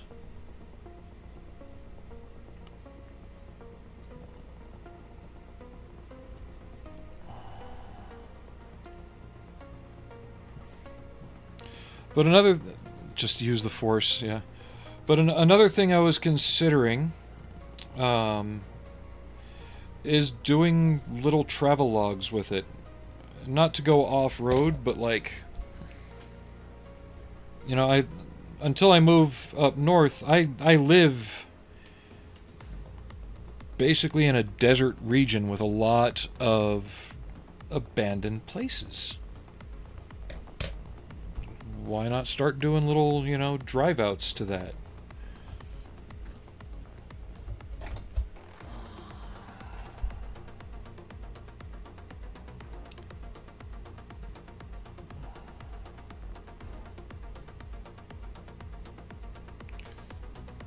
I don't know.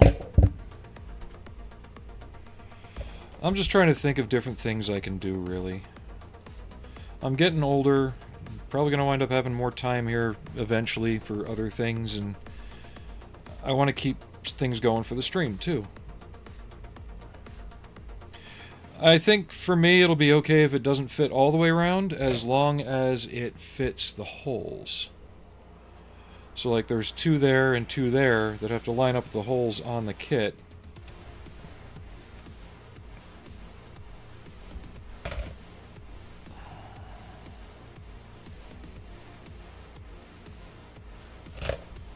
And depending on where we wind up living, I may or may not have a pole barn, which would become the new streaming studio / hobby area. So guess what would be parked in the background of the streams. Okay. Yeah, I'm not going to glue it on because it's essentially going to get trapped underneath the muzzle brake anyway. I just need to make sure it's lined up with the holes. Which one's top? That's top, so I want to flip it 180. We'll keep the ugly on the bottom.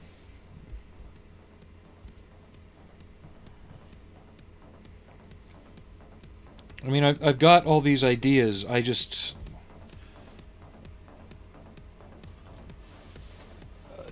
I want to have the ability to pursue them.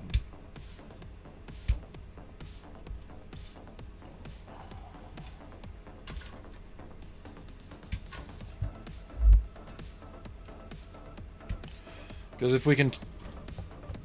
Exactly. 12-year-old trapped in a 59-year-old body. I'm only 10 years behind you, so... Factor in military service for that. And yeah, I'm about the same.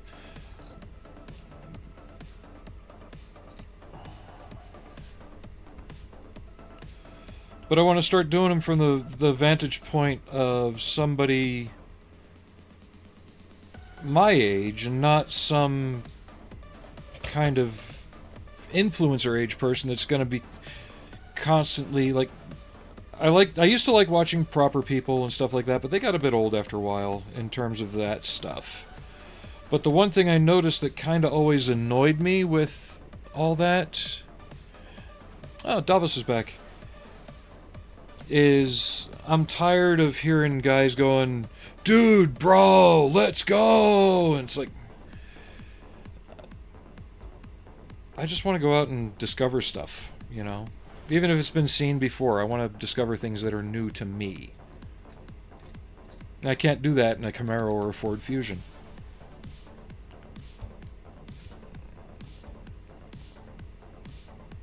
Because part of what we want to do when we move... Hi, Arnie. That's the old man of the house. Yeah, you're 18 going on 19.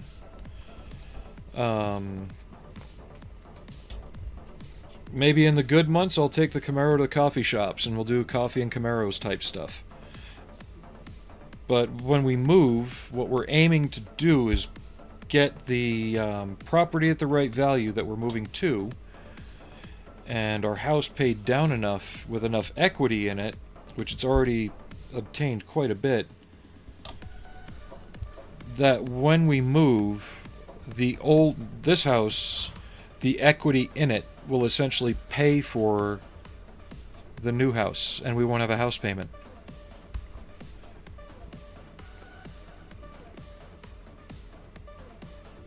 And the plan is for me to concentrate on streaming. Open up the hobby shop, maybe. That, I don't know. Online's really kicking the brick and mortars down a lot. But even if that's not viable, I'm trying to find other things to do, you know? No, it wouldn't be AI voices. It would either be me or the sound, the nature, you know? I don't know. It's all just stuff in my head, but I'm waiting to get the hell out of Utah to do it.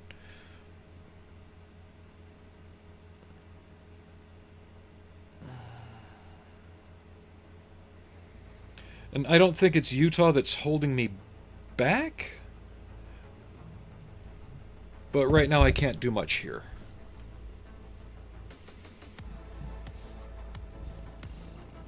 Everything's a bit too desolate, and the desert really don't agree with me as far as Moab and places like that. It's... my knees can't take the up and down stuff too well.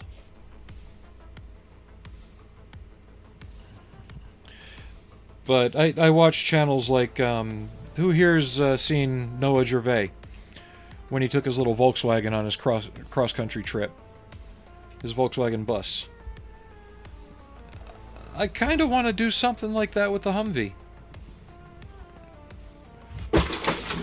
Arnie...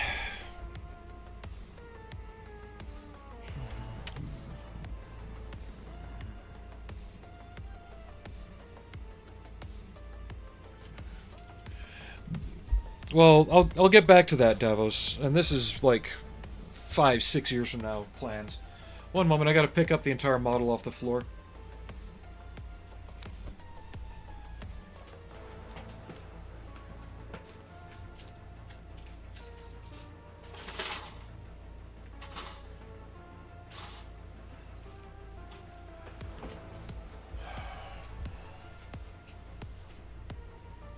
No.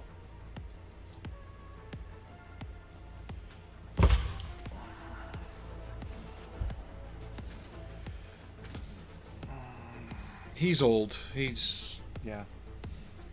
He's ancient. You're okay, buddy. I know. You're alright.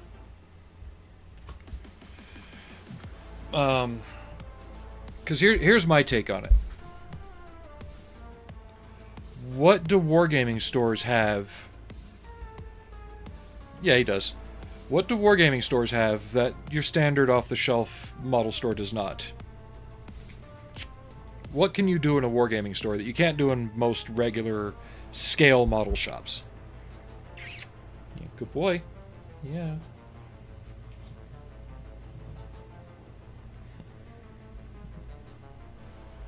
Mm-hmm.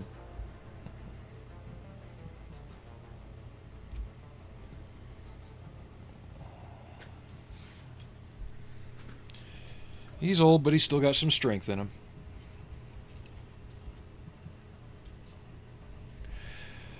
Well, it's not so much floor space, but it's the way they've got them arranged. So I don't need space for wargaming stuff, right? I'm not going to have people coming in and playing games on the tables. However, every hobby shop you've ever been into, what's it set up like? Aisles. Really tight, barely fire safety legal aisles.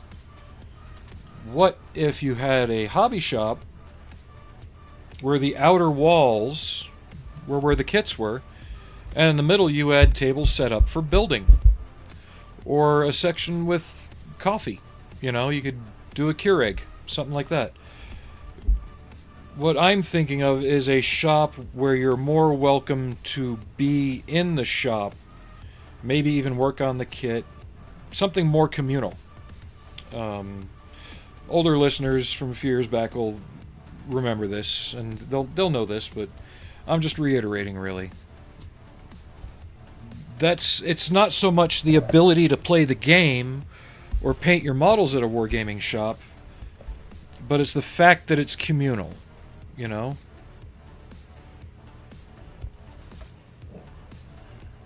Kinda like that, yeah.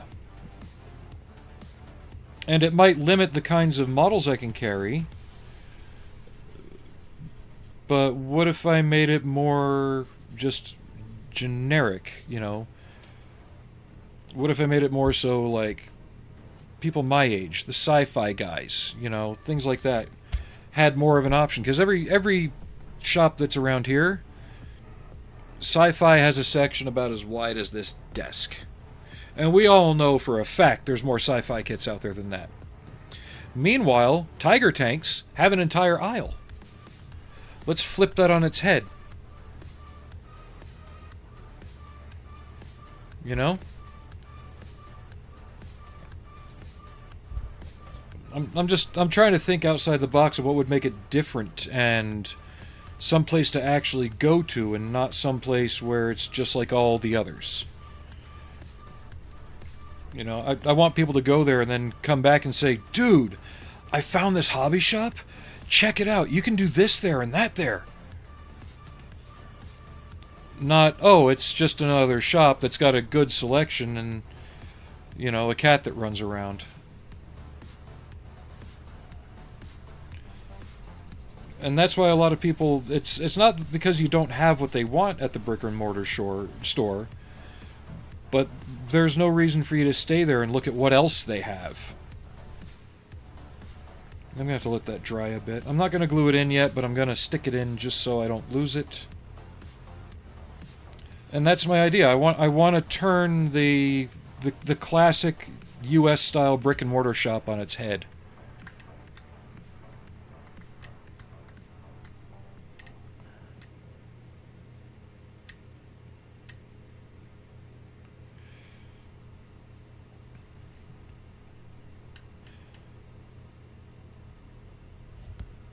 So you kind of know what I'm talking about then. I want it to be a place that feels more communal, where you don't even have to buy the model there. It'd be great if you did, but you could bring a model there and work on it, like a build and bull session. You know? And that's kind of what's shooting Games Workshop in the foot, is they don't allow games in their store as much. Yeah. But, and I know it's weird because obviously in the UK the hobby's looked at differently than the US. If you chance go into one of those stores, ask them how much of an online sales presence they have and get back to me on that. You can whisper it to me, whatever. You don't have to wait till I'm streaming to tell me. I'm just kind of trying to get a reading on it to see where my idea has its strengths and has its weaknesses, and then see where I can adjust from there. A35.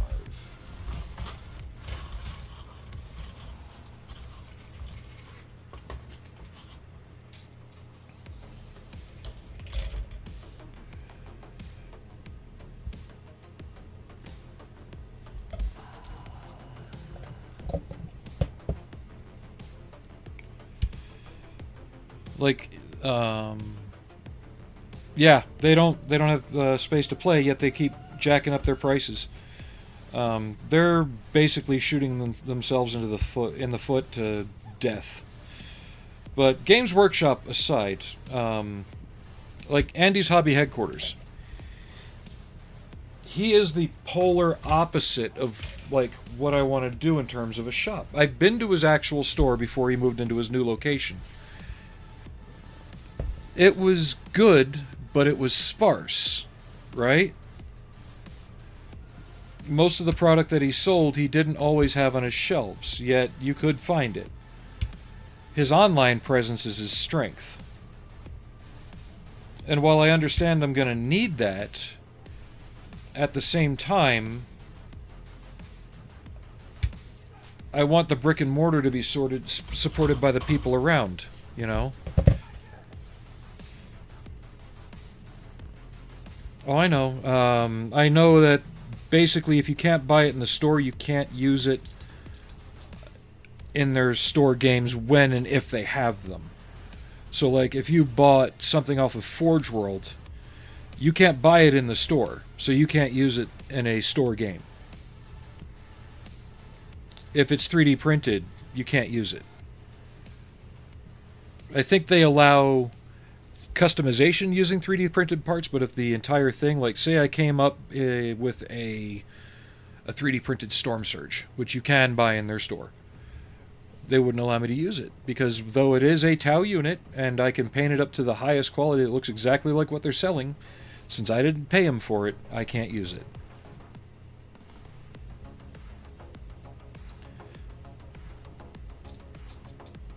You know, I understand that. I watch Northern Exile a lot, so kind of got my ear to the ground on that kind of stuff. Not that I'm into the wargaming stuff, and I probably wouldn't really have a store for it, because that in itself is pretty niche and attracts a certain clientele.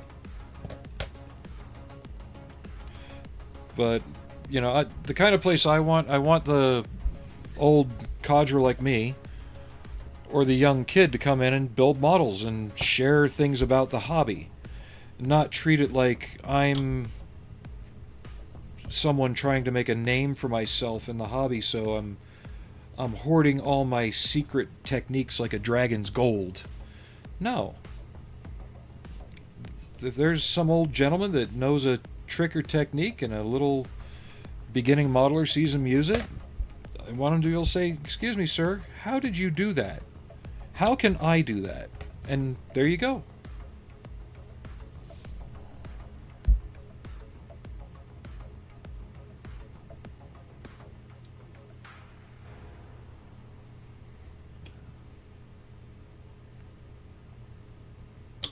Kind of like a model club where your only membership requirement is that you're a customer of the store. We're not beholden to any one thing, because yeah, I don't want to get back into why I left the other club. I think I explained enough last stream on that. But I've had enough experiences in certain things that it's kind of guiding my thought process on how I want things to be, in the manner that I have the say in what happens, not others. Obviously, customer feedback is always a good thing, but at the same time, you can't make everybody happy.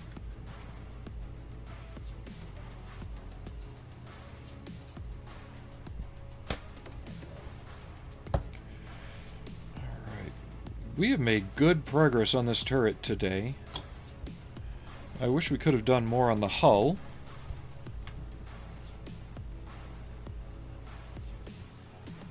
We have broken the 4-hour barrier.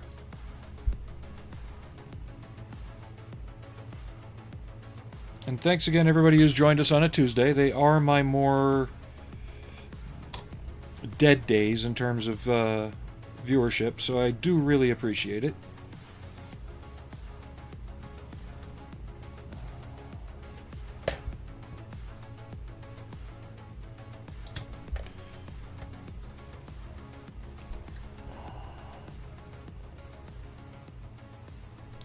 And since I've got that fuel truck on the way, maybe we'll build the 1151 to go with it.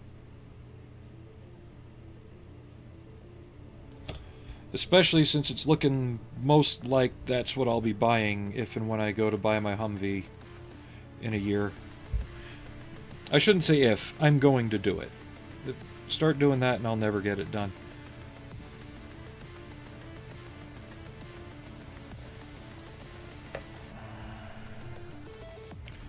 But maybe I'll build the 1151 to go with it and have it being refueled.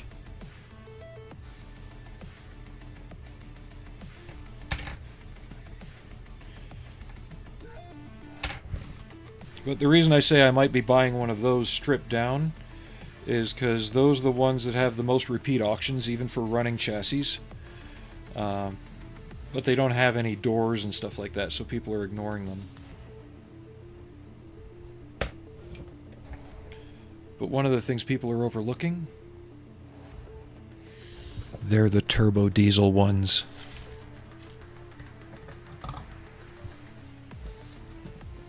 Barney boy.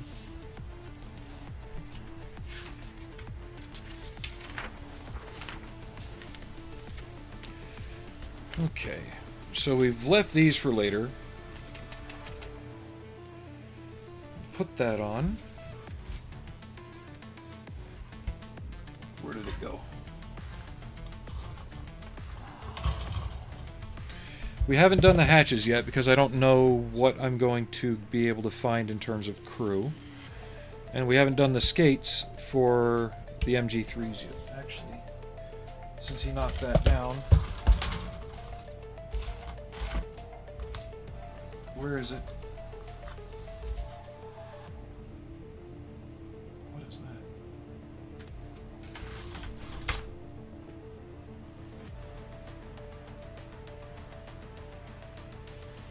I'm gonna need to take a minute and look for that skate when I'm done.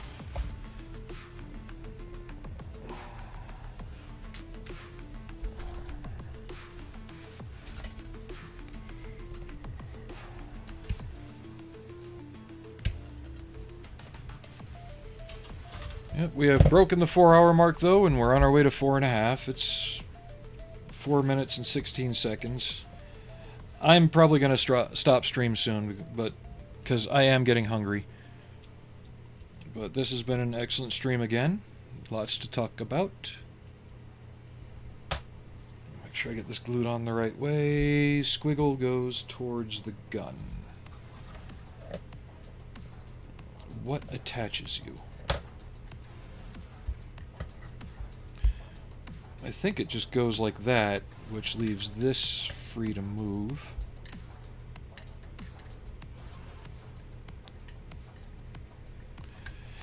It does, and believe it or not, it's my wife's idea.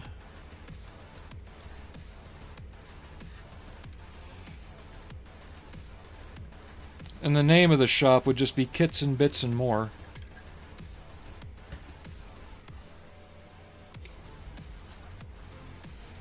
Yeah, that only fits one way.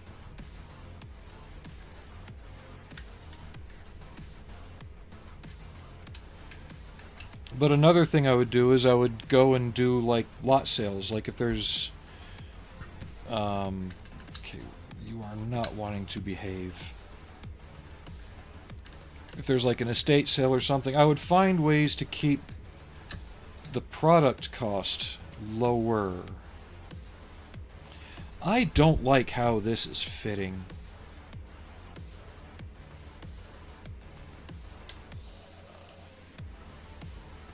I'm gonna have to take some sandpaper to this and thin it out some more to really get it to fit better.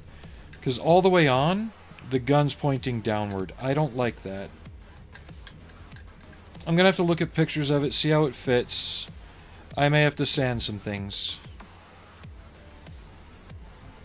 So this is going to require some more work because it's interfering right here on the corners and in here. So I'm probably going to have to take a file to it on the inside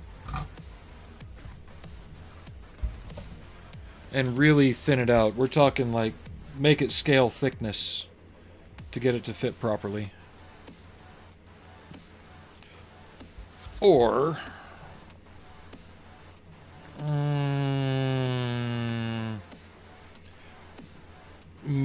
flatten out some Aves epoxy sculpt. No, I wasn't thinking cloth. I was just thinking a 2-part putty. Make it the same shape, and then use wire to replicate everything else. I'll think on it. I'll try thinning this to see how I can do with it. If not, then I'll do the other. I want to build one of these straight out of the box.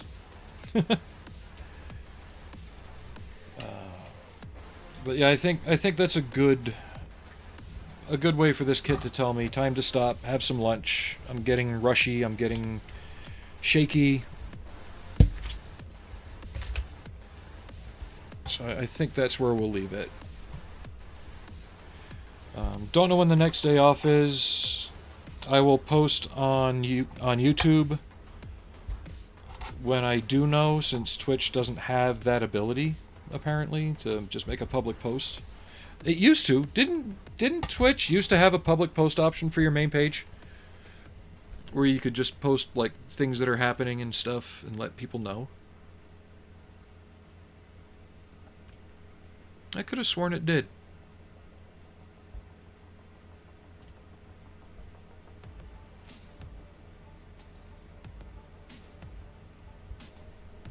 Not anymore. Weird.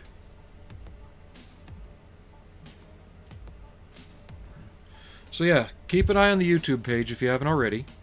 And I usually make posts there or Instagram. And when I find out when my next stream day will be, I will post it immediately. Look at around Sunday, Monday time frame. The schedule's not out yet. I know I work Saturday. So there might be an evening stream here or there in between. But most likely next Sunday, Monday. That's usually what my days off have been falling on.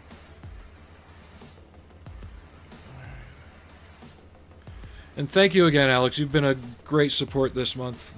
Actually, you've been great support every time you're here, but this month especially has been a banger so far. All the stats are up, so whatever you guys are doing to help spread the word, keep it up. And thanks for everybody for watching. Thanks for the donations. Thanks for the resubs and subs. And I will see you all hopefully Sunday. Maybe, let's see, Friday I go in late, Saturday I go in late. Plan on a possible evening stream Thursday. I'll be off at 3 that day. But yeah,